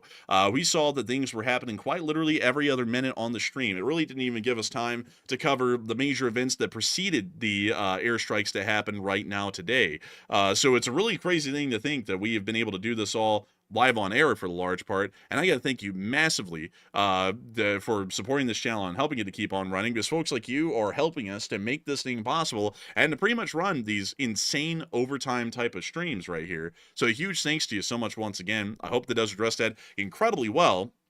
And also, I got to say that everyone is supporting this channel insanely tonight. I got to thank you all so much, because Hawk actually threw in another $200 super chat without a comment. And I got to give you a massive thanks, Hawk, for that incredible support and helping this channel to keep on running, because if it was not for folks like you, and I do not exaggerate when I say this, we wouldn't be able to make this stream possible. As an ad-free, sponsor-free stream entirely provided to the public for your benefit. And no, folks, we are not CIA funded and operated. That would be nice if we were. We would have a steady paycheck. But the folks out here in the channel, the Lee Spring Army, like Hawk, and all of the others that have called out so far tonight and haven't even gotten to calling out, are the ones who actually make this channel possible for us to keep running. Y'all allow for us to have food in our stomachs, lights in our light bulbs, and paying our rent, so that way we can make sure to keep this show running every single day, 24 hours a day, pretty much 7 days a week. And so a huge thanks to you so much once again for that unbelievably massive support, Hawk, in helping this channel to keep on running. And with that, we are also on into our next one, which is a $100 super chat from Flux. Hey, and a big thanks to for the support, Flux. And Flux said, "Haven't seen such good coverage like this since Gulf 1. Been watching for the last few hours, and thanks for what you do." And a big thanks to you, Flux, for that massive support as well. And thank you for the kind words. I believe you're talking about the first Gulf War, if I'm not mistaken, which really is technically the only Gulf War, but, you know, a lot of people consider the invasion of Iraq to kind of be Gulf War 2.0. And I got to say that it's a massive thing to know that folks like you enjoy this channel and support it and help it to keep on running, because we try and make sure that our coverage here of global events is as good as it can be. And I got to thank you massively for really appreciating it and supporting it, so that way we can continue to make this thing possible and continue to keep it running. And so a big thanks to you so much once again. I hope that does address that incredibly well, massively, as a matter of fact, because that is some very high praise that you're throwing our way. And crazily enough, it's just me and Enforcer Matt running this thing. That's kind of what shocks a lot of people. A lot of people who probably are new at this moment, the 24,000 people who are still here, there is not a major studio or group of people who are behind the host and the co-host here helping us to run this channel. I'm the host, the Enforcer, and Matthew is the co-host, Enforcer Matt. And we run this thing every single day, just the two of us together. It is entirely an operation that Matthew and me take right under our belts and just keep it running every single day. So it's a wonderful thing to know that a lot of people really appreciate our coverage and analysis, considering the fact that we have to do everything. Like, there are no moderators, there are no researchers, script writers, anything. In fact, we have to come up with everything that we're saying live on air. There is no pre-written script to any of it. So if any of the analysis sounds incredibly good and well put together, that is just well rehearsed and well researched knowledge that we're regurgitating again tonight. And we've we've luckily had the time, thanks to all of y'all's support, to sit back and be able to read enough and research enough to be able to do something like that on reflex. But a huge thanks to you so much once again, Flux, for the support. I hope that does address that incredibly well. And also, by the way, since you have returned, Matthew, I want to make sure to get you up to speed on what's been done so far. I got down to Con LSAs, haven't read it yet. We also addressed Hawk's additional $200 super chat, which had no comment, as well as Flux's, which was a $100 super chat, just to make sure that you're able to put those in the spreadsheet and mark them properly, so that way we can have all of that for later, because we will definitely have to have a full record of all of the super chats later, because there's been an insane amount and they're still coming in. There was also a 50 that was thrown in from Elvis, and there was a couple of other super chats that have come in as well that I haven't been able to account for or put in the spreadsheet yet. So beyond the $200 super chat from Hawk and the other one from Flux, I haven't been able to account or record any of the other super chats in the spreadsheet yet. So just letting you know, by the way. So with that, we are on to the next one. All right, so moving on to our next one here. Our next super chat is going to go to none other than, guess who? It's going to go to Con LSA. Did you read this one off yet, Forrester? See what? Did you read this one off yet? No, we haven't gotten to this one yet. This was the next one in the list. All right, so thank you very much, Con, for that $100 donation, and we do appreciate that very much. That's one of the largest super chats of the night, and we do appreciate it. And Con said, Iran sent most weapons to attack Ukraine, and Iran is now being attacked, and Putin has disappeared, and Iran is getting hit hard, and Putin is hiding in his bunker. And when the same thing happens to North Korea, Putin will continue to hide in his bunker, and will Kim Jong-un learn from this?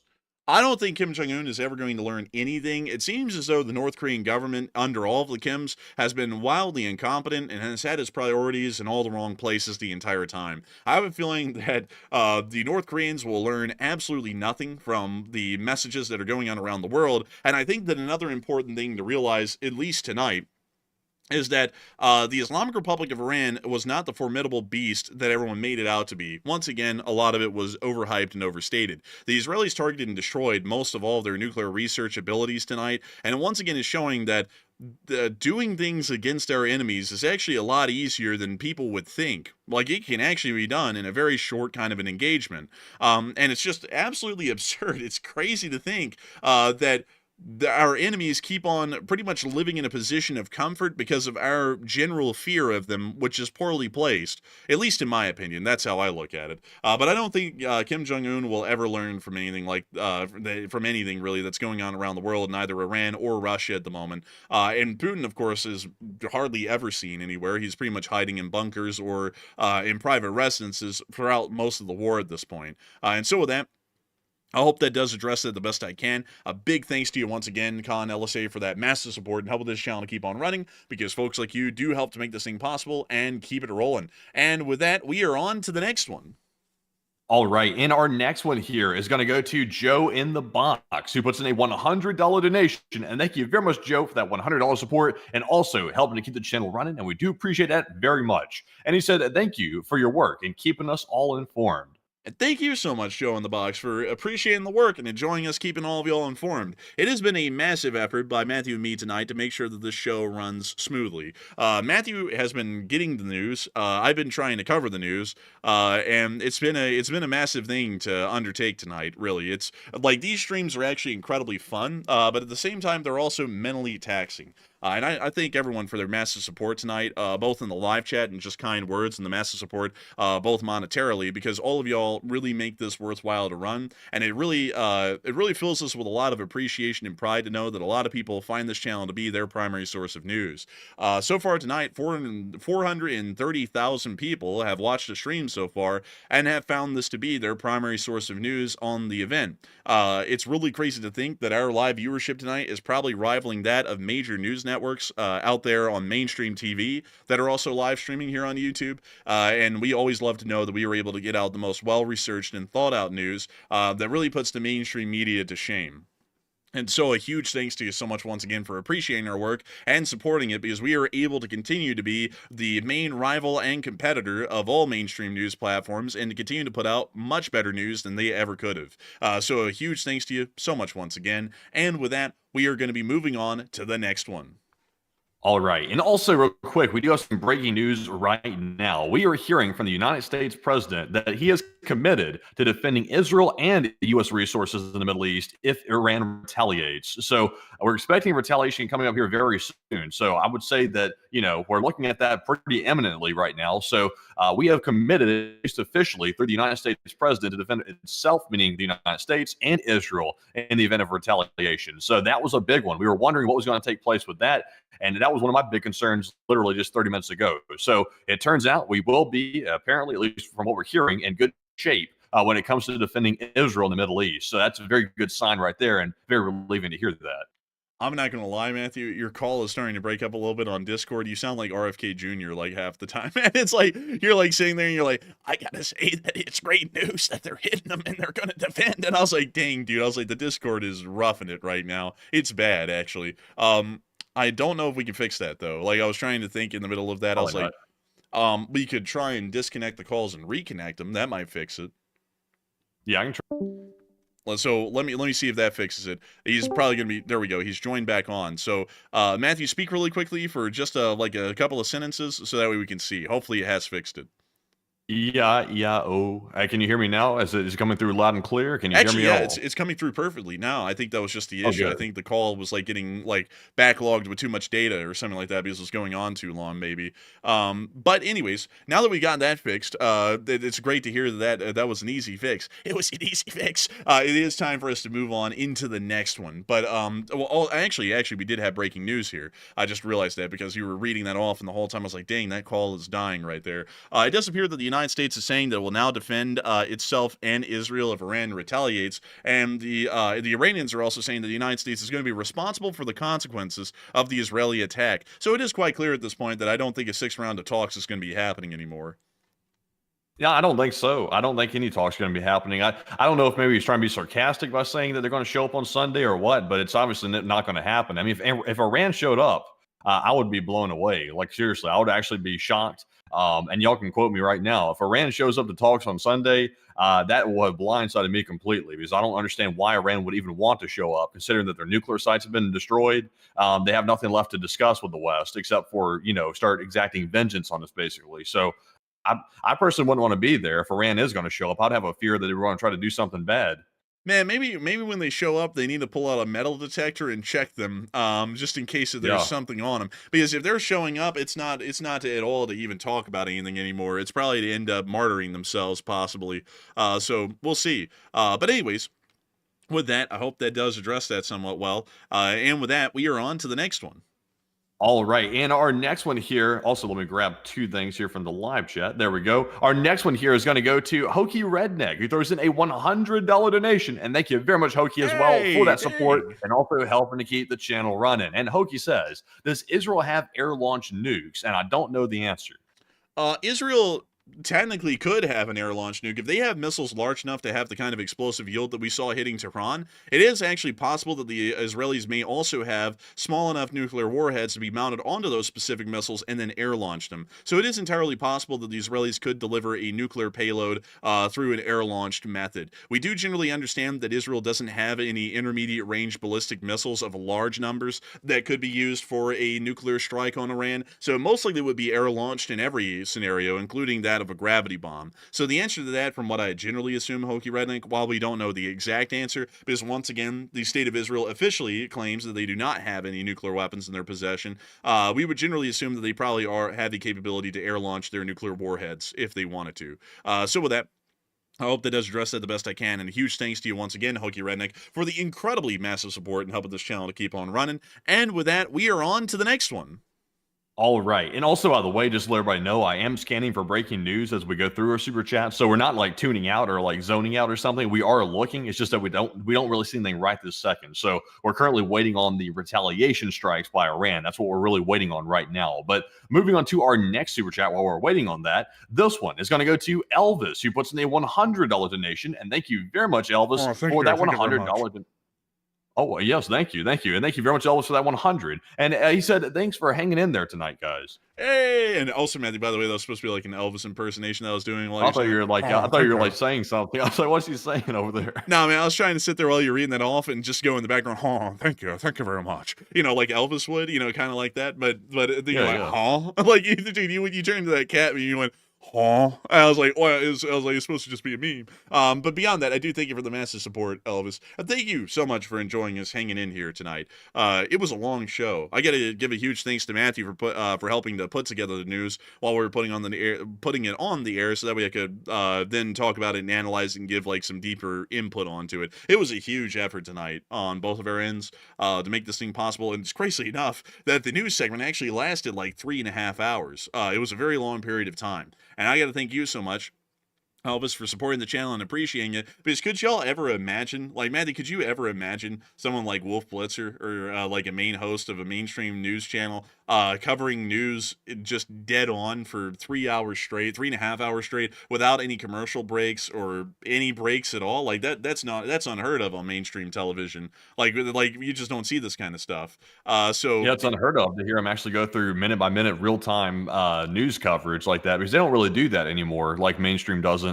That's why I think we have such huge viewership. Like tonight, we got to like 37,000 people watching, which is pretty huge for our channel, because the mainstream's not doing what we're doing. So we're filling a gap in coverage that they should be covering, but now people like us are coming in and filling that gap, which I'm glad we're able to do that, because I enjoy doing it. And also I like to cover these things live too. These are my most exciting streams right here, are these ones right here where they're breaking news minute by minute. It gives us both a chance to be able to weigh in on everything. So it's pretty fun. Yeah, it's actually a pretty fun, kind of a wild thing to do, because we also don't know what's going to be happening. So we're also having to get the news live along with all of y'all, and then recite the news, and then also analyze it a little bit deeper and try and get into what it means or what could be happening as a result of that.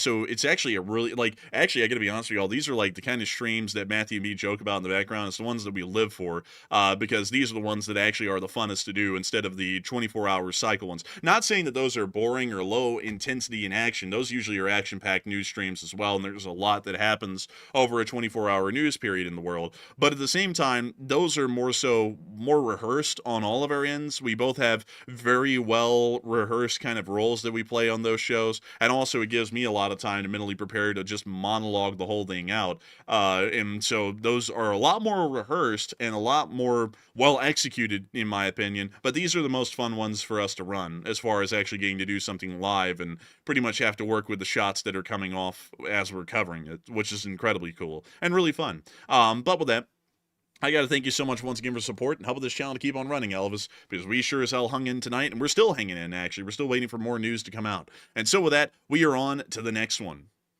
And the next one goes to Howard Mendelson, who puts in a $100 donation. And thank you very much, Howard, as well, for that very generous support. And he said Iran wants to keep talking to get the sanctions removed. That's actually not a bad idea. Like, that may actually be maybe a reason. But at the same time, though, they also have to save face a little bit, because they've now been attacked. Their nuclear facility has been destroyed. And it does sound like the U.S. was behind it to some extent. So they can't really talk with the United States specifically. They're probably going to be perfectly fine with the sanctions staying on them, and probably just lean into the idea or hope that the People's Republic of China eventually comes to their aid economically, whether the United States wants them to or not. So with that, I hope that does address that the best I can, at least in my opinion, Howard Mendelson, but that's still a very interesting kind of an idea, and one that I had not considered before you brought that up. So a big thanks to you so much once again. I hope that does address that incredibly well. And with that, we are on to the next one. And our next one goes to Tom S. And Tom puts in a 70. And thank you, Tom, as well, for that support. And he said, LSA forever, and long live the LSA, and please take a chat question. Hey, and a big thanks to you for the support, Thomas, and long live the Lee Springer Army. The Lee Springer will never die, and of course, we will make sure to take one from the live chat in your honor, Thomas. So what do we got, Matthew? And the live chat question goes to Facts Over Feelings, who said, what do you think the chances are of World War III now that a regional war is actually popping off in the Middle East? I still have a feeling it's somewhat low, considering that Iran's ability to produce or field a nuclear weapon has pretty much been rendered moot tonight, from what we understand. I would say that the chances of world war breaking out over the Middle Eastern conflict is probably going to be slimmer to none. Although we still do not know where in the world a lot of the weapons-grade uranium is at the moment, and whether they actually would be close enough still to actually create 1 or 2 usable nuclear weapons. That we do not know yet. But one thing we generally do know is that their abilities to nuclearize properly are pretty much completely gone. So the chances of world war breaking out in this region is highly unlikely. And we've also seen that no other countries like the People's Republic of China or the Russian Federation have really come to Iran's aid in this situation yet. And we have also not seen any official statements from their ministries of foreign affairs, because generally neither of those countries, while being friends with Iran, really want them to have a nuke. They were just gonna kind of blindly see no evil, hear no evil, do no evil, allow them to get one, and then if they got one, they got one. But if anyone stopped them, it didn't really seem like they were going to come out of the woodworks to save the Iranians, at least from what I would believe. So I would say World War III, at least breaking out over this particular instance at this moment in time, highly unlikely, at least to me. And so a big thanks to you once again, Tom S., for the support and sponsoring the live chat and helping us to keep this thing running. And with that, we are on to the next one. All right, and our next support here goes to Old Warrior, who puts in a $50 donation, and thank you very much, Old Warrior, for that $50 support and also helping to keep us running. He said, I think you're going to need a bigger coffee cup. If you knew how much coffee I drank before the stream tonight, Old Warrior, during the 10-minute countdown, I told Matthew, I'm going to go get some water. I got some water, and then I just poured up, Matthew, those giant glasses we got? Yeah. I poured up a load of cold brew into that thing. So I do not feel tired at all right now. In fact, I feel great. I feel like I could probably run a whole other 6-hour long show after this one. And we probably might end up doing that tonight. I don't really know. We'll have to really kind of play that out by ear and see. But beyond that, I do have to thank you for the support, Old Warrior, because we sure as hell did use that support in advance by the amount of coffee I drank before the show tonight. Luckily, it didn't really come out with me sounding jittery all night long. I actually sounded pretty well put together most of the night, even right now. But I do not feel fatigued whatsoever. I'm probably going to be up till 5 in the morning as a result of this. So I'll be around to watch the Iranian counterattack, most likely. But with that, I hope that does address that the best I can. A big thanks to you once again for the support. And with that, we are on to the next one. And our next one goes to Fred Vreeman, who puts in 2 $50 donations. And thank you very much, Fred, for choosing to support the channel. And we appreciate that. And in his first one, he said, I appreciate your coverage. And also, what is your comment on Israeli strikes, aircraft, or launched ground missiles? And so a ground attack is needed, ? And who would do it? I got to thank you for the massive support, Fred Freeman. And I also got to say that as far as Israeli missile strikes versus airstrikes, what this was entirely Israeli airstrikes, because we did get reports, much like the last time Israel attacked, and we were able to confirm that Israel attacked with F-16s and F-15s in their last attack. They flew into northern Iraq, staged their attacks in that area. 1 second. Bless me, sorry. And then launched their missiles into Iran. So we do know that at this point, it is quite clear and obvious that this was more so an Israeli air attack than it was any sort of a ground-launched missile attack, from what we know. And also based off of prior examples and precedents of recent Israeli attacks on Iran. So this is following pretty much in the identical framework of those. As far as your second question, if a ground attack was ever needed into Iran, and at this point, I'm not really sure if it is or isn't. It sounds like actually everything could have been achieved from the air instead of the ground, which is a great thing to hear. If there was a ground attack that was needed, I would say that the United States of America is the only country that could successfully launch and win a ground attack. The Israelis do not have that kind of long distance support or logistical abilities to actually be able to run an offensive of that scale and also cover a country as large as Iran. So I generally say the United States would be the only one that could go onto the ground in Iran if it needed to. And at this point, I think it's very questionable if we would need to. It sounds like the problem solved itself pretty easily with just the Israelis striking the facilities. And so with that, a big thanks to you so much once again. I hope that I addressed that incredibly well. And with that, we are on to the next one. But a huge thanks to you once again, Fred Freeman. Yes, indeed. And our next one goes to Steve Watkins at work, who puts in a $50 donation. And thank you very much, Steve, as well, for that 50. And he said, thanks, guys, for the coverage. Hey, and thank you so much, Steve Watkins at work, for always being at work and giving us a thanks. We love to know that people have been enjoying it tonight, and we are absolutely honored and greatly appreciative of so many people being here with us and watching this. It is actually a little bit crazy to look over at the amount of views that we've gotten. Our peak viewership tonight actually reached, for a short while, 37,300 people, which is about a small city. And we also have had a metropolis nearly of people who have watched the show since the beginning of about 450,000 views total at this point, meaning that tonight, this is kind of like a calm, cool, and collected thing at this point, Matthew. For some reason, I don't really feel like as shocked as we would have been in prior years. But this actually is, at this point, folks, the second largest live stream we've ever run in the history of the channel. There's only one other that ever beat this one out, and it got 840,000 views. So Damn. this actually was our second biggest stream in channel history at this point, which is a high honor to know that we got to run it and got to tell all the news to all of y'all. Like tonight, it's such a crazy sort of a thing, because we've just never seen viewership numbers like these often. So a pretty cool thing to see, and we love to know that all of y'all were here. And I got to thank you, Steve Watkins, at work, for being here and watching the news during such a major and historic moment. And so a big thanks to you so much once again. I hope that has addressed that incredibly well. And let's see, someone said, I thought I saw 45,000 watching. No, it only got up to 37,300. But YouTube sometimes shows the actual number to the viewers in a really wonky way, and sometimes it heavily misrepresents their numbers to the viewers themselves. So you may have seen that, but on our end in the control room, it only says that we reached a peak of 37,300. But with that, I hope that does address it the best I can. Big thanks to you once again, and we are on to the next one. All right, so we do have a piece of breaking news here. We're going to stop for our super chat segment for just a moment and jump into some breaking news. We have gotten some footage out of Natans, the Natans nuclear site. That would be our second piece of footage here that we have on our Twitter page. And it appears to show smoke billowing up from the location of Natans. And it's kind of hard to tell what we're looking at, but we do have a video, so let's take a peek.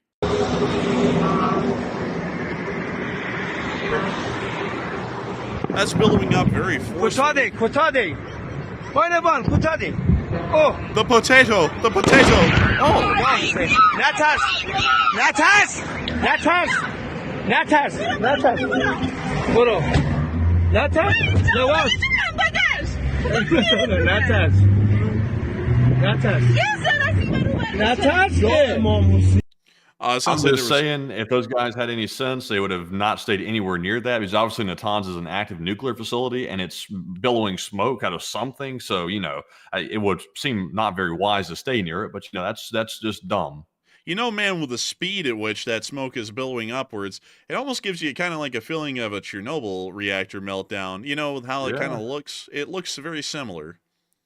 It kind of feels like I didn't want to really say that because I'm not sure what this would be, but I mean, it looks like something that could have some pressure behind it, like maybe a reactor.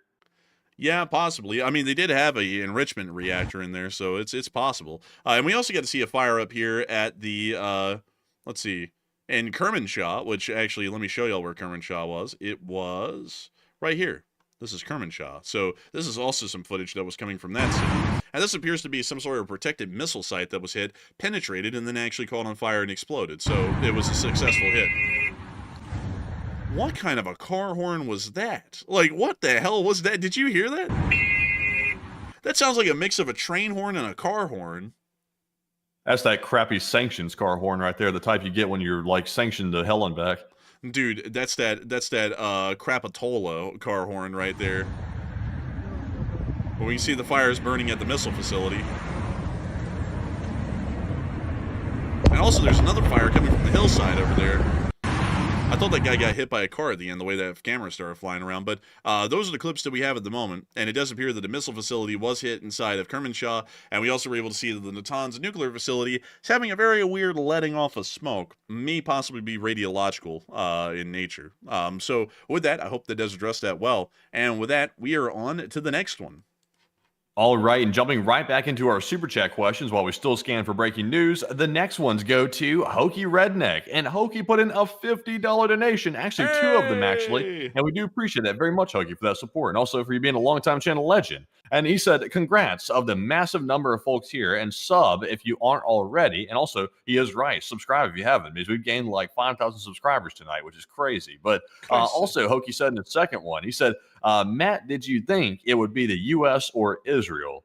And I assume you mean who's going to conduct the attack on Iran. I thought the entire time it was going to be Israel.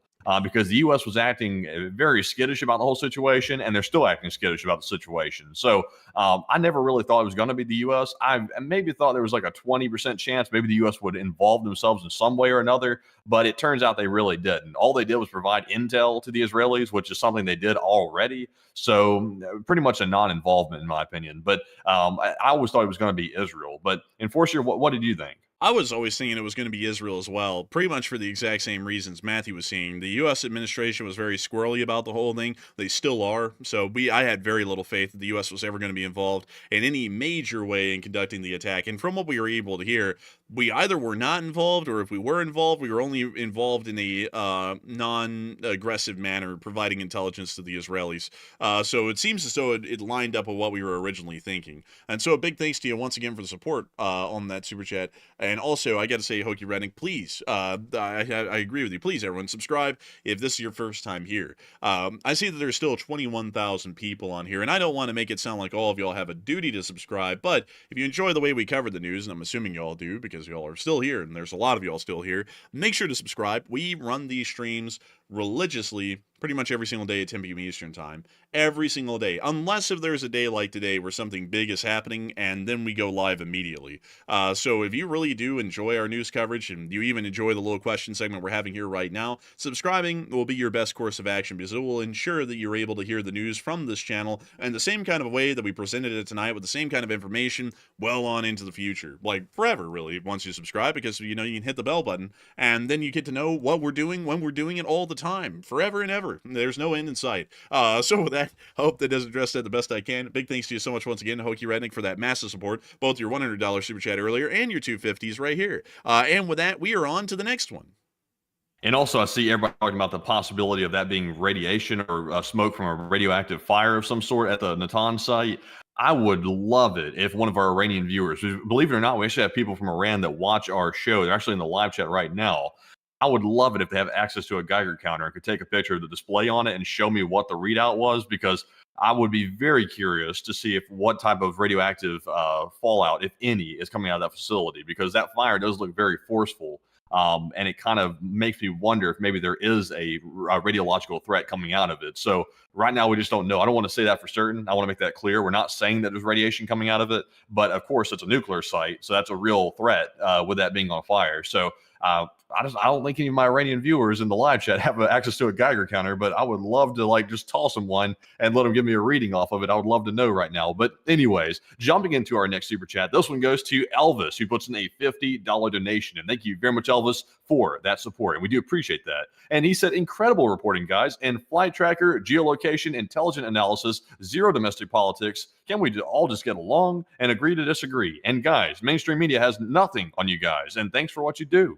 Man, I got to thank you for the huge support, Elvis. You were massively just throwing in huge kind words to the channel. We thank you for it greatly. And as far as the flight tracker, geolocation, all of the analysis, and the zero domestic politics, isn't that great, folks? There's been no domestic politics on the stream tonight. It's a great thing. It's a wonderful thing. We love to do it that way. I personally don't really have a lot of wavelength for the whole domestic politics side of things.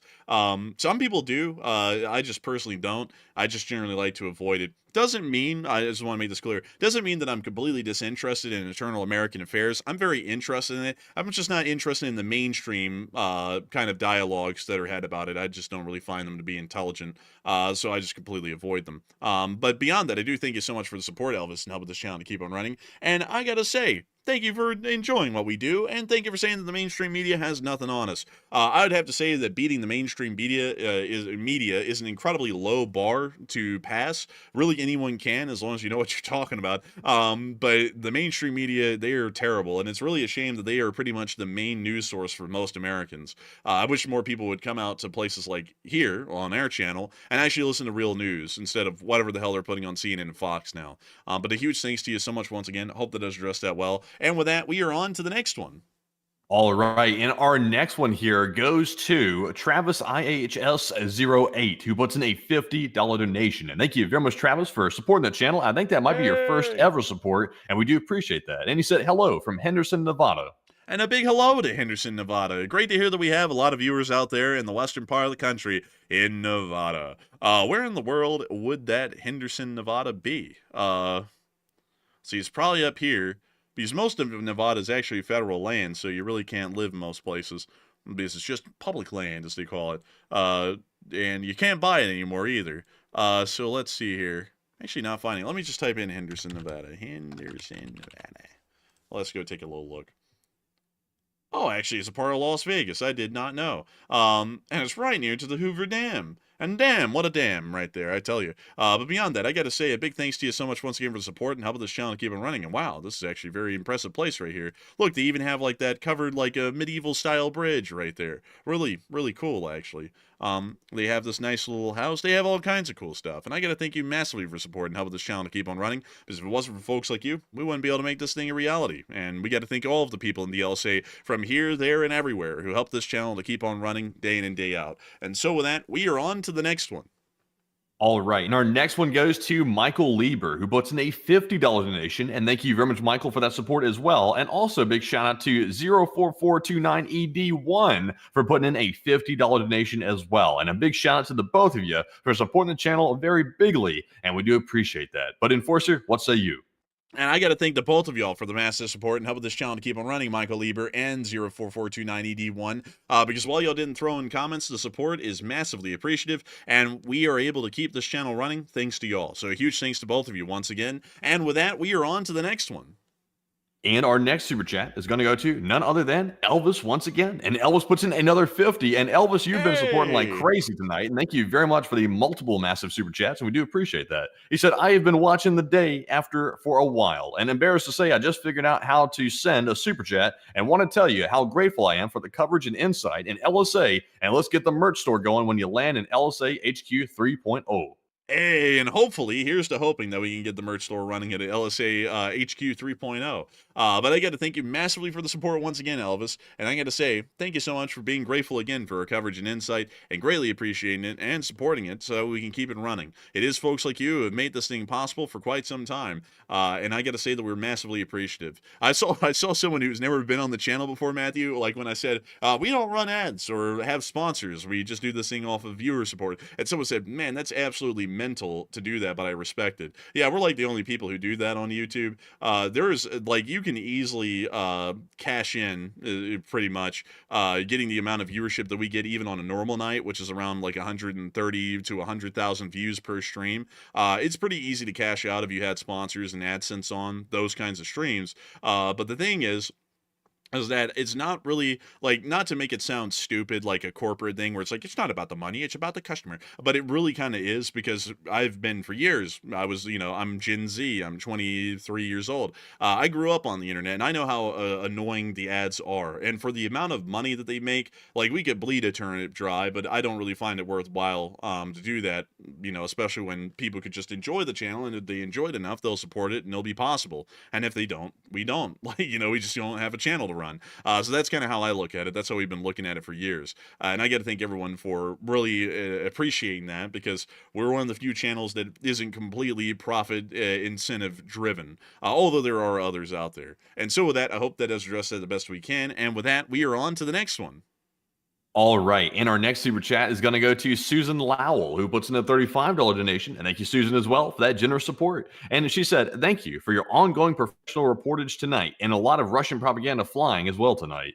And I got to thank you so much for the support, and I'd have to agree. There's been a lot of Russian and pro-Iranian propaganda flying around. I'm pretty sure that people who have been trying to paint the Iranians like an innocent party are absolutely fuming that their nuclear weaponry storage sites just got destroyed, pretty much along with everything else. I bet you they're going to be fuming. But beyond that, I'm happy to know that we were able to put out the factual news and the correct news of what actually was going on, supported by video and picture evidence. And so with that, a huge thanks to you so much once again. I hope that does address that incredibly well. And with that, we are on to the next one.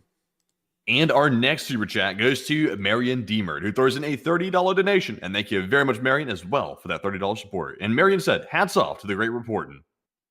And thank you so much, Marianne Deemer, for putting the hat off for the great reporting. We've tried our best tonight. Matthew and me have done incredibly well with the reporting side of things. And I got to say that Matthew was really sniffing, like those nuclear sniffers, Matthew. You know, the ones with the big snoots that go like over nuclear sites and smell for like the uranium. Like he was sniffing for that good news. I was and he found a sniffing, lot of man, it. like a bloodhound. Man, he was on that. You know, he was like that cartoon nose of like the dog that like extends around the corner and it's like sniffing very cartoonishly. He was doing that for the news. He did great tonight. We had amazing news, and we had it at the very moment that it was happening. So a big thanks to you so much once again, Marianne Deemer, for being a old Garden channel legend and continuing to support this channel and keep it running. And with that, we are on to the next one. All right. And our next one here goes to Charles Intel, who throws in a $30 donation. And thank you very much, Charles Intel, as well for that support. He said, let's see here. Do you think anybody will ask anybody if they said thank you to Israel? Maybe. Like you never know. I mean, like I can't rule it out. It could happen. But I would say I'm kind of on the fence on that one. I don't really know what the answer to that would be. But I'm sure it'll be yes. But you know, everyone does the. You know, I won't even get into it. I don't think that will be the case on this one, though, at least in my opinion. But still, a big thanks to you once again for the support. I hope that does address that well. And with that, we are on to the next one. All right. And our next one goes to Linda, who puts in a $28 donation. And Linda said, great reporting. Hey, and thank you so much for the support, Linda, and thank you for appreciating the great reporting. We try our best to make sure the reporting is good, and I'm happy to know that the reporting was great tonight. And so with that, a big thanks to you so much once again. I hope that does address that well. And also, man, I don't know if you've seen it, but people in the chat were like, no way. No way the Enforcer is only 23. And yes, I'm only 23. Y'all, I'm going to blow y'all away even more. Enforcer Matt's only 24. Like, we're 18 months apart in age. We're not that much younger or older than each other. But we are like the young pups of this whole kind of news coverage sphere, because usually people who cover this are like in their 40s or their 50s, something like that. Our age demographics actually show that that's the largest amount of our audience that watches this kind of stuff are in their 30s to 50s. But we are actually only in our early to mid 20s. I pretty much attribute our the aged sound of how we talk to the kind of upbringing that we had, because it wasn't actually at least the way I put it, it wasn't really great or ideal, but you had to grow up really quick, lest you know, get the hose again, pretty much, to put it that way. So yeah, that's kind of why we are who we are. But anyways, with that, I hope that does address that the best I can. A big thanks to you once again for the support, and we are on to the next one. All right, and moving on to our next one here. And also, by the way, I was trying to see something while I was edit, but I'll have to go back and check it here in a second. But the next one goes to Waba, who puts in a $20 donation. And thank you very much, Waba, as well, for that $20 support. He said, keep the coffee going. Oh, and the coffee's been flowing, man. Like it was flowing at the start and then it stopped, but that was enough. Like, I think if I had any more coffee at this point, probably drop dead of a heart attack. But I do thank you massively for the support and helping this channel to keep on running. Because if it wasn't for folks like you, we wouldn't be able to make this channel possible, and we wouldn't be able to keep it running. So a huge thanks to you so much once again. And with that, we are on to the next one. Oh, hey, by the way, another thing, man, that's funny. Someone said, well, he's been 15 years on the internet. You know, I actually was one of like the few people who actually used the internet properly, you know, like Matthew and me did. Like, instead of growing up, you know, just like looking at like goofy TikToks or celebrity culture and stuff, we actually like learn stuff. We would actually like read about stuff on the internet or watch documentaries and things. That's something that you don't really see commonly. Maybe that's why we sound well informed on the kind of stuff that we cover, is because we actually are well researched in the topics. And on top of that, I mean, we're classically trained. I don't know if you all know that. We were actually taught at an amazing university here in the great state of Alabama, that is generally known for the major hospital that's a part of it. But I have a bachelor's of, I believe it's the arts, in history, and Matthew also has a bachelor in science, in political science. So we actually have technical knowledge of what we're talking about. Although I'll honestly just be straight up with y'all, it really didn't teach me much more than I already knew. Not to make it sound like I'm like Kim Jong-il and, you know, I was walking when I was like 2 weeks old, but, you know, that I didn't really learn too much about history in college. I just kind of like rehearsed everything I knew, got A's, and then graduated magna cum laude. So, you know, that was what it was. Matthew was pretty much the same thing. He already knew a lot about political science. He didn't have to learn anything extra about it. He just kind of already knew. So with that, hope that does address that well. And with that, we are on to the next one. Also, by the way, I was told by somebody a minute ago, I was trying to do some checking. They said we're like number 2 on trending live chats or live streams. I couldn't find evidence of that. Like, I wish they would tell me where they found it. But also, by the way, I just went and looked at the live tab, like on YouTube, just to see. And also, by the way, folks, don't interpret this as like bragging. I'm not trying to brag. I'm not the type of person to go around bragging. I'm just like comparing ourselves to other people just out of curiosity. It looks like Live Now from Fox has 6,000 watching. NBC has 6,000 too. CBS has got 3,000. ABC's got 1,000. And meanwhile, we've got about 20,000 watching, and we're just simply like talking through the question segment right now while we're scanning for breaking news. So I think that tells you how much faith people have lost in cable news is quite a bit.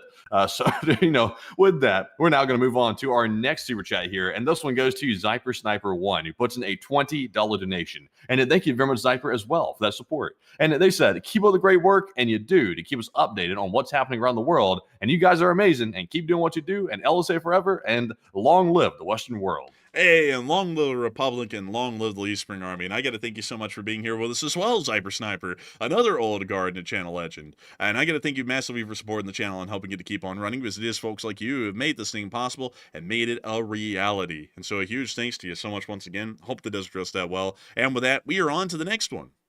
And the next one goes to Dustin Thompson, who puts in a 20. And thank you very much, Dustin, as well for that support. He said, Lee Spring Army sends its regards. And the Lee Spring Army does send those regards. And I got to thank you massively for the support and helping this channel to keep on running, Dustin Thompson, because if it wasn't for folks like you, we wouldn't be able to we wouldn't be able to see the Israelis dusting on them Iranians. See the pun I did with your name right there? Yeah, it was kind of good, right? But still, a big thanks to you so much once again. And with that, we are on to the next one. And our next one goes to Amaro Lester. And Amaro puts in a 20. And thank you very much, Amaro, as well for the support. He said, do you guys truly think this is going to be the beginning of the end? And also, thanks for always being on top of current events. And please keep up the good work.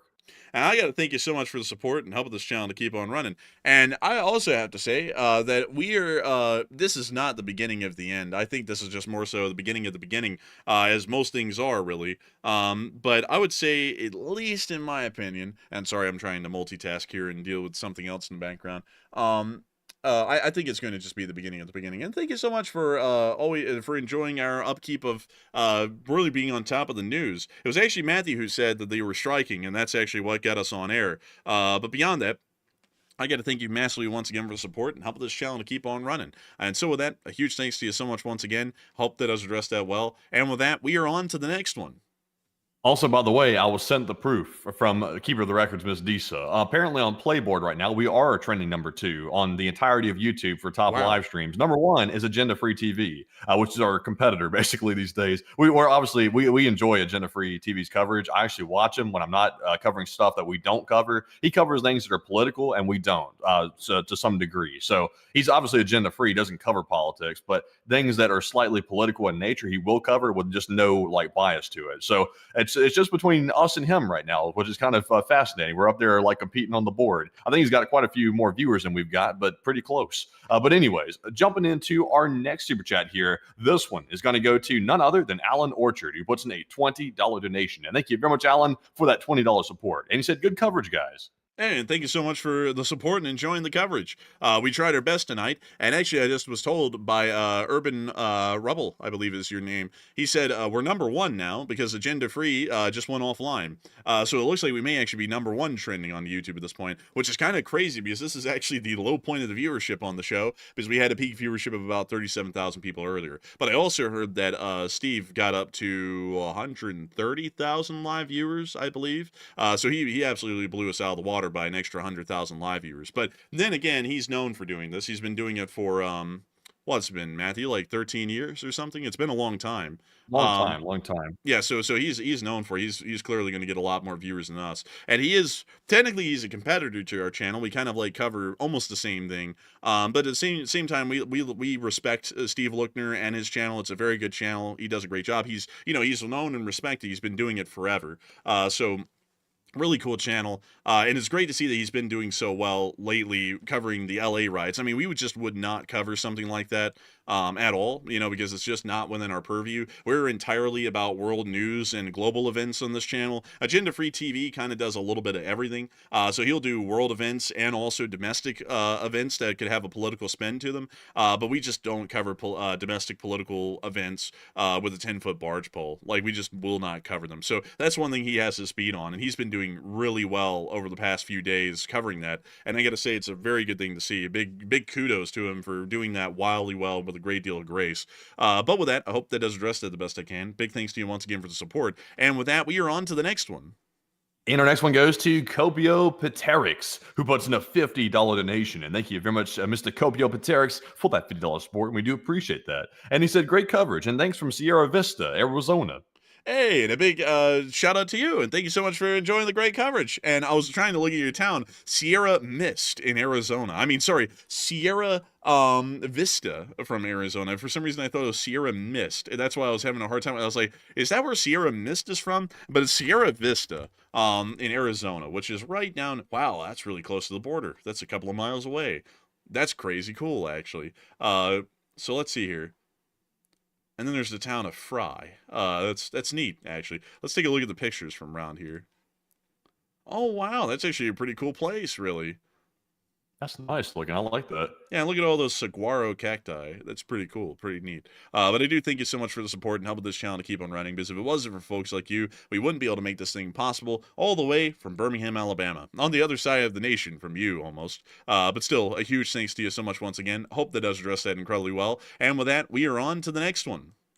Also, we have some more breaking news coming out right this moment. We are hearing that Jordan has closed its airspace due to rising tensions in the region, which indicates that Iran's counterattack must be nearing upon us at this hour. So it must be about to happen. That's my guess. Also, by the way, we are still hearing the IDF is still attacking Iranian territory even right at this moment. So that's also happening. And also, we did get some more footage showing the moment that Natans was actually targeted by a wave of missile strikes from Israel. We actually have the footage showing the strikes literally right now, so we can take a look at that. And let's take a gander at this.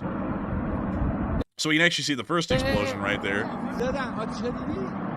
We can also see heavy, thick smoke already rising from the facility as a second explosion also slams, along with the third one, into multiple areas around the facility. Damn. A thick blanket of smoke is now covering the facility as a fifth missile hits onto the same location as the other first two in the strikes that we were watching on film. There was a sixth strike over there in the distance.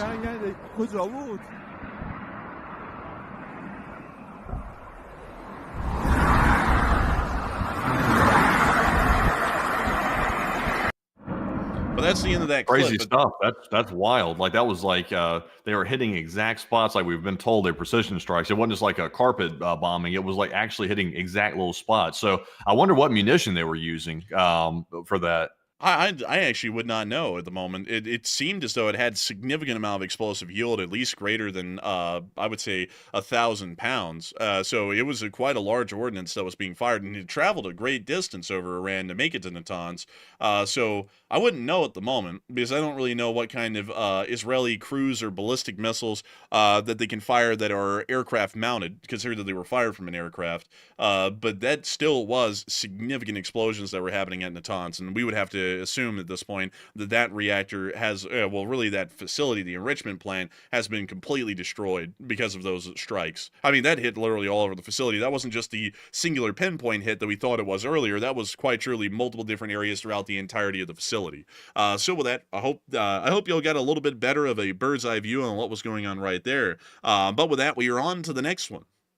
All right, and our next support goes to Ryguy SR, who puts in a $20 donation. And thank you very much, Ryguy, as well, for that $20 support. He said, good to see you too early, and food fun for the most likely long show. And keep up the great work, and take one from the chat. Long live the Republic, and thank you to Israel. And a big thank you to the for the support, Rye Guy SR. And I got to say, thank you so much for the food fund for the long show. And thank you so much for wanting us to keep up the great work. And we will make sure to take one from the chat in your honor, Rye Guy. And long live the Republic. And a big thanks to Israel for dealing with something that we weren't going to deal with, but still would threaten us all the same. And so with that, I hope that does address that incredibly well. And also, man, Matthew, I just saw some before we get to the live chat. Tessa put in, like, I would say, man, honestly, this is kind of like the holy trinity of, like, mainstream news, but better.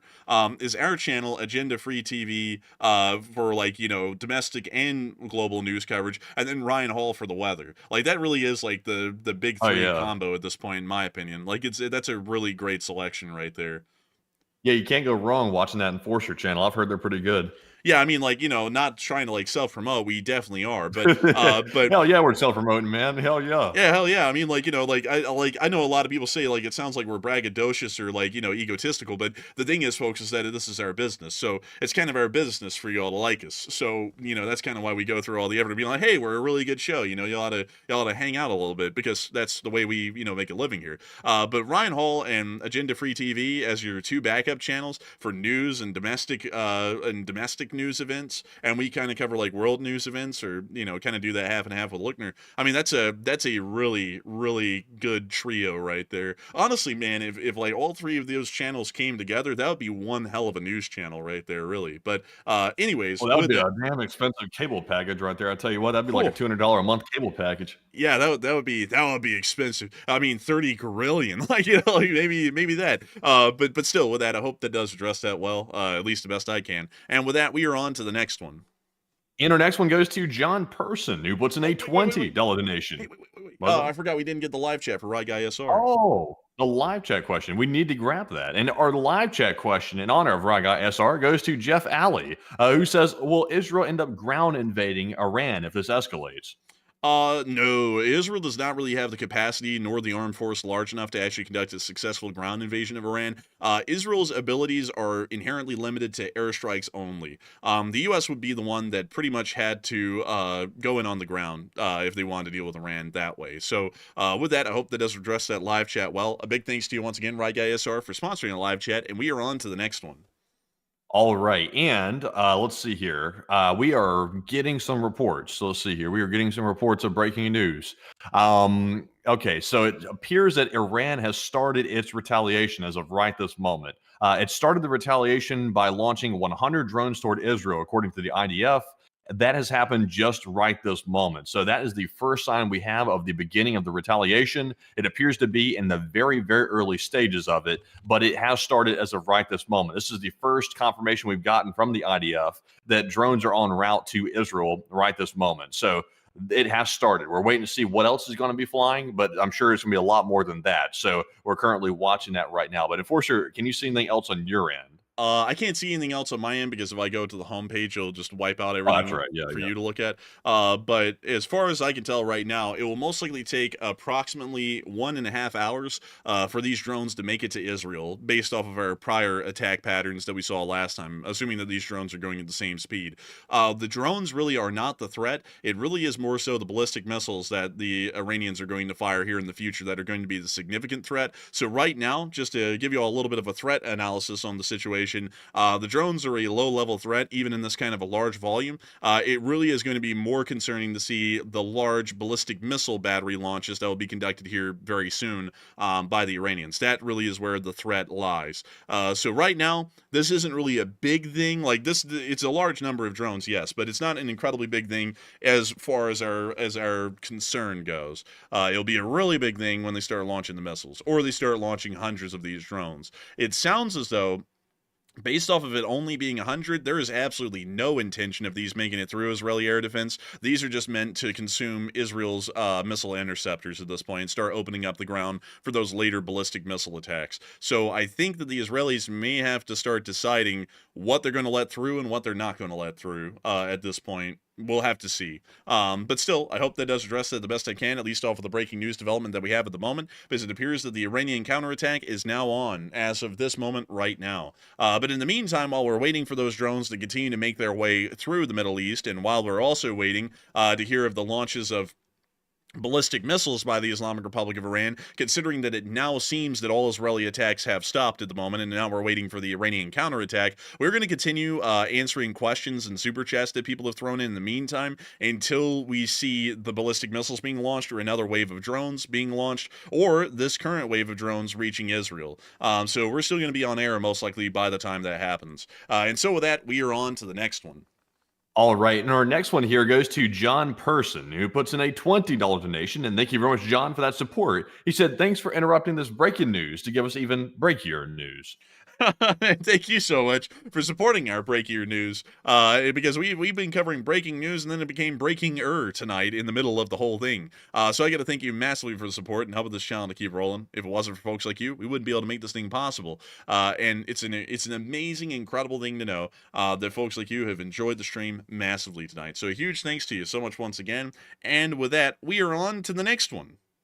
All right, and moving on to our next support here, this one is going to go to none other than Shaggy Trip. And Shaggy puts in a $20 donation. And thank you very much, Shaggy, for that support. He said, damn, man, like, is it real? Is real, or excuse me, I think he meant to say Israel, but it came up as Israel. So he says, Israel should pound and ground with the United States support.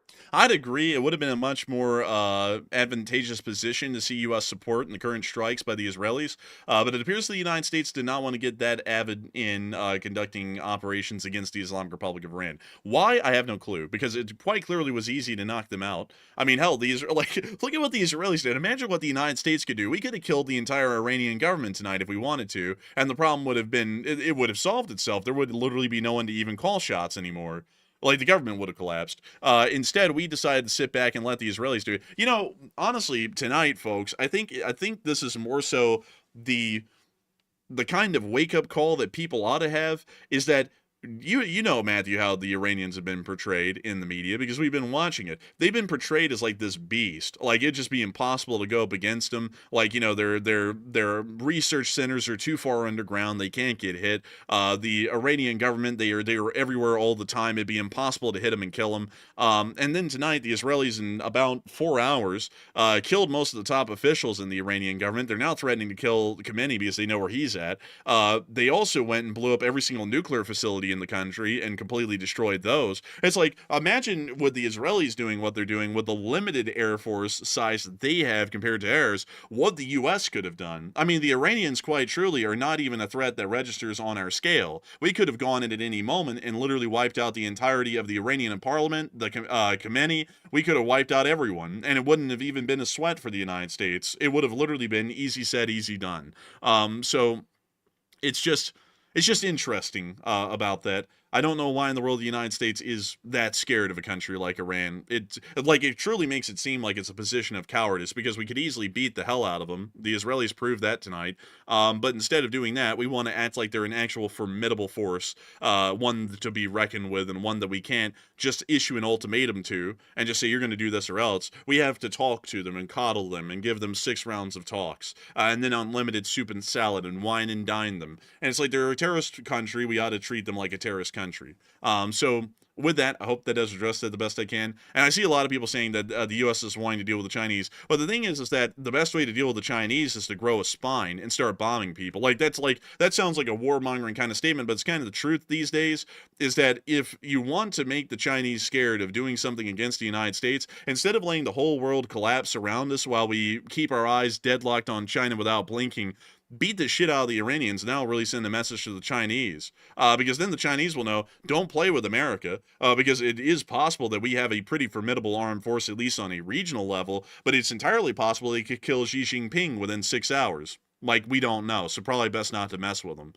That's the kind of position that we should have the Chinese thinking in, instead of thinking, well, you know, they're letting the whole Middle East fall to shit, as well as Eastern Europe. I mean, we could probably take Taiwan. You know, like, you don't want them to think like that. You want them to think, honestly, they're like so crazy, they might just end up killing us all. You know, maybe we don't want to mess with anything that they're, you know, going to die on a hill over. That's really the kind of logic that you want to work with on the international level, because that's the level where your enemies fear you and your allies respect you. That's the real level that you're supposed to work at. You're not supposed to work at you roughshod your allies, and then you're scared of your adversaries, because then your allies hate you and your adversaries spit on you, and then you're just disrespected everywhere. It's a very bad approach to take. But with that, I hope that does address that the best I can, at least in my opinion. And with that, we are on to the next one. All right, we do have some breaking news right now. We have gotten the first footage we've seen of the drones allegedly launched by Iran going toward Israel through apparently southern Iraq. So we do have several videos showing that, so let's take a look. And there goes one of them. It is a Shahed 136, fairly ubiquitous at this point. They're used everywhere. And moving on from that clip and into the second clip we had, here's another one showing the drones flying over. I'm not gonna lie, those things are kind of zooming. Like, I don't know if, like, everyone's starting to turbocharge their drones, but that thing was going at least, like, 130 miles an hour or so. Yeah, little crappers just moving at fast speed. Yeah, look at that.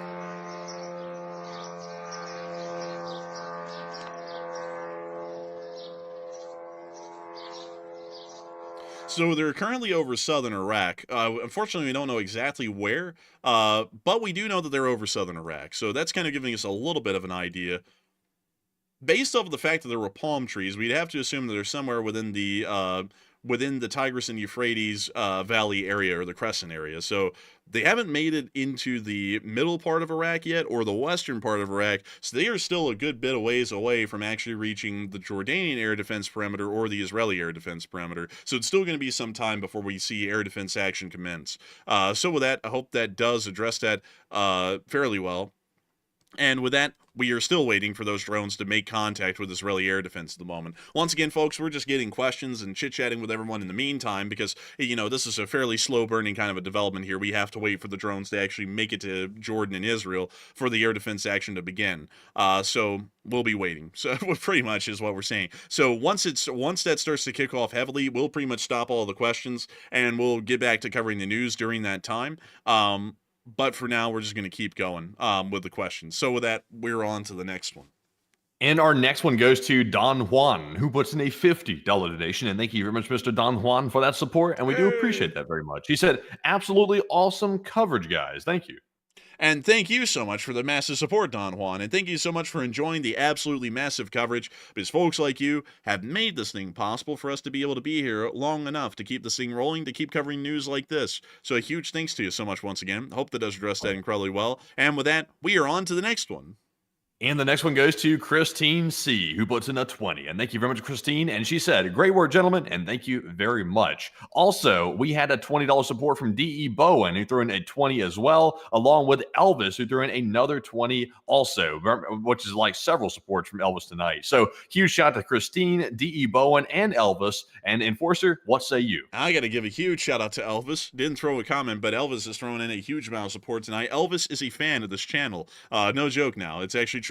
And I also got to thank DEO, Bowen, and Kristen C. for y'all support, because each and every one of y'all is making this channel possible, and we're greatly thankful that y'all enjoy this channel enough to support it and help us to keep our operations rolling. And so a huge thanks to y'all so much once again. And with that, we are on to the next one.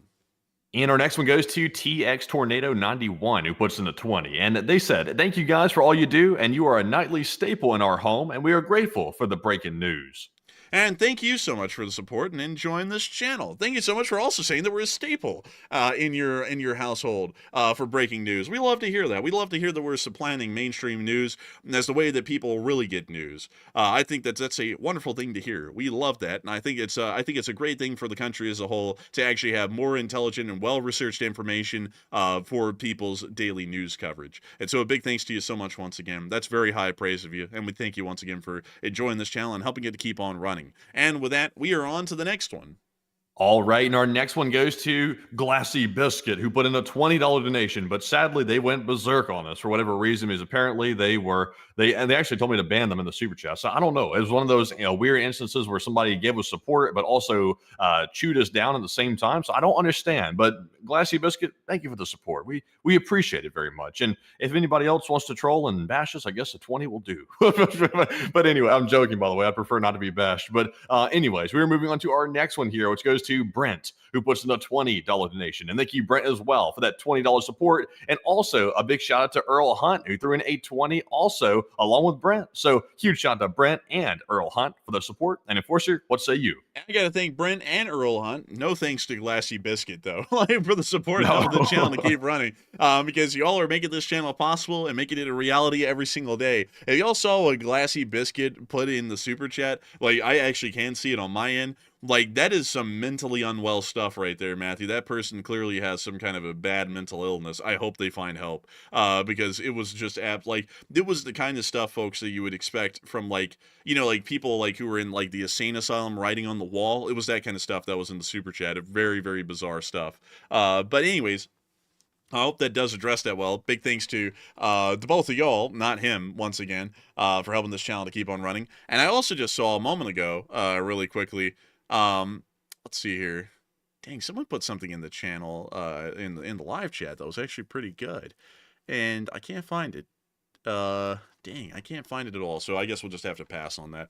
But anyways, also someone said, what did Mr. Biscuit say? You wouldn't even want to know. It was that kind of crazy stuff. Like I'll actually give you like a summary of it, like not the actual word for word, play by play, but pretty much it's that the Israelis run America because the Mossad has dirt on everyone, and it started with JFK, and then JFK was going to expose him, and that's why he got shot. He wasn't even shot by Lee Harvey Oswald. He was shot by the Mossad. It's that kind of crazy stuff. You know, the kind of crazy stuff that makes you go, this guy is crazy. Like, anyone who's, like, into conspiracy theories like that, I just gotta be honest with you folks, like, I am one to believe a conspiracy theory here and there, but they have to be conspiracy theories within reason. You know, something like, oh, well, you know, this guy did this so that way someone could make some money on the side. Like, that's a very reasonable conspiracy. But when people are like something like there's like an underground people who live under the rocks, they're called like the Nephilim or something, and they come out and they, you know, have like weird relations, sexual relations with people, and they end up controlling their minds to,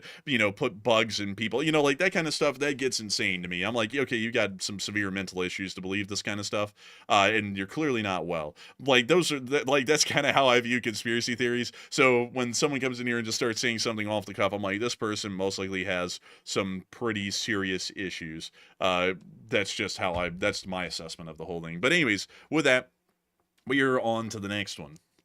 All right, so moving on to our next one here. This one goes to Moity Movies, who puts in a $20 donation and says, thank you for the amazing effort. And thank you very much, Moity, as well, for that support. And we also got a 20 from Taps, and they did not leave a comment. But huge shout out to Moity Movies and Taps for that support. And Enforcer, what say you? And a big thank you to the support Moity Movies, and thank you so much for enjoying our amazing efforts. You are helping this channel to keep running through your amazing support and makes our amazing efforts possible. I got to thank you so much once again for the support and making this channel a reality, because if it wasn't for folks like you, we wouldn't be able to keep this channel possible, and we wouldn't be able to keep it rolling. We wouldn't be able to make it pretty much movie length. I think, Matthew, actually this is going to end up becoming the longest stream in channel history, beating out our prior record, I believe, of nearly 5 hours. I think that this one's actually going to end up being longer. Let me go. I think it will be.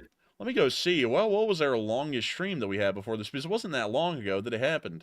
Let's see. 5 hours and 4 minutes is our record, and we're currently at 4 hours and 45 minutes, and also we have about 50 or so super chats to go. It takes about a minute to address each one, so we are guaranteed going over the record and going for another record-linked stream at this moment tonight. So with that, hope that puts y'all out there to know what's about to be happening here, and with that, we are on to the next one. All right, and our next one here is going to go to none other than, guess who? Wantan Quadruple 8, and he put in a $20 donation, and thank you very much, good sir, for that support. And he said, isn't there still a chance that they could have plutonium, which is made much more easily as a byproduct of nuclear power plants, and that was our breakthrough that let us not have as many centrifuge for uranium? Yes, it is entirely possible. Research reactors like the one at Iraq, the IR-40, are actually used to generally create plutonium as one of their pretty much, I guess you could say, wastes of a sort, but it's not necessarily waste. It's actually something that is usable in the nuclear weapons development process. But the thing is that if you destroy those reactors, you do not have a readily accessible supply of plutonium. So that means that you once again are starting to lose your ability to actually create nuclear weaponry. So yes, it is the case. That is entirely possible, but that may also be why the Israelis struck and destroyed those research reactors, was for that specific reason. And so with that, I hope that does address it the best I can. I thank you once again for support and helping this channel to keep running. And with that, we are on to the next one. And our next super chat goes to Howard Mendelson, who just threw in a $50 support. And thank you very much, Howard, for supporting us several times tonight. And we do appreciate that very much as well. You're helping to keep the whole thing running. And Howard said, after all they've already accomplished in one night, if Israel plans to continue for a few weeks, what is their ultimate objective? I believe their ultimate objective tomorrow is going to be double taps, which were originally created under the one of the prior administrations that was very notorious domestically for certain kind of political views on certain things to do with healthcare. But beyond that, that president actually brought forward the idea of double taps. I'm fairly certain that tomorrow's attacks are going to be double taps on these facilities to make sure that they are doubly destroyed. Then we're going to see, after the Iranian attack that is coming right now, Khamenei can kiss his ass goodbye. He's finally going to become one of those famed martyrs in Iran. The Israelis are most likely going to get him. They're most likely going to go after everyone, I would assume, that's in the Iranian military and the government over the next following days. And I think the Israeli attempt at this moment is to completely dismantle the Iranian government and their nuclear weapons program to cinders. And that's why I believe the operation is going to be lasting for days. So with that, I hope that does address that well, and I thank you once again for the support, Howard Mendelson, and helping this channel to keep on running, because folks like you have helped to make this thing possible and help us to keep it running. And so with that, we are on to the next one. And our next one goes to Elvis yet again, and he puts in a 20 once more. And Elvis said, mainstream news is one big political ad, and I would send you my cable service payment if I could, and long live the LSA. And thank you so much for the support, Elvis. And I would agree, mainstream news is one giant political ad. I promise y'all, at this point, if you got on to, say, mainstream news on CNN or Fox, here's what you're going to be hearing on either one of those networks right now. The Israelis are attacking the Iranians because the president of the United States, who's great and almighty, has had enough, and he's letting the Israelis do our bidding as a minion. And then if you go to CNN, it's going to be something like, the Israelis are striking the Iranians, and the poor innocent Iranians are getting slaughtered, and it's all because of the president's incompetence. It's going to be, it always revolves around the president more so than the actual event. And I'm glad to know that on our channel, we don't harp on the domestic politics side of things, which just really just low intelligence, really. We really more so harp on the actual developments on the ground and how this will affect the world at large and affect all y'all. And I got to say a big thanks to you so much once again for support and helping this channel to keep on running, Evels, because we've been able to cover the news, I think, in my opinion, the exact way people want to hear it. Because it's really something. It really is something incredible. And also, we've heard this a lot. Sadly, I've never been able to catch Steve saying this, but Palace Athenia said that Steve from Agenda Free TV said we were a good news channel. And I got to say a huge thanks to him for giving us accreditation here and there, like a big thumbs up, because we give him a big thumbs up as well. Great channel. He does great work. And it's great to know that the feeling is mutual on that. So with that, big thanks to you so much once again. I hope that does address that well. And with that, we are on to the next one. And our next one goes to JC Atkins, who puts in a 20. And JC said, you two boys have done a bang-up job tonight. And thank you, JC, for that. He said, well done, gentlemen. And from your favorite LSA Navy NCO. Hey, and of course, a huge shout out to JC Atkins, the LSA Navy, or the LSA in NCO. And I got to thank you so much for the support and helping this channel to keep on running, because if it wasn't for folks like you, we wouldn't be able to do a bang up job. We wouldn't have been able to be on here for years at this point and cover so many major historical events. We've covered so many, it's actually hard to follow them. We've covered the start of the war in Ukraine. We covered the start of the Indo-Pakistani war. We've covered the developments in East Asia. We've covered everything that went on in the Middle East. We've covered literally everything everywhere, really. It's actually crazy to think that we've been a full-on news channel now, a world news channel, for a couple of years at this point, and it's been going incredibly well. And I got to thank you so much for the support and being a part of that and helping this channel to keep on running. And also, a big whoop for all of us here. We actually just passed 366,000 subscribers, meaning that we've gained 5,000 subscribers today by actual count. And so with that, we are on to the next one. Also, by the way, we do have some breaking news right now. We are hearing some condemnation of Israel's attacks on Iran. Right now, Turkish officials have condemned the attack on Iran by Israel, and also Saudi Arabia has also condemned the attack as well, according to what I was reading here. So let me double check that and make sure. Yes, Saudi Arabia and Turkey have officially condemned the Israeli strikes on Iran. So that is what we're seeing right now. I have a feeling that Saudi Arabia is doing that just for the appearance of it, but they might be quietly celebrating in private. And Turkey, you know how it goes with Turkey. It's just, it's just all over the place. Yeah. Yeah, it's just flip-flopping like crazy. Turkey doesn't know what they believe. One minute they think Russia's right. 1 minute they think Ukraine's right. 1 minute they're on Israel's side a little bit. 1 minute they're on Iran's side a little bit. It's just all over the place. But Enforcer, what do you think? Turkey doesn't count. Like Turkey says shit. They're in NATO, and the truth is that they're so aligned with the Western sphere they can't run from it if they want to at this point. So their words don't mean anything, because there was supposed to be a major showdown between Turkey and Israel and Syria, and when the Israelis came out to play, the Turks didn't really. So it kind of shows that they don't really have the gall to go through with it. It's more so just for the theatrics of it, for their own foreign policy reasons in the Middle East. Saudi Arabia doing it, I guess I don't really know what they're doing it for, because the Houthis actually attacked the Saudis, and the Houthis are supported by Iran. They're actually funded and supported by Iran completely. So the Saudis, like, I would agree with you, Matthew. They're doing that just for the official public statements and viewpoints, but quietly they're celebrating because they don't like the Iranians that much either. Hell, the Iranians and the Saudis have actually funded and supported terrorist groups that attack each other because they hate each other. So, it wouldn't make sense for them to condemn the attacks. The only reason they're condemning the attacks on Iran is because the attacks are coming from Israel, and Israel is generally considered in the Middle East to be an entirely Jewish state. And considering that it's a Jewish state conducting an attack against another country that would be a member of their supposed faith, then that's considered to be somewhat of an insult. And that really would be the only ideological purpose for Turkey or Saudi Arabia condemning the attack, although Turkey still officially, by state constitution, does not have an official religion.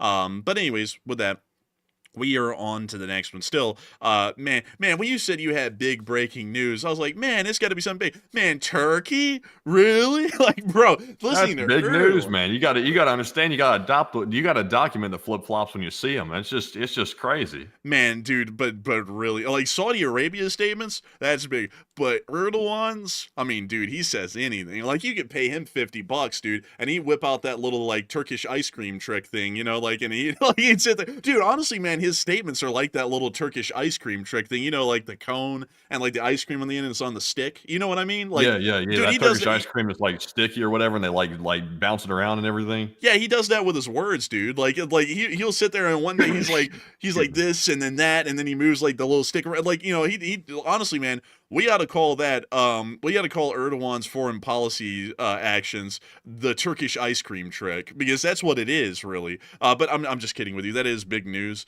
But still, like, Turkey is such a clown show at this point. It's like, it's just hard to take anything they say at face value, really. Like, they'll say one thing today, do another tomorrow. It's just a whole deal, really. But anyways, with that, the one place that hasn't commented yet is Jordan. It must suck to be Jordan, like, really, because they're literally like, I'm not gonna make that reference, but they're literally stuck in between Israel and Iran, and everything that happens between those two, Jordan's like the scared child in the middle going, please stop, please.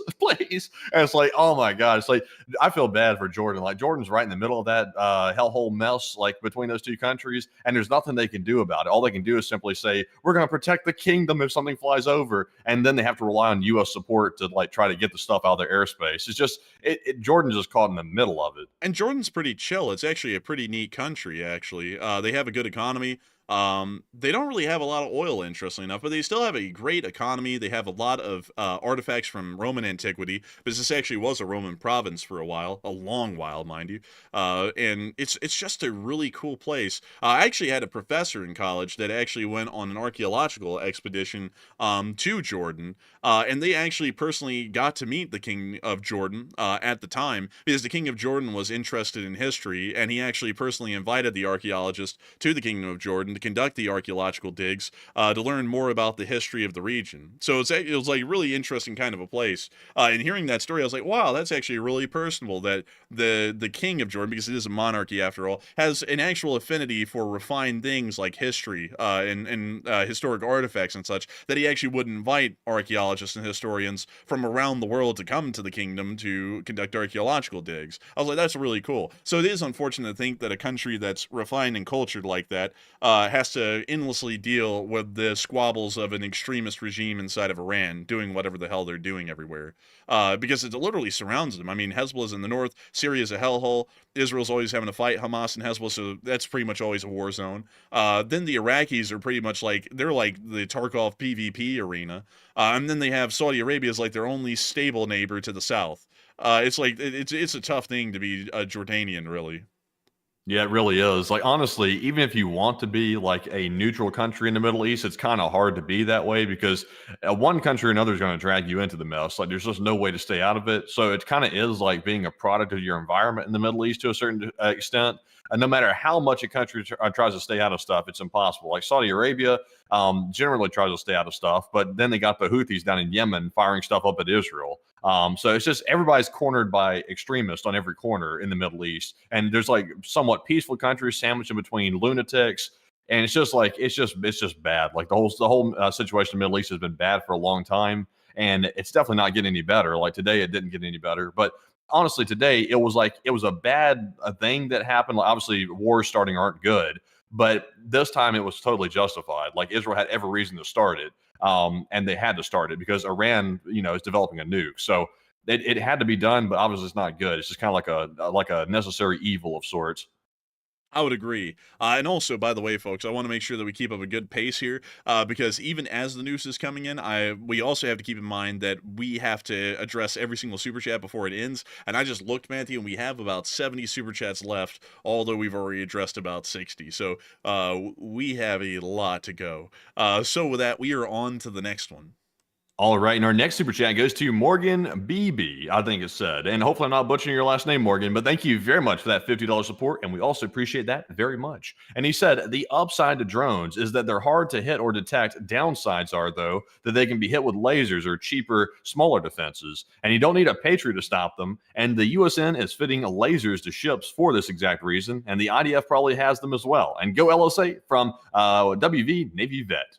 West Virginia. That's not a lot of place. That's not a place that a lot of viewers are from. You're near that Monongahela National Forest. There was actually a railroad from there called the Monon Railroad. Really cool livery, but we won't get into that tonight. But I do thank you for the support and help the channel to keep on running. And that is the upside and downsides to drones. Luckily, we'll see that anti-drone defenses are pretty much coming into being not long after drone warfare became the mainstay of modern combat. So hopefully we'll see that is the case, that there is enough laser-based defense systems that are cheap, inexpensive, and can destroy targets quickly to deal with those kinds of threats. So a big thanks to you so much once again. I hope that does address that incredibly well. And with that, we are on to the next one. And our next one goes to Captain Banana Beard, who puts in a 20. And thank you very much, good sir, for that support. They said, thank you so much for keeping us all informed, and you're my go-to for the global news. Hey, and thank you so much for enjoying us, keeping you all informed, and we're happy to be y'all's primary source of world news. It's a great honor, really. And I don't say that just to say it. I say it because it actually is a great honor to know that we are pretty much one of the forefront American voices for news in the country these days.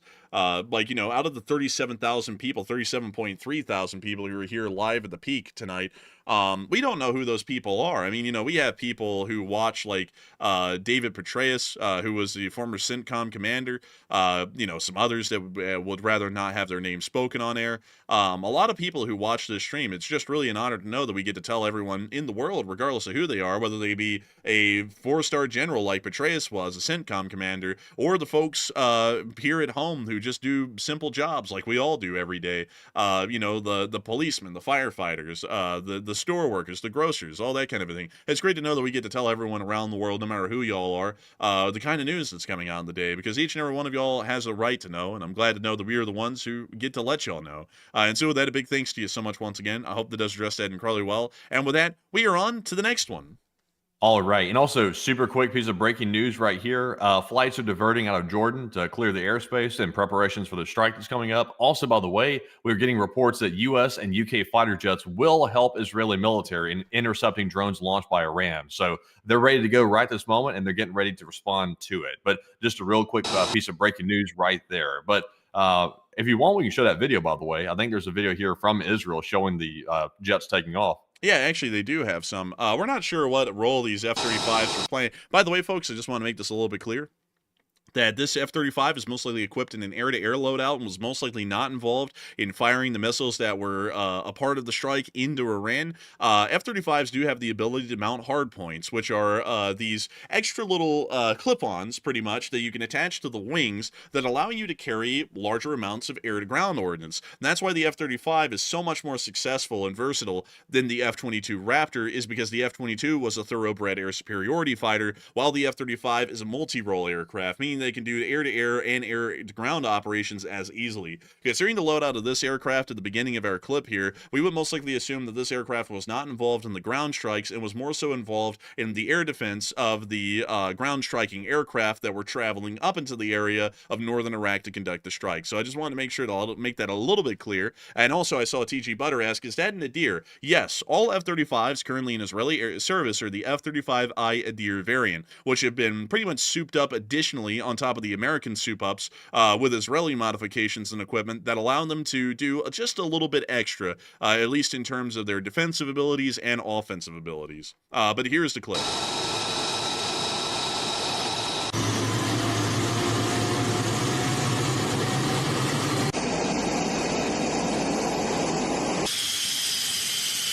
Now these are the aircraft that are conducting the ground strikes. This is an F-15. Unfortunately, I do not know the exact variant of this F-15, but these are actually called in Israeli service the Buz Meshapar, which is their name for the F-15.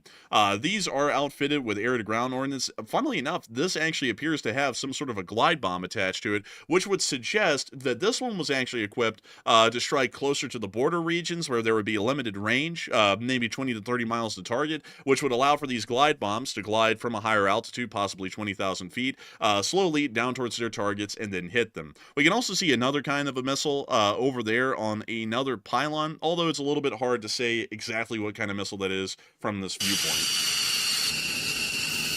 That is actually an AIM-120 Sparrow.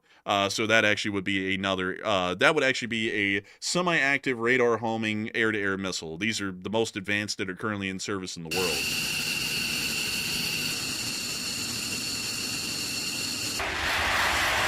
We now see an F-16B Barak 2 taking off. It appears to be outfitted with fuel tanks to extend its range, as well as some air-to-ground ordnance.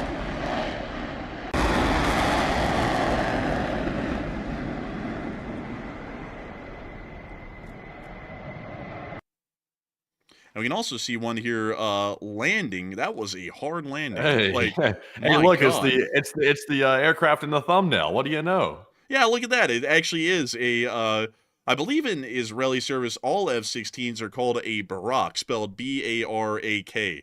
It has nothing to do with the former president of the United States, by the way. They've been called that the entire time. But oddly enough, this one's actually landing with its full loadout still attached. The glide bombs, the fuel tanks. This thing landed heavy, and you could really tell by the way this thing slammed down onto the tarmac. I mean, look at that. Those landing gear took some stress, and generally Air Force aircraft like the F-16s are not designed to kind of handle that sort of stress, but still pretty wild to see. Also, I saw DJ Wednesday, that's an F-16. Yes, it is correct, but it is Israeli Barak, let's see, aircraft. Let me go put this in really quickly, so that way I can show it to y'all. So, if I type that in, you'll see right here, there it is. That is what they call the F-16. And then the Israeli Baz, spelled B-A-Z, is pretty much all of their F-15s, which you can also see right here as well. So, you know, just to put that out there for y'all, that's their indigenous names for the systems, although they are just simply F-15s and F-16s. But anyways, with that, we are on to the next one. Also, by the way, I saw someone say the thumbnail was an F-15. My friend, that is an F-16, I do believe. Enforcer, double check me, though. Make sure I'm right. Make sure I'm right. And see the thumbnail? That is actually an F-16D modified for Israeli service. That would be the Barak 2. We can actually go pull that up just to verify that, because Matthew can attest. I am the visual identification master. Like, if I see a vehicle, I can most likely tell you exactly what it is. And if we were to go with that, that is a Barak 2 right here. Let me go get it. It's a Barak Hussein. Look at that. Here we are. Yep, there it is. There is the Barak 2 right there with the conformal fuel tanks and everything. So that is exactly what Matthew had in the thumbnail. Matthew made the thumbnail tonight. I didn't, because we were crunching for time, so we were trying to delegate everything and just get on air as quick as we could. But this is a F-16 Barak 2, technically an F-16D by Western variant Western variant classification. So that is not an F-15. An F-15 would have 2 engines. It would also have 2 vertical stabilizers. The F-16 has 1 engine, 1 vertical stabilizer, and 1 large lower fuselage air intake. Completely different layout than the F-15. But with that, I hope that does address that well, and we are on to the next one. And our next one goes to Wan10 Quadruple 8, who puts in a $20 donation. Thank you very much, good sir, for that support. He said Sierra Mist disappeared. They got into a dispute with OnlyFans model over her name. What?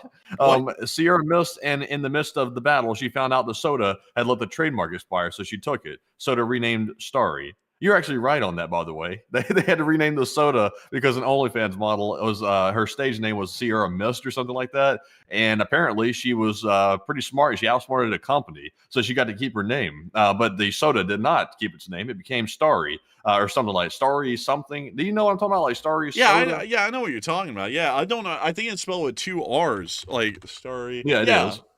Yeah, here it is, actually. That is so messed up, dude. That is so messed up. This is their new branding, by the way, right here. That doesn't look as good as the Sierra Mist branding did. I thought it was better as Sierra Mist. They had to give up the whole thing because a stripper took it or something. It's crazy. Let me go type in Sierra Mist, and let's see what we get now, because... Okay, so crazily enough, Google Images still shows Sierra Mist, the drink, not the OnlyFans model. So like, I honestly got to say, man, I like the old Sierra Mist logos better than the Starry logo. I never liked this drink at all. I don't even like the branding or anything on it, the old or the new. And the drink that wasn't even that good. It's like a rip-off Sprite. Man, the Sierra Mist does suck. Like the drink. Like I can't speak for the other. Would not want to know. But still, Sierra Mist was never that great. It was pretty lame. But yeah, that's actually true. Wonton, like Quadruple 8. So it's a weird factoid, honestly. And it's a little bit crazy to think that that's why they had to change their whole logo, although their soda was never anything to brag about. But anyways, with that, we are on to the next one. A big thanks to you once again for support and helping this channel to keep on running.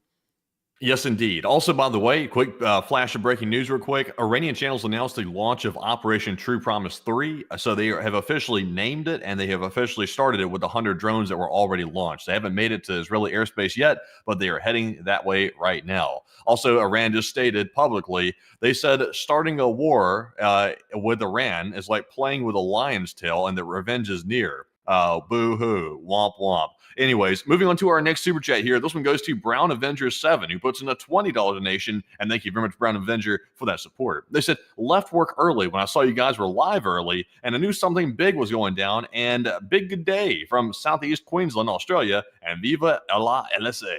And dang, Brown Avenger, I didn't know we had that kind of influence on people. You heard the stream go live, dropped everything, and started listening. I did say, though, that was worthwhile, because you'll be able to get into work tomorrow and have some crazy stories to tell people about what's going on out here in the world.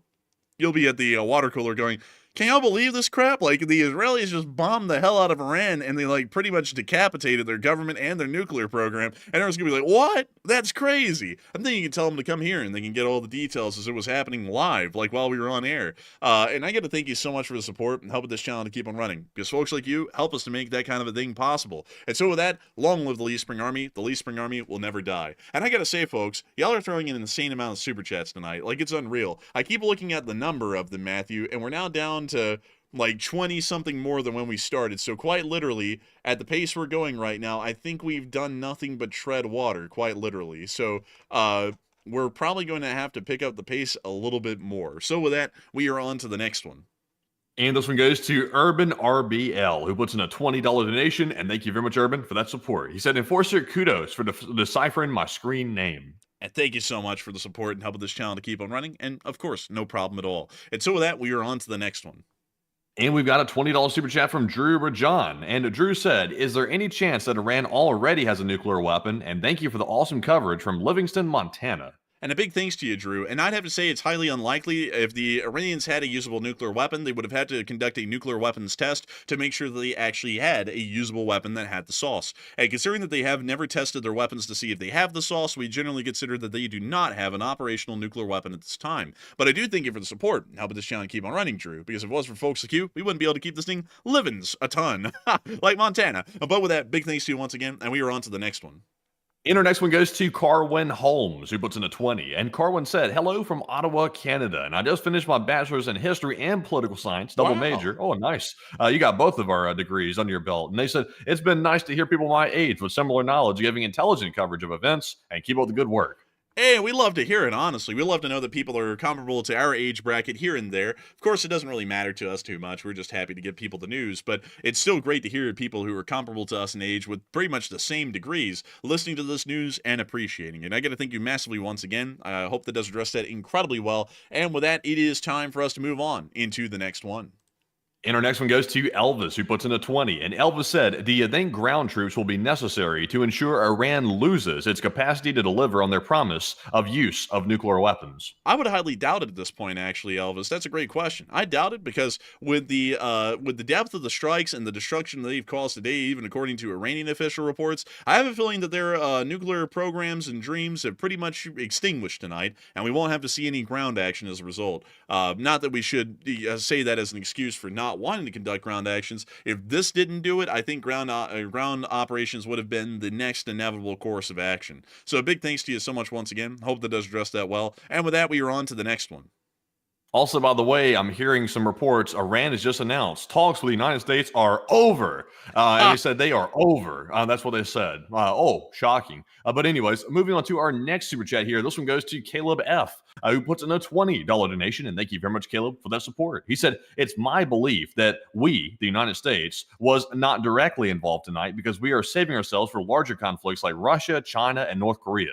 I thank you for the support, Caleb F. And maybe that's the case, but at the same time, we aren't really getting involved that much in Ukraine. We really aren't getting that much involved in the Western Pacific. So we're really not getting involved anywhere. We're really not saving ourselves for anything. We're just kind of sitting back and letting the world go into chaos, in my opinion. And I don't think that that should be the premise that the U.S. works under. It's not like we have a finite amount of resources or anything. We can go anywhere and do anything. And considering how easily the Iranians were blown away tonight by the Israelis, it would have literally been a light swat by the U.S. to knock out the Iranians once and for all. And so with that, I hope that does address that the best I can. Thank you once again for support and helping this channel to keep on running. And with that, we are on to the next one. And our next one goes to William Kramer, who puts in a 20. And thank you, William, as well, for that support. He said, Tupper Lake, New York here, and thank you for the awesome coverage. And a big shout out to Tupper Lake in New York for supporting this channel and helping us to keep this thing rolling. It's great to note that tonight, quite literally, we've had people from around the country, all the way from Arizona up to New York, and everywhere in between, enjoying this channel and supporting it and helping it to keep on running. Because folks like you help to make this thing possible and help us to keep on making sure that the mainstream news looks like the joke it is. And so a big thanks to you so much once again. And with that, we are on to the next one. And we have a $20 support from Ara A, who puts in that 20. And thank you very much, Ara, for that support. And they said, how long did the drones take to reach Israel from Iran when they sent the drones? And thanks and much love from Costa Rica. And I thank you so much for support, RA. And usually a drone takes about an hour and a half to fly from Iran to the state of Israel, at least based off of the data and information that we were able to collect off of the prior attacks that were conducted with drones by Iran. And so a big thanks to you so much once again. I hope that does address that well. And with that, we are on to the next one.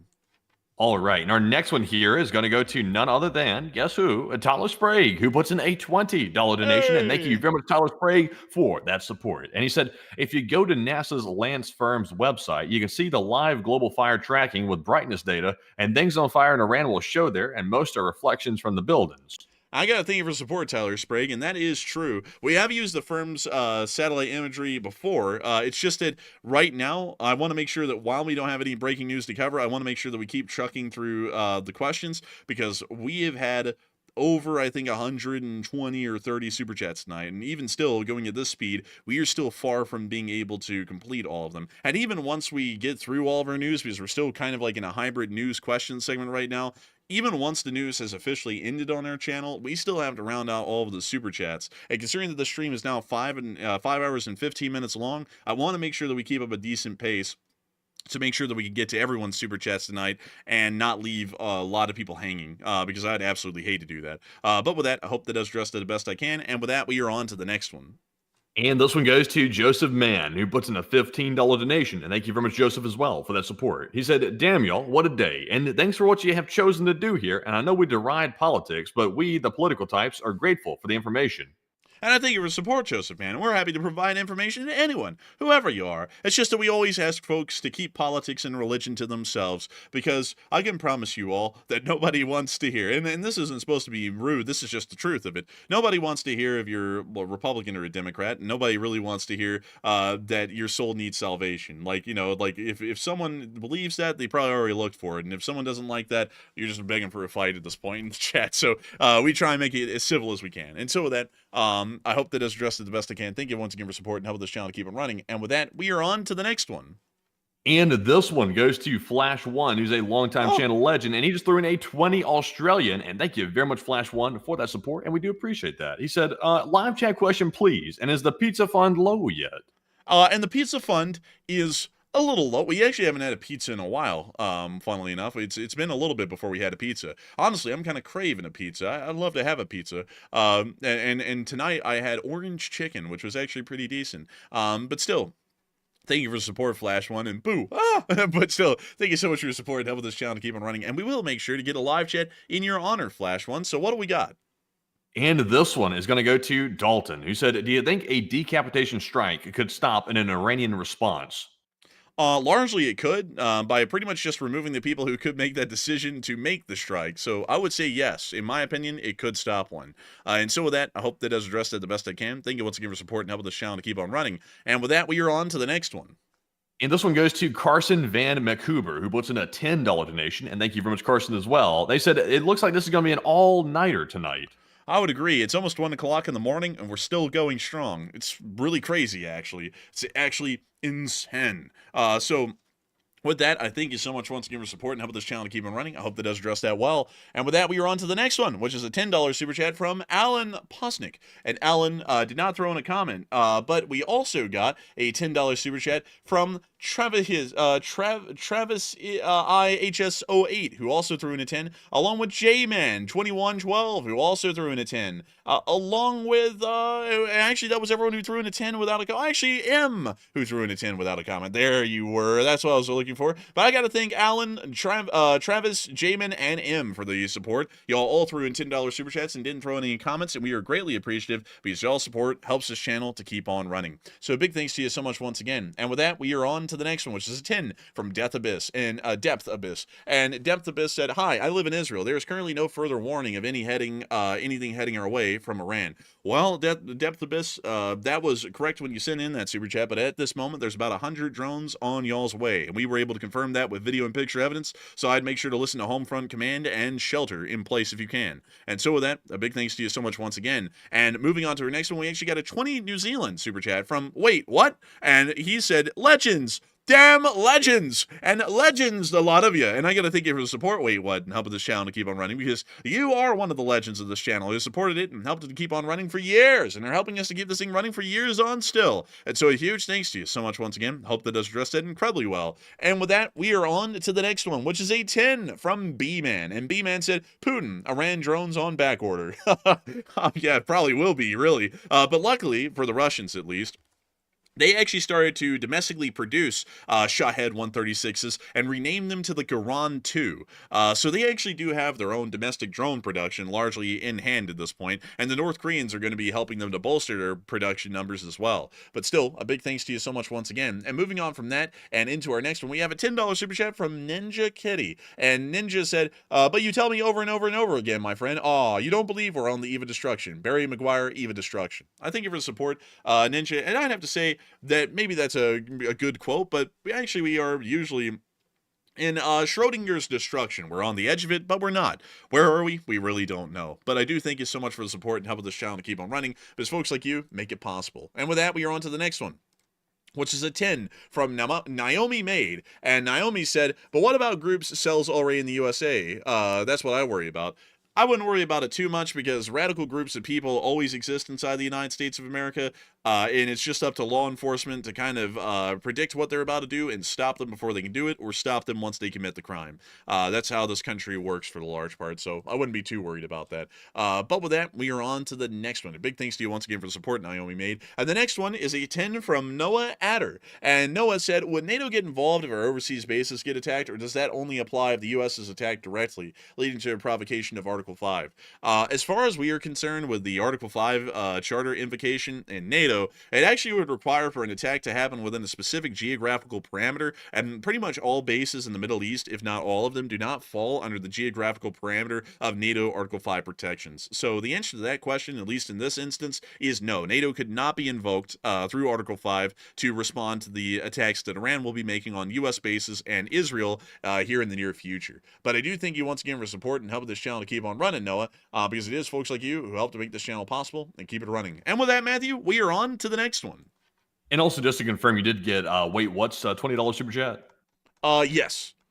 Okay, good deal. So we are now moving on to our next one here, which goes to I Showed You That, who puts in a $10 donation. And thank you very much, good sir, as well. They said, why drag us into it? We plan negotiations tomorrow. Why is Israel dragging us into the situation? Because negotiations were going nowhere. It was a 6th round of talks. Every single one of them failed literally at square one, and we just, kept arguing square one for a month straight, 5 times over.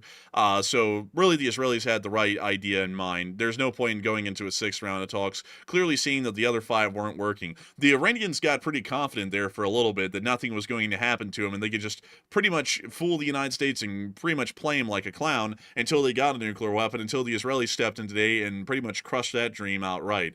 So with that, I hope that does address it the best I can. I think you once again for support. And with that, we are on to the next one.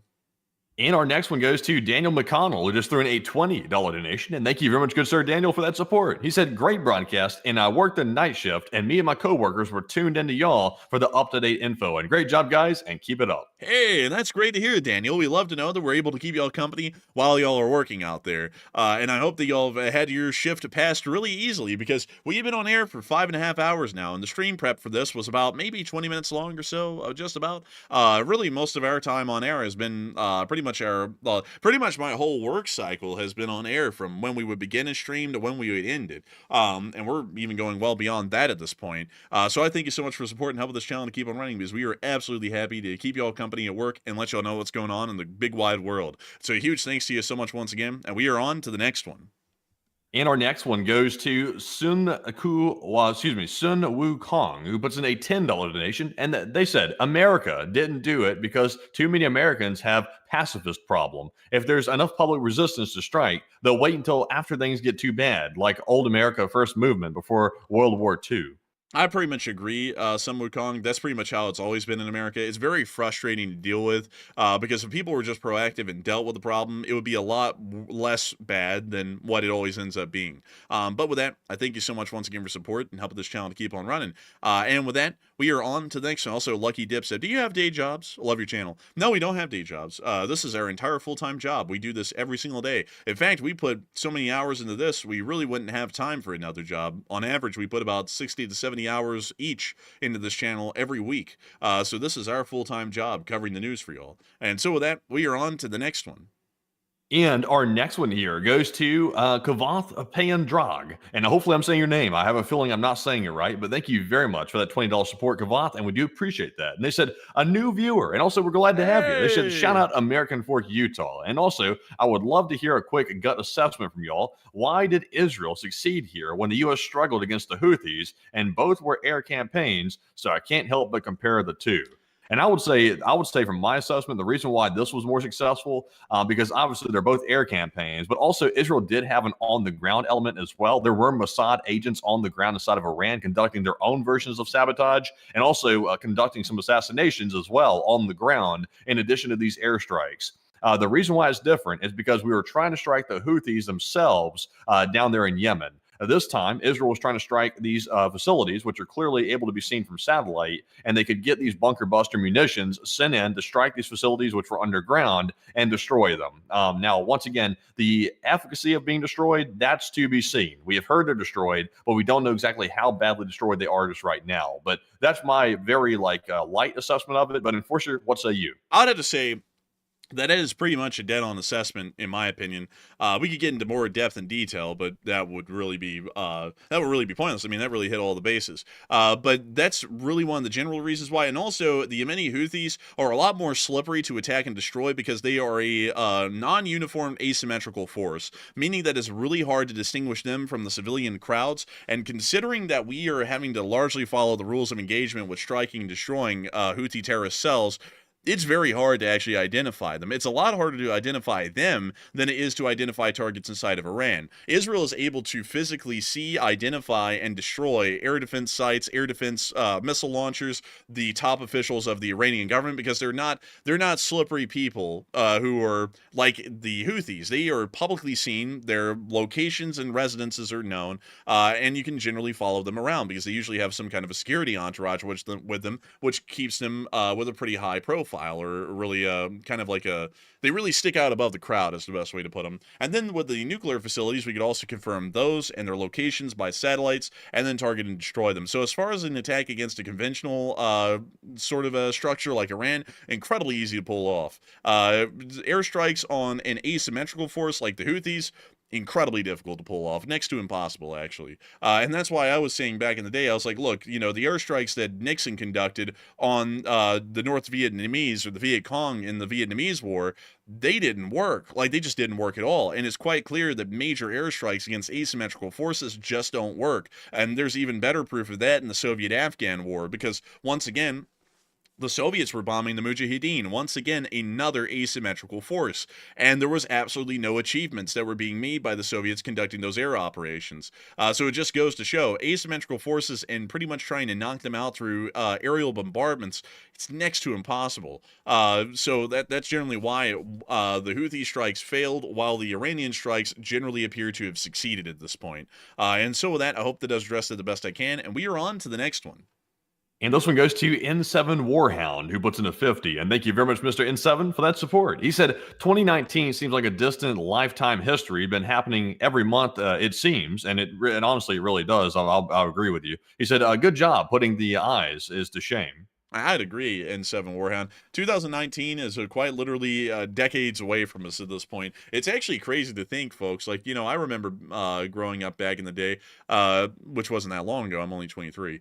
So it's not like that's like decades ago or anything. But I remember growing up just in, years ago. And I remember that things used to be really stable feeling, even in America. Like there wasn't really that much unrest. Unrest was kind of like here and there, like both domestically and globally. Nowadays, it's a pretty turbulent time in history. But it is one hell of a thing for us to be able to be on air and telling you all about it, at least what's going on around the world every day. And so a big thanks to you so much once again. I hope that does address that well. And with that, we are on to the next one.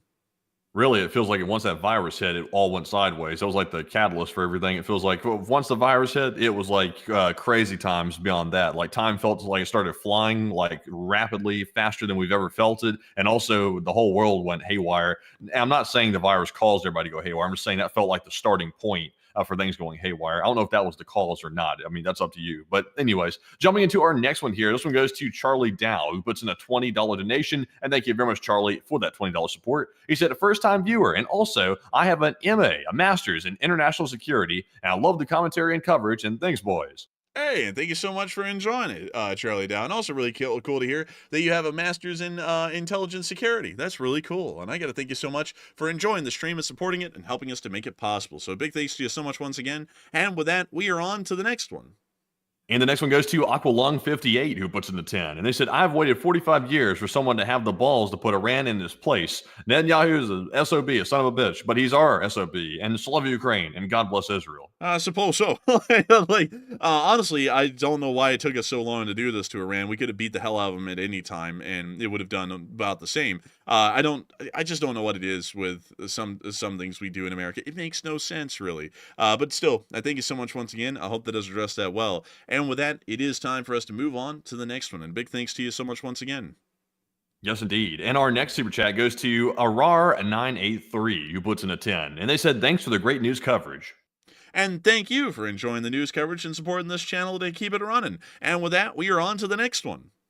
And we also have a $10 super chat from Mr. Bitten, who puts in that 10. And he said, from the days of the webcams at the start of the invasion to Lee Springs and now world coverage of events, I've been here a long time. It's not much, but I hope enough to show my thanks and appreciation. And any support is massive support to us, Mr. Bid. And I got to thank you incredibly for supporting this channel and helping it to keep on running and being here with this channel through it all. It's been one hell of a time for sure. And so with that, a big thanks to you once again. And with that, we are on to the next one.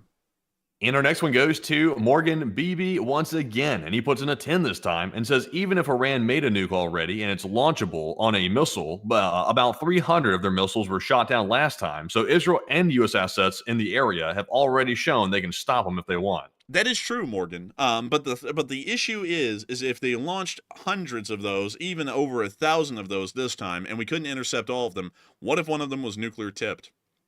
Then that's the fear. And they can also develop more advanced sorts of intermediate range ballistic missile systems with multi-autonomous reentry vehicle systems, so that way they can make sure that they're a lot more difficult to intercept or shoot down, which could end up becoming a significant threat. Really, while it seems like it would be fine for Iran to create a nuclear weapon, to some people, that's just simply not the case, because they can easily make that nuclear weapon pretty much uninterceptable and incredibly dangerous and potent for that reason. And so with that, I hope that does address that well. Thank you once again. And with that, we are on to the next one. And our next one goes to Talgov01, who puts in the 10 and says, you guys rocks, and thanks for staying on top of this. And thank you so much, Talgov. You rock. And we are absolutely proud to be able to stay on top of all of it. And so a huge thanks to you so much once again. And we are on to the next one. And we have a $10 super chat from 11 Reserved. And they said, I love the reporting and keep up the great work. And do you think this will disrupt the Shahed drone production that's sold to Russia to use inside of Ukraine? And is there any signs that Russia is going to help Iran? And thank you. Generally, it doesn't appear that Russia is going to help Iran. We've never heard any statements by their foreign ministry to even suggest such a thing at the moment. And we still aren't hearing that now. So if they were, they're not now. Also, let's see, as far as the Shahed drone production, Russia generally moved that to be domestically produced, so this doesn't really have that much of an impact at this point on Russian drone production or usage on the war in Ukraine. And so with that, a big thanks to you so much once again. I hope that does address that well. And with that, we are on to the next one. And our next one is going to go to none other than Tall Short, who puts in a 10. And they said, do they time their missiles to land at the same time as the drones arrive? And if not, then what's the point of 100 drones? The 100 drones are just to eat up the interceptors. Right now, we probably are assuming that they're going to be launching multiple waves of cheap, inexpensive drones, because the Israelis do not have any gun-based air defense systems. They're all missile-based, meaning that they have a finite number of aerial interception missiles that they can fire. And once those start to run out, they'll most likely fire the ballistic missiles, because while the Israelis could intercept some of them, they're not going to be able to intercept all of them, meaning that loads of those will be hitting their targets. And so with that, I thank you once again for support and helping this channel to keep on running, and we are on to the next one. Also, by the way, for everybody asking, there's no breaking news right now at the moment. That's why I've gone mom on it, but I am checking throughout the stream to see if there is anything else. But moving on to our next super chat here, this one goes to Ari Zer, who puts in a 10. And they said, hello from Toronto, and you've been my go-to for global news, especially when my parents in Iran, and wishing safety for both Iranian and Israeli people. Hey, and I got to thank you for the support all the way up from Toronto, Canada. Man, that's a name that has some significance to Matthew and me. But beyond that, I got to thank you so much once again for the support and helping this channel to keep on running. Because if it wasn't for folks like you, we wouldn't be able to make this thing possible. And it's great to hear that you have a personal connection to this, and hopefully we've been able to keep you informed on what's going on at the moment. But a big thanks to you once again. And with that, we are on to the next one. And our next one goes to Jacob Clark, and Jacob puts in a 10 and says, I had my phone in my hands the moment you went live, and I may have dozed off a little, but I'm grateful for the reporting and support from Harrisonburg, Virginia. Hey, and a great thing to hear that you're from Harrisonburg, Virginia. I was about to say Harrisburg, Pennsylvania. Harrisonburg, Virginia, right up here. Right here in what appears to be the Shenandoah Valley. A beautiful place, actually. Like, here, I'll show it to y'all. That's what the Shenandoah Valley looks like. Very, very beautiful kind of country out there.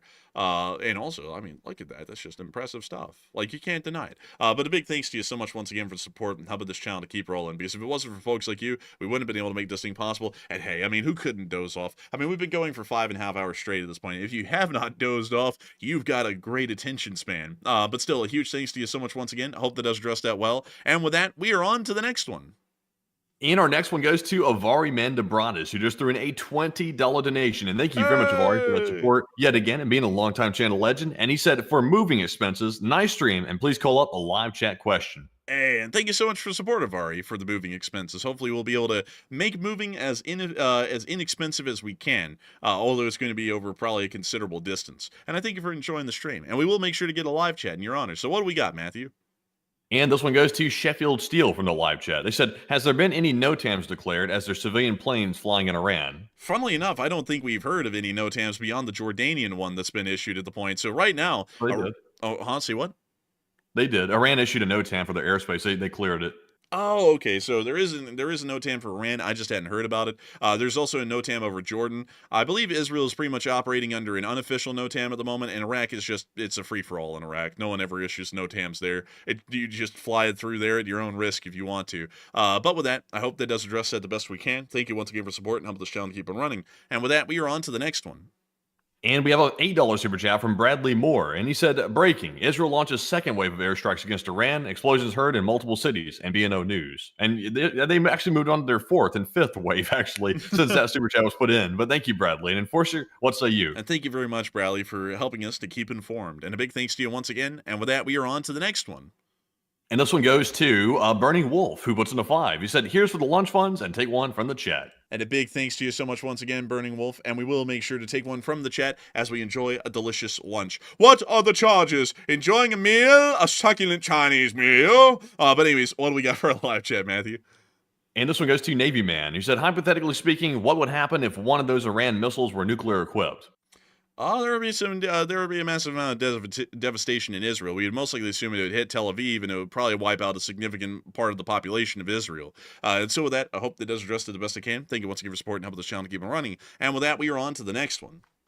All right, and let me grab two things here from the live chat, and we'll be moving on here to our next super chat, which goes to Philip Fixes LSA, who puts in a $5 donation, and thank you very much, Philip Fixes, as well. He said, Iran has passed the duck around and find out phase, and now it's time for the find out phase, and Israel is done with the talks, and LSA strong, and live chat, please. And I'd agree with you completely, Philip Fixes, and long live the Lee Spring Army, and we will get a live chat in your honor. So what do we got, Matthew? And this one is going to go to none other than AF Kaplan, who said, do you think there's really a connection between the U.S. being reluctant to strike at Iran and Iran's alliance with Russia? I would say most likely not, because according to what the President of the United States has claimed, at least according to his phone calls with Russia, the Russians really don't want Iran to get a nuclear weapon either. So our hesitation is entirely because of the fear of starting just a war in general or striking Iran itself for some reason. And so with that, I hope that does address it the best I can. Thank you once again for support and helping this channel keep running. And with that, we are on to the next one. And the next one goes to Butchie777, who puts in a $10 donation. Hey. And thank you very much, Butchie, as well, for that support. And we do appreciate it. I do not see a comment attached, but of course, Butchie, thank you very much for being a longtime channel legend, and we appreciate it very much. And we also have a $5 super chat from Josh Davenport, and he said, why didn't South Korea or the United States stop North Korea from getting nukes? Well, it's because we did not know that they were developing nuclear weaponry. It actually appeared that at the time, the Pyeongsan uranium enrichment facility actually appeared to have been some sort of a coal mine with coal waste being thrown out over the side. We actually did not know that this was a uranium enrichment facility until long after the nuclear tests were conducted in 2007 that made North Korea a nuclearized state. So that's why we didn't really stop them. We actually did not know. And considering that North Korea is a hermit kingdom, it's incredibly hard to create an intelligence community inside of North Korea that's able to provide any kind of credible information or intelligence on the internal operations of the state. We do know a good bit about the basic quality of life and other sorts of details like that about North Korea and where large military units are and where Kim Jong-un is. But beyond that, we actually do not know much more about the country. And it's very hard to get information out of it. And so with that, I hope that does address that the best I can, at least from what we know. And with that, we are on to the... Actually, Matthew, that is a good point right there because, folks, I gotta say this really quickly. We haven't done this. Man, how long has it been since we've done this, Matthew? Like a year and a half, something like that? It's been a very long time since we've done those. It's been a very long time, but as I scroll down the spreadsheet, I'm seeing that we have about 147. Actually, we have 147 super chats in the spreadsheet tonight. I think you can get the idea. It's freaking mental. I have never expected this many people to support the channel. I think this is a record for the amount of super chats we've ever had in a single stream. I got to thank you all massively for supporting the channel. But at the same time, folks, I want to make sure that we're able to get to all of the super chats and actually address them. And considering that the news is pretty much fizzled out at the moment, we're probably going to take this as our chance to round out the news segment, get into the question segment, answer the remaining questions, move on into a very small amount of live chats, unfortunately, due to time constraints, and then we're going to be rounding this thing out for tonight. I got to say, it's been a real big honor, like while we're, kind of getting ready to gear this thing down to get closed down. It's been a huge honor to be here with y'all all night long for 5 hours and 40 minutes at this point, covering this.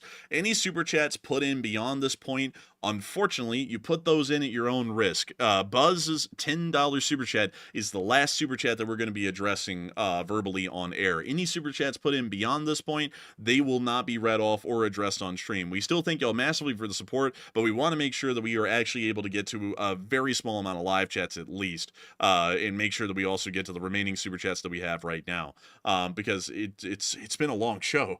We've had 510,000 views on the stream so far, and 37.3 thousand people are here at the peak, and we want to make sure that we can round this thing out, get some sleep, because this is clearly going to be going on tomorrow, and we want to be around and well rested to be able to make sure that we can cover everything that's going to be happening tomorrow as well.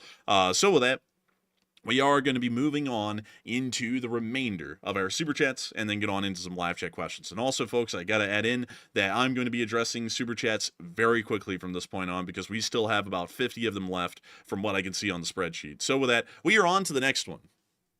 All right, so moving on to our next one here. This one is going to go to Buzz, who puts in a $10 donation, and thank you very much, Buzz, for that 10. He said, "Thank you for everything you do, and my son is deployed, and it really helps an old veteran." And I thank you so much for support, and we are happy to help in any way we can, because we are dedicated patriotic citizens of the Republic. And so a big thanks to you so much once again, and with that, we are on to the next one. And our next one here goes to Shaggy Trip, who puts in a 5. And he said, 101st, rock on, and F with the best, and D like the rest, and stand strong. Hey, and thank you so much for the support, Shaggy. And that's great to hear that you were in the 101st Airborne. And a big thanks to you once again for the support and helping this channel to keep on running. And with that, we are on to the next one. And the next one goes to Notlock, who puts in a 5. And they said, "Great show, you two, despite superstitious cult members advertising in chat earlier." Hey, and thank you so much for the support. And yeah, there's a lot of weird folks out there that sometimes get in the live chat. We eventually ban them, but I still thank you greatly for the support. And with that, we are on to the next one. And we have a $5 super chat from the B-Man. And thank you very much, B-Man, as well. They said, "LSA, big, beautiful broadcasting, and love it." And thank you so much for the support, B-Man, and helping this channel to keep it running. I got to say, we are absolutely amazed and honored to be able to run the show for all of y'all. And so a huge thanks to you so much once again. And Matthew, really quickly, you wouldn't mind if I tried to knock out about 10 or 15 super chats in turbo mode, just entirely solo for a moment? Yeah, sure, go ahead. All right, and so with that, we are going to be on to the next one. This is a $5 super chat from Marius Allen. And Marius Allen stated, "Only strength brings peace." And I got to thank you greatly for the support and helping this channel to keep on running, because if it wasn't for folks like you, we wouldn't be able to make this thing possible, and we wouldn't be able to make sure that that peace is strength, and that's the message of the day pretty much around the world. And so a huge thanks to you so much once again. We are moving on to the next one. This is a $5 super chat from Aussie Dave's Virtual Adventures. And Aussie Dave's Virtual Adventures said, "That strike was just a breeze away from the road, LOL. LSA, mate." And I thank you so much once again. And that strike at Tabriz was really close to the road. It appears to have hit an oil refinery, and that was just smoke breezing over from the oil refinery about a mile away. But a big thanks to you once again for support and helping this channel to keep on running. And with that, we are on to the next one, which is $5 super chat from Sachi Cruz. And Sachi Cruz said, "Israel had to do this, not for Israel, but for the West as a whole." And I have to entirely agree. They had to do it for the West as a whole, because while the United States didn't have the courage or the ability to be able to conduct an attack against the Islamic Republic of Iran, the Israelis did, and it appears to have been wildly effective. And so a massive thanks to you so much once again for support and helping this channel to keep on running. And with that, we are on to the next one. This is a $5 super chat from David H. And David H said, "Remember Gonzo Station Yacht Club." And I do not know what that means, David H, but I do thank you for support and helping this channel to keep on running, because if it wasn't for folks like you, we wouldn't be able to make this channel possible. We wouldn't be able to keep this thing rolling day in and day out. And with that, we are on to the next one, which is a $5 super chat from Deborah Bob. And Deborah Bob said, "Slava Ukraini and Slava Ukraini, Herom Slava." And a big thanks to you so much once again for support and helping this channel to keep on running, because if it wasn't for folks like you, we wouldn't be able to make this thing possible and keep it running day in and day out. So a massive thanks to you so much once again. We are on to the next one. It's a $5 super chat from Jack Ray. And Jack Ray stated, "Israel penetrated Iran and was bang on." And that's a pretty funny joke right there, I gotta admit. And I gotta thank you so much for supporting Jack Ray and helping this channel to keep on running, because you're an old guard and channel legend. You make this thing possible and help us to keep this thing rolling day in and day out. And with that, we are on to the next one. This is a $5 super chat from Ninja Salad. Ninja Salad stated, "Can we do a recap of the people who just joined, Cliff Notes version?" And yes, we can. We can do an incredibly quick recap. Earlier in the day, the Israeli Armed Forces stated they were going to be conducting a strike against the Islamic Republic of Iran for illegal nuclearization against the non-nuclear proliferation treaties that have been stated around the world internationally. Hours ago, the Israeli Armed Forces conducted airstrikes airstrikes against Iran, severing the Iranian abilities, the Iranian military ability to command their armed forces, while also targeting nuclear research facilities and also critical air defense sites. It appears that the attacks were successful, and at this moment, we are waiting for the Iranian counter-response. That is our Cliff Notes merging, and I got to thank you massively for your support, Ninja Cell, and helping this channel to keep on running. And with that, we are on to the next one. This is $5 super chat from Whiskey.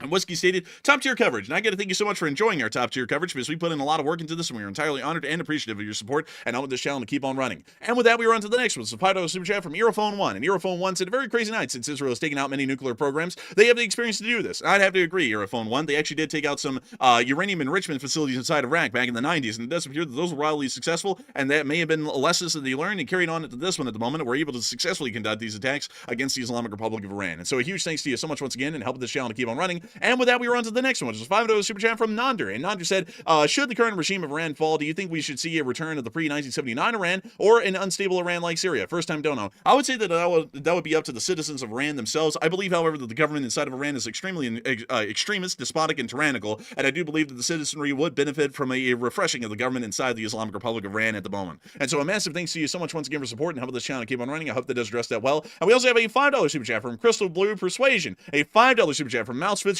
and a $5 super chat from Cookie. I get to thank all three of y'all for the support. Y'all didn't throw in comments, but the support is massively appreciative and helps this channel to keep on running day in and day out, because if it wasn't for folks like y'all, we wouldn't be able to make this thing possible, and we wouldn't be able to make sure the Lee Spring Army remains proud and will never die. And so a huge thanks to y'all so much once again. Hope that does address that incredibly well. And with that, we are on to the next one, which is a $5 super chat from Wait What. And Wait What said, Taco could learn a lot from the enforcers, and possibly so. Maybe y'all can vote for me for president in 2040, and we'll be able to see a proper administration, not like the last one or this one, that actually stands up for America's interests around the world entirely and can talk at a million miles an hour, although we've been on air for 5 hours and 50 minutes nearly, and I'm absolutely exhausted at this point, to be entirely honest with y'all. But hey, the brain never stops working. I go to sleep and I think about this fast every single day and every single night while I'm awake and asleep. It's actually a little bit torturous because sometimes I can't sleep because of that reason. But anyways, with that, we are on to the next one, and it is a $5 super chat from Michael Long. And Michael Long said, take one from the chat, please. Great work, both of you. And I have to agree, Matthew and me have been doing a great amount of work tonight, and I got to say that it's been an amazing and incredible night so far. I got to say that it's an amazing and wonderful thing to know that you enjoy this channel and support it, because you're helping us to keep this kind of amazing and incredible work possible and keep this thing running. And so with that, a huge thanks to you so much once again. I hope that does address that incredibly well. And with that, we are on to the next one, which is a $5 super chat. And the live chat question, the live chat question goes to Avari Mandabradas, who said, if Iran blockades commerce in the Persian Gulf, how quickly might we see a U.S. armed response, especially with oil markets being hit harder?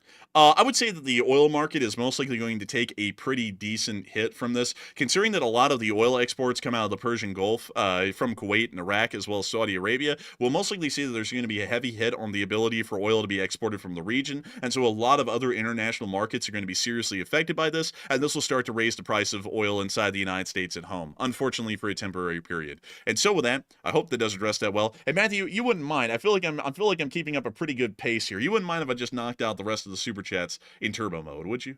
Yeah, go right ahead. All right, and just stop me whenever you need to, so that way we can get to the live chats like that, because I completely forgot that and was just going to completely fly over them. But anyways, folks, also, by the way, folks, I got to explain, I can talk really quickly, like, no joke, I mentally think that fast all the time. It's actually a bit of an issue.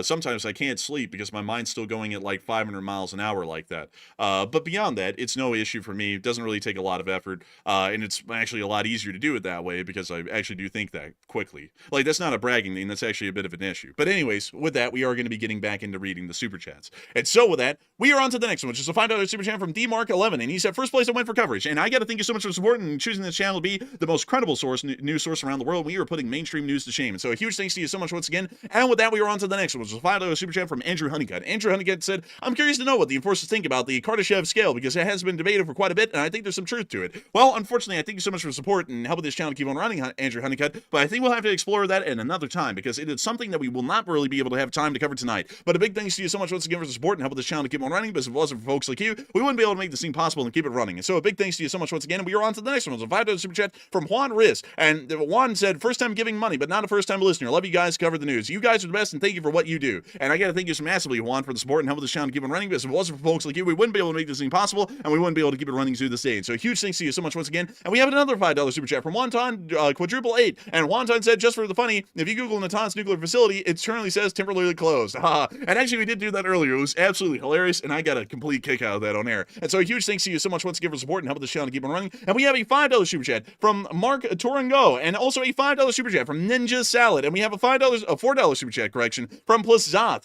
and a $2 super chat from Mark Andre Ruidan. None of those with comments, but still the support is massively appreciative and helps this channel to keep on running day in and day out. And so a huge thanks to you so much once again for support and helping this channel to keep on running. And with that, we are on to the next one, which is another $5 super chat from Wonton with 888. Holy smokes, Wonton is throwing in a load of super chats tonight. And Wonton said, I'm waiting on those geospace lasers Israel allegedly has, according to Taylor Grade.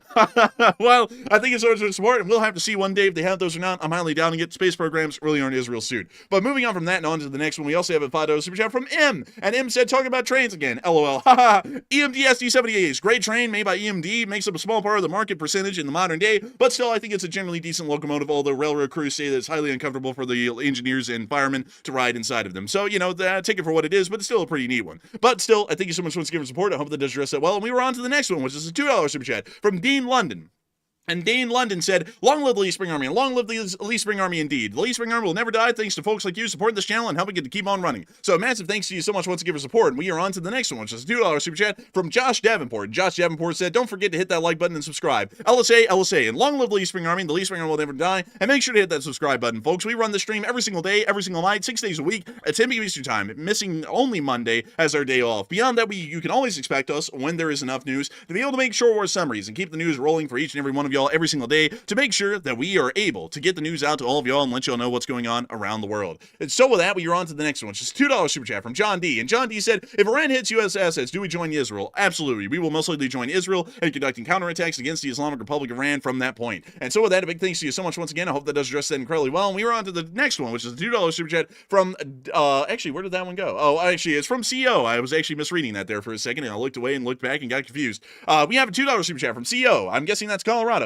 And CO said, Tony Baloney is next, and Tony Baloney is next. It appears they actually got knocked out in another Israeli airstrike, maybe in the 4th or 5th wave. Moving on from that, we are on to the next one, which is a $2 super chat from Joseph PA05. And Joseph PA05 said, we need to help Israel and not Ukraine. I say we need to help them all. I believe that U.S. and American interests, really American and Western interests, are important around the entirety of the globe wherever they may exist. And I believe that we should be there and involved in operating in any way, case, or capacity necessary to be able to support our interests and Europe's interests around the globe. And so with that, a big thanks to you so much once again. Hope that is addressed that well. And we have a $2 super chat from Stephen Connors and a $1 super chat from Jackie B, both without comments. But we're massively appreciative of y'all's support and helping this channel to keep on running. But if it wasn't for folks like y'all, we wouldn't be able to make this thing possible. We wouldn't be able to keep it rolling, and we wouldn't be able to keep the news running every single day. And we wouldn't be able to keep the coffee flowing. Although that's really not what's helping me out tonight, right now, getting through this a million miles an hour. What's helping me out right now is that this stream is now about to go on to 6 hours long, and that's a record here on the show. And I want to be able to get to sleep because it's now 1:30 in the morning in our time. We started running this thing at like 7:30 or so. And so with that, we are on to the next one, which is a $2 super chat from Corium. And Corium said, God bless from Scotland. And a God bless to you, all the way up there in the beautiful lands of Scotland and the United Kingdom of Great Britain and Northern Ireland. And so a huge thanks to you so much once again for support and helping this channel to keep on running. And Don D said, great job, guys. Beer's on me after the chat. I got to thank you so much for the support, Don D. And we'll have a root beer on you because we don't really drink too much, to be entirely honest. So a big thanks to you so much once again. Hope that does address that incredibly well. And with that, we're on to our final super chat of this segment. And then we're going to be moving on to the live chats, which is a $2 super chat from Michael Irwin. And Michael Irwin said, love the Enforcer, watch it every day, and great job.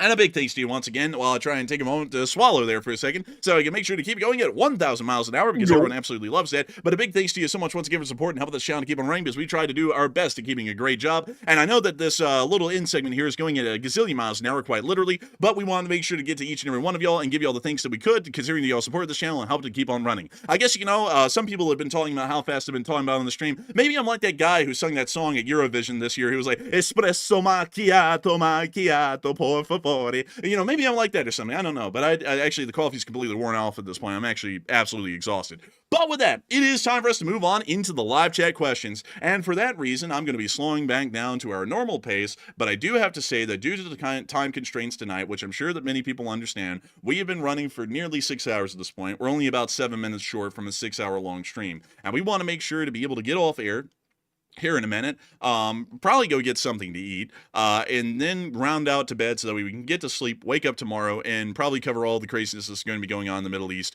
as a result of what happened today. So with that, we're going to be getting 3 live chat questions, and then we're going to be rounding out tonight's stream. And so with that, we are on to the third to last question of the night.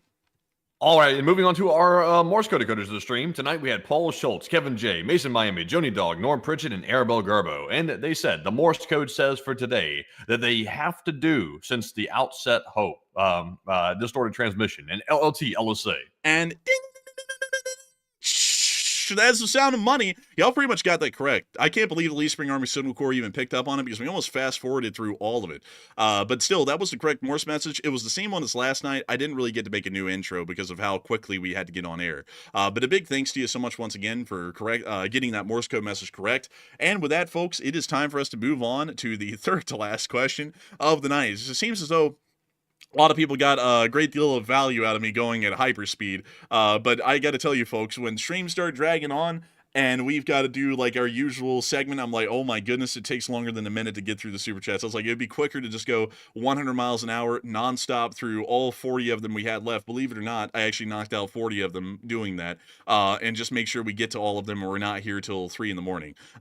Because like if I do my normal talking speed and then I have to hand it over to Matthew and then we have to get a read of it and everything, like not saying that Matthew's like adding a lot of time to it, but doing that whole process as we normally do it, it actually does take a good amount of time. So I just want to make sure that we get through all of them and still get to bed or go get food here because I'm starving to death right now at a reasonable time. So with that, we're on to the third to last question of the night. All right, so our third to last live chat question goes to Triberium, who said, do you think this will eventually lead to an invasion into Iran through Iraq?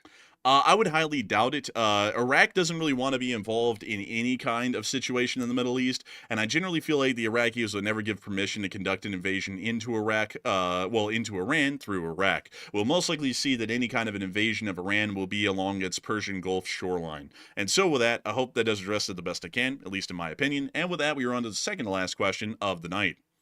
And this one goes to Cooked Politics, who said, are there uranium centrifuges or stockpiles that are being hit by Israel? From what we know, the centrifuges at Natans and the other town, what is the name of that town? Fordo, right here. Iraq? It's actually Fordo, because the rest of them are all research reactors in Tehran, Iraq, and Isfahan. But the actual enrichment plants themselves, those actually were hit. So we have confirmed that those have been knocked out. So yes, the actual storage sites for those enriched uraniums, weapons grade uraniums, and plutoniums have most likely been destroyed as a result of today's attacks. So with that, I hope that does address it the best I can, and we are on to the final question of the night. So who is like the last person who threw in the lucky last question of the night? And that viewer is Sheffield Steel. And they said, does this mean the U.S. will jump in as well, or will they leave it to Israel? Because as you know, airstrikes alone won't end it.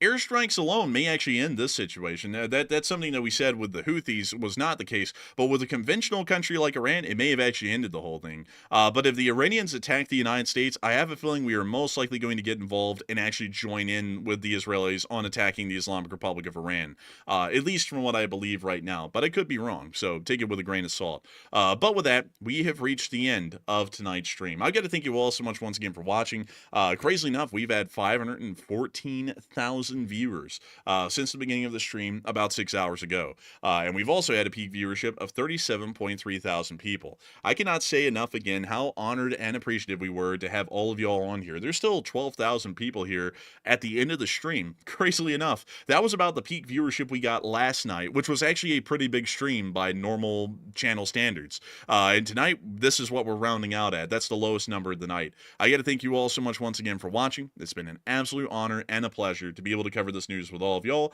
and it's something to say that we were all together to witness another major historical event today. We will see you all tomorrow, maybe early, for another breaking news stream, if it happens, or we will see you all tomorrow at 10 p.m. Eastern Time to cover the next 24 hours of news from around the world. And I'm very certain that Matthew will be making a short war video tomorrow, regardless of what's going on, because there actually will be massive, significant news to cover as a result of that. And so with that, good night, good luck, take care, stay safe, Slava Ukraini, and long live the Lee Spring Army. The Lee Spring Army will never die. And with that, folks, thank you all for joining us once again tonight on this historic day of the first day, basically, of a regional war in the Middle East, basically started by Iran, and Israel's going to finish the job. So we have very big breaking news to cover tomorrow, I'm sure. And also, just a quick update, Iran has officially withdrawn from the U.S. nuclear talks, and also we are awaiting the ultimate Iran retaliation toward Israel that has not really taken place just yet, but it has started with 100 drones that were fired. So we will be catching up with that tomorrow, probably early, most likely, or in the short war video to cover the rest of the news tomorrow throughout the day. But with that, thank you all once again for joining us. And of course, Slava Ukraine, Heroam Slava, get some rest and good night.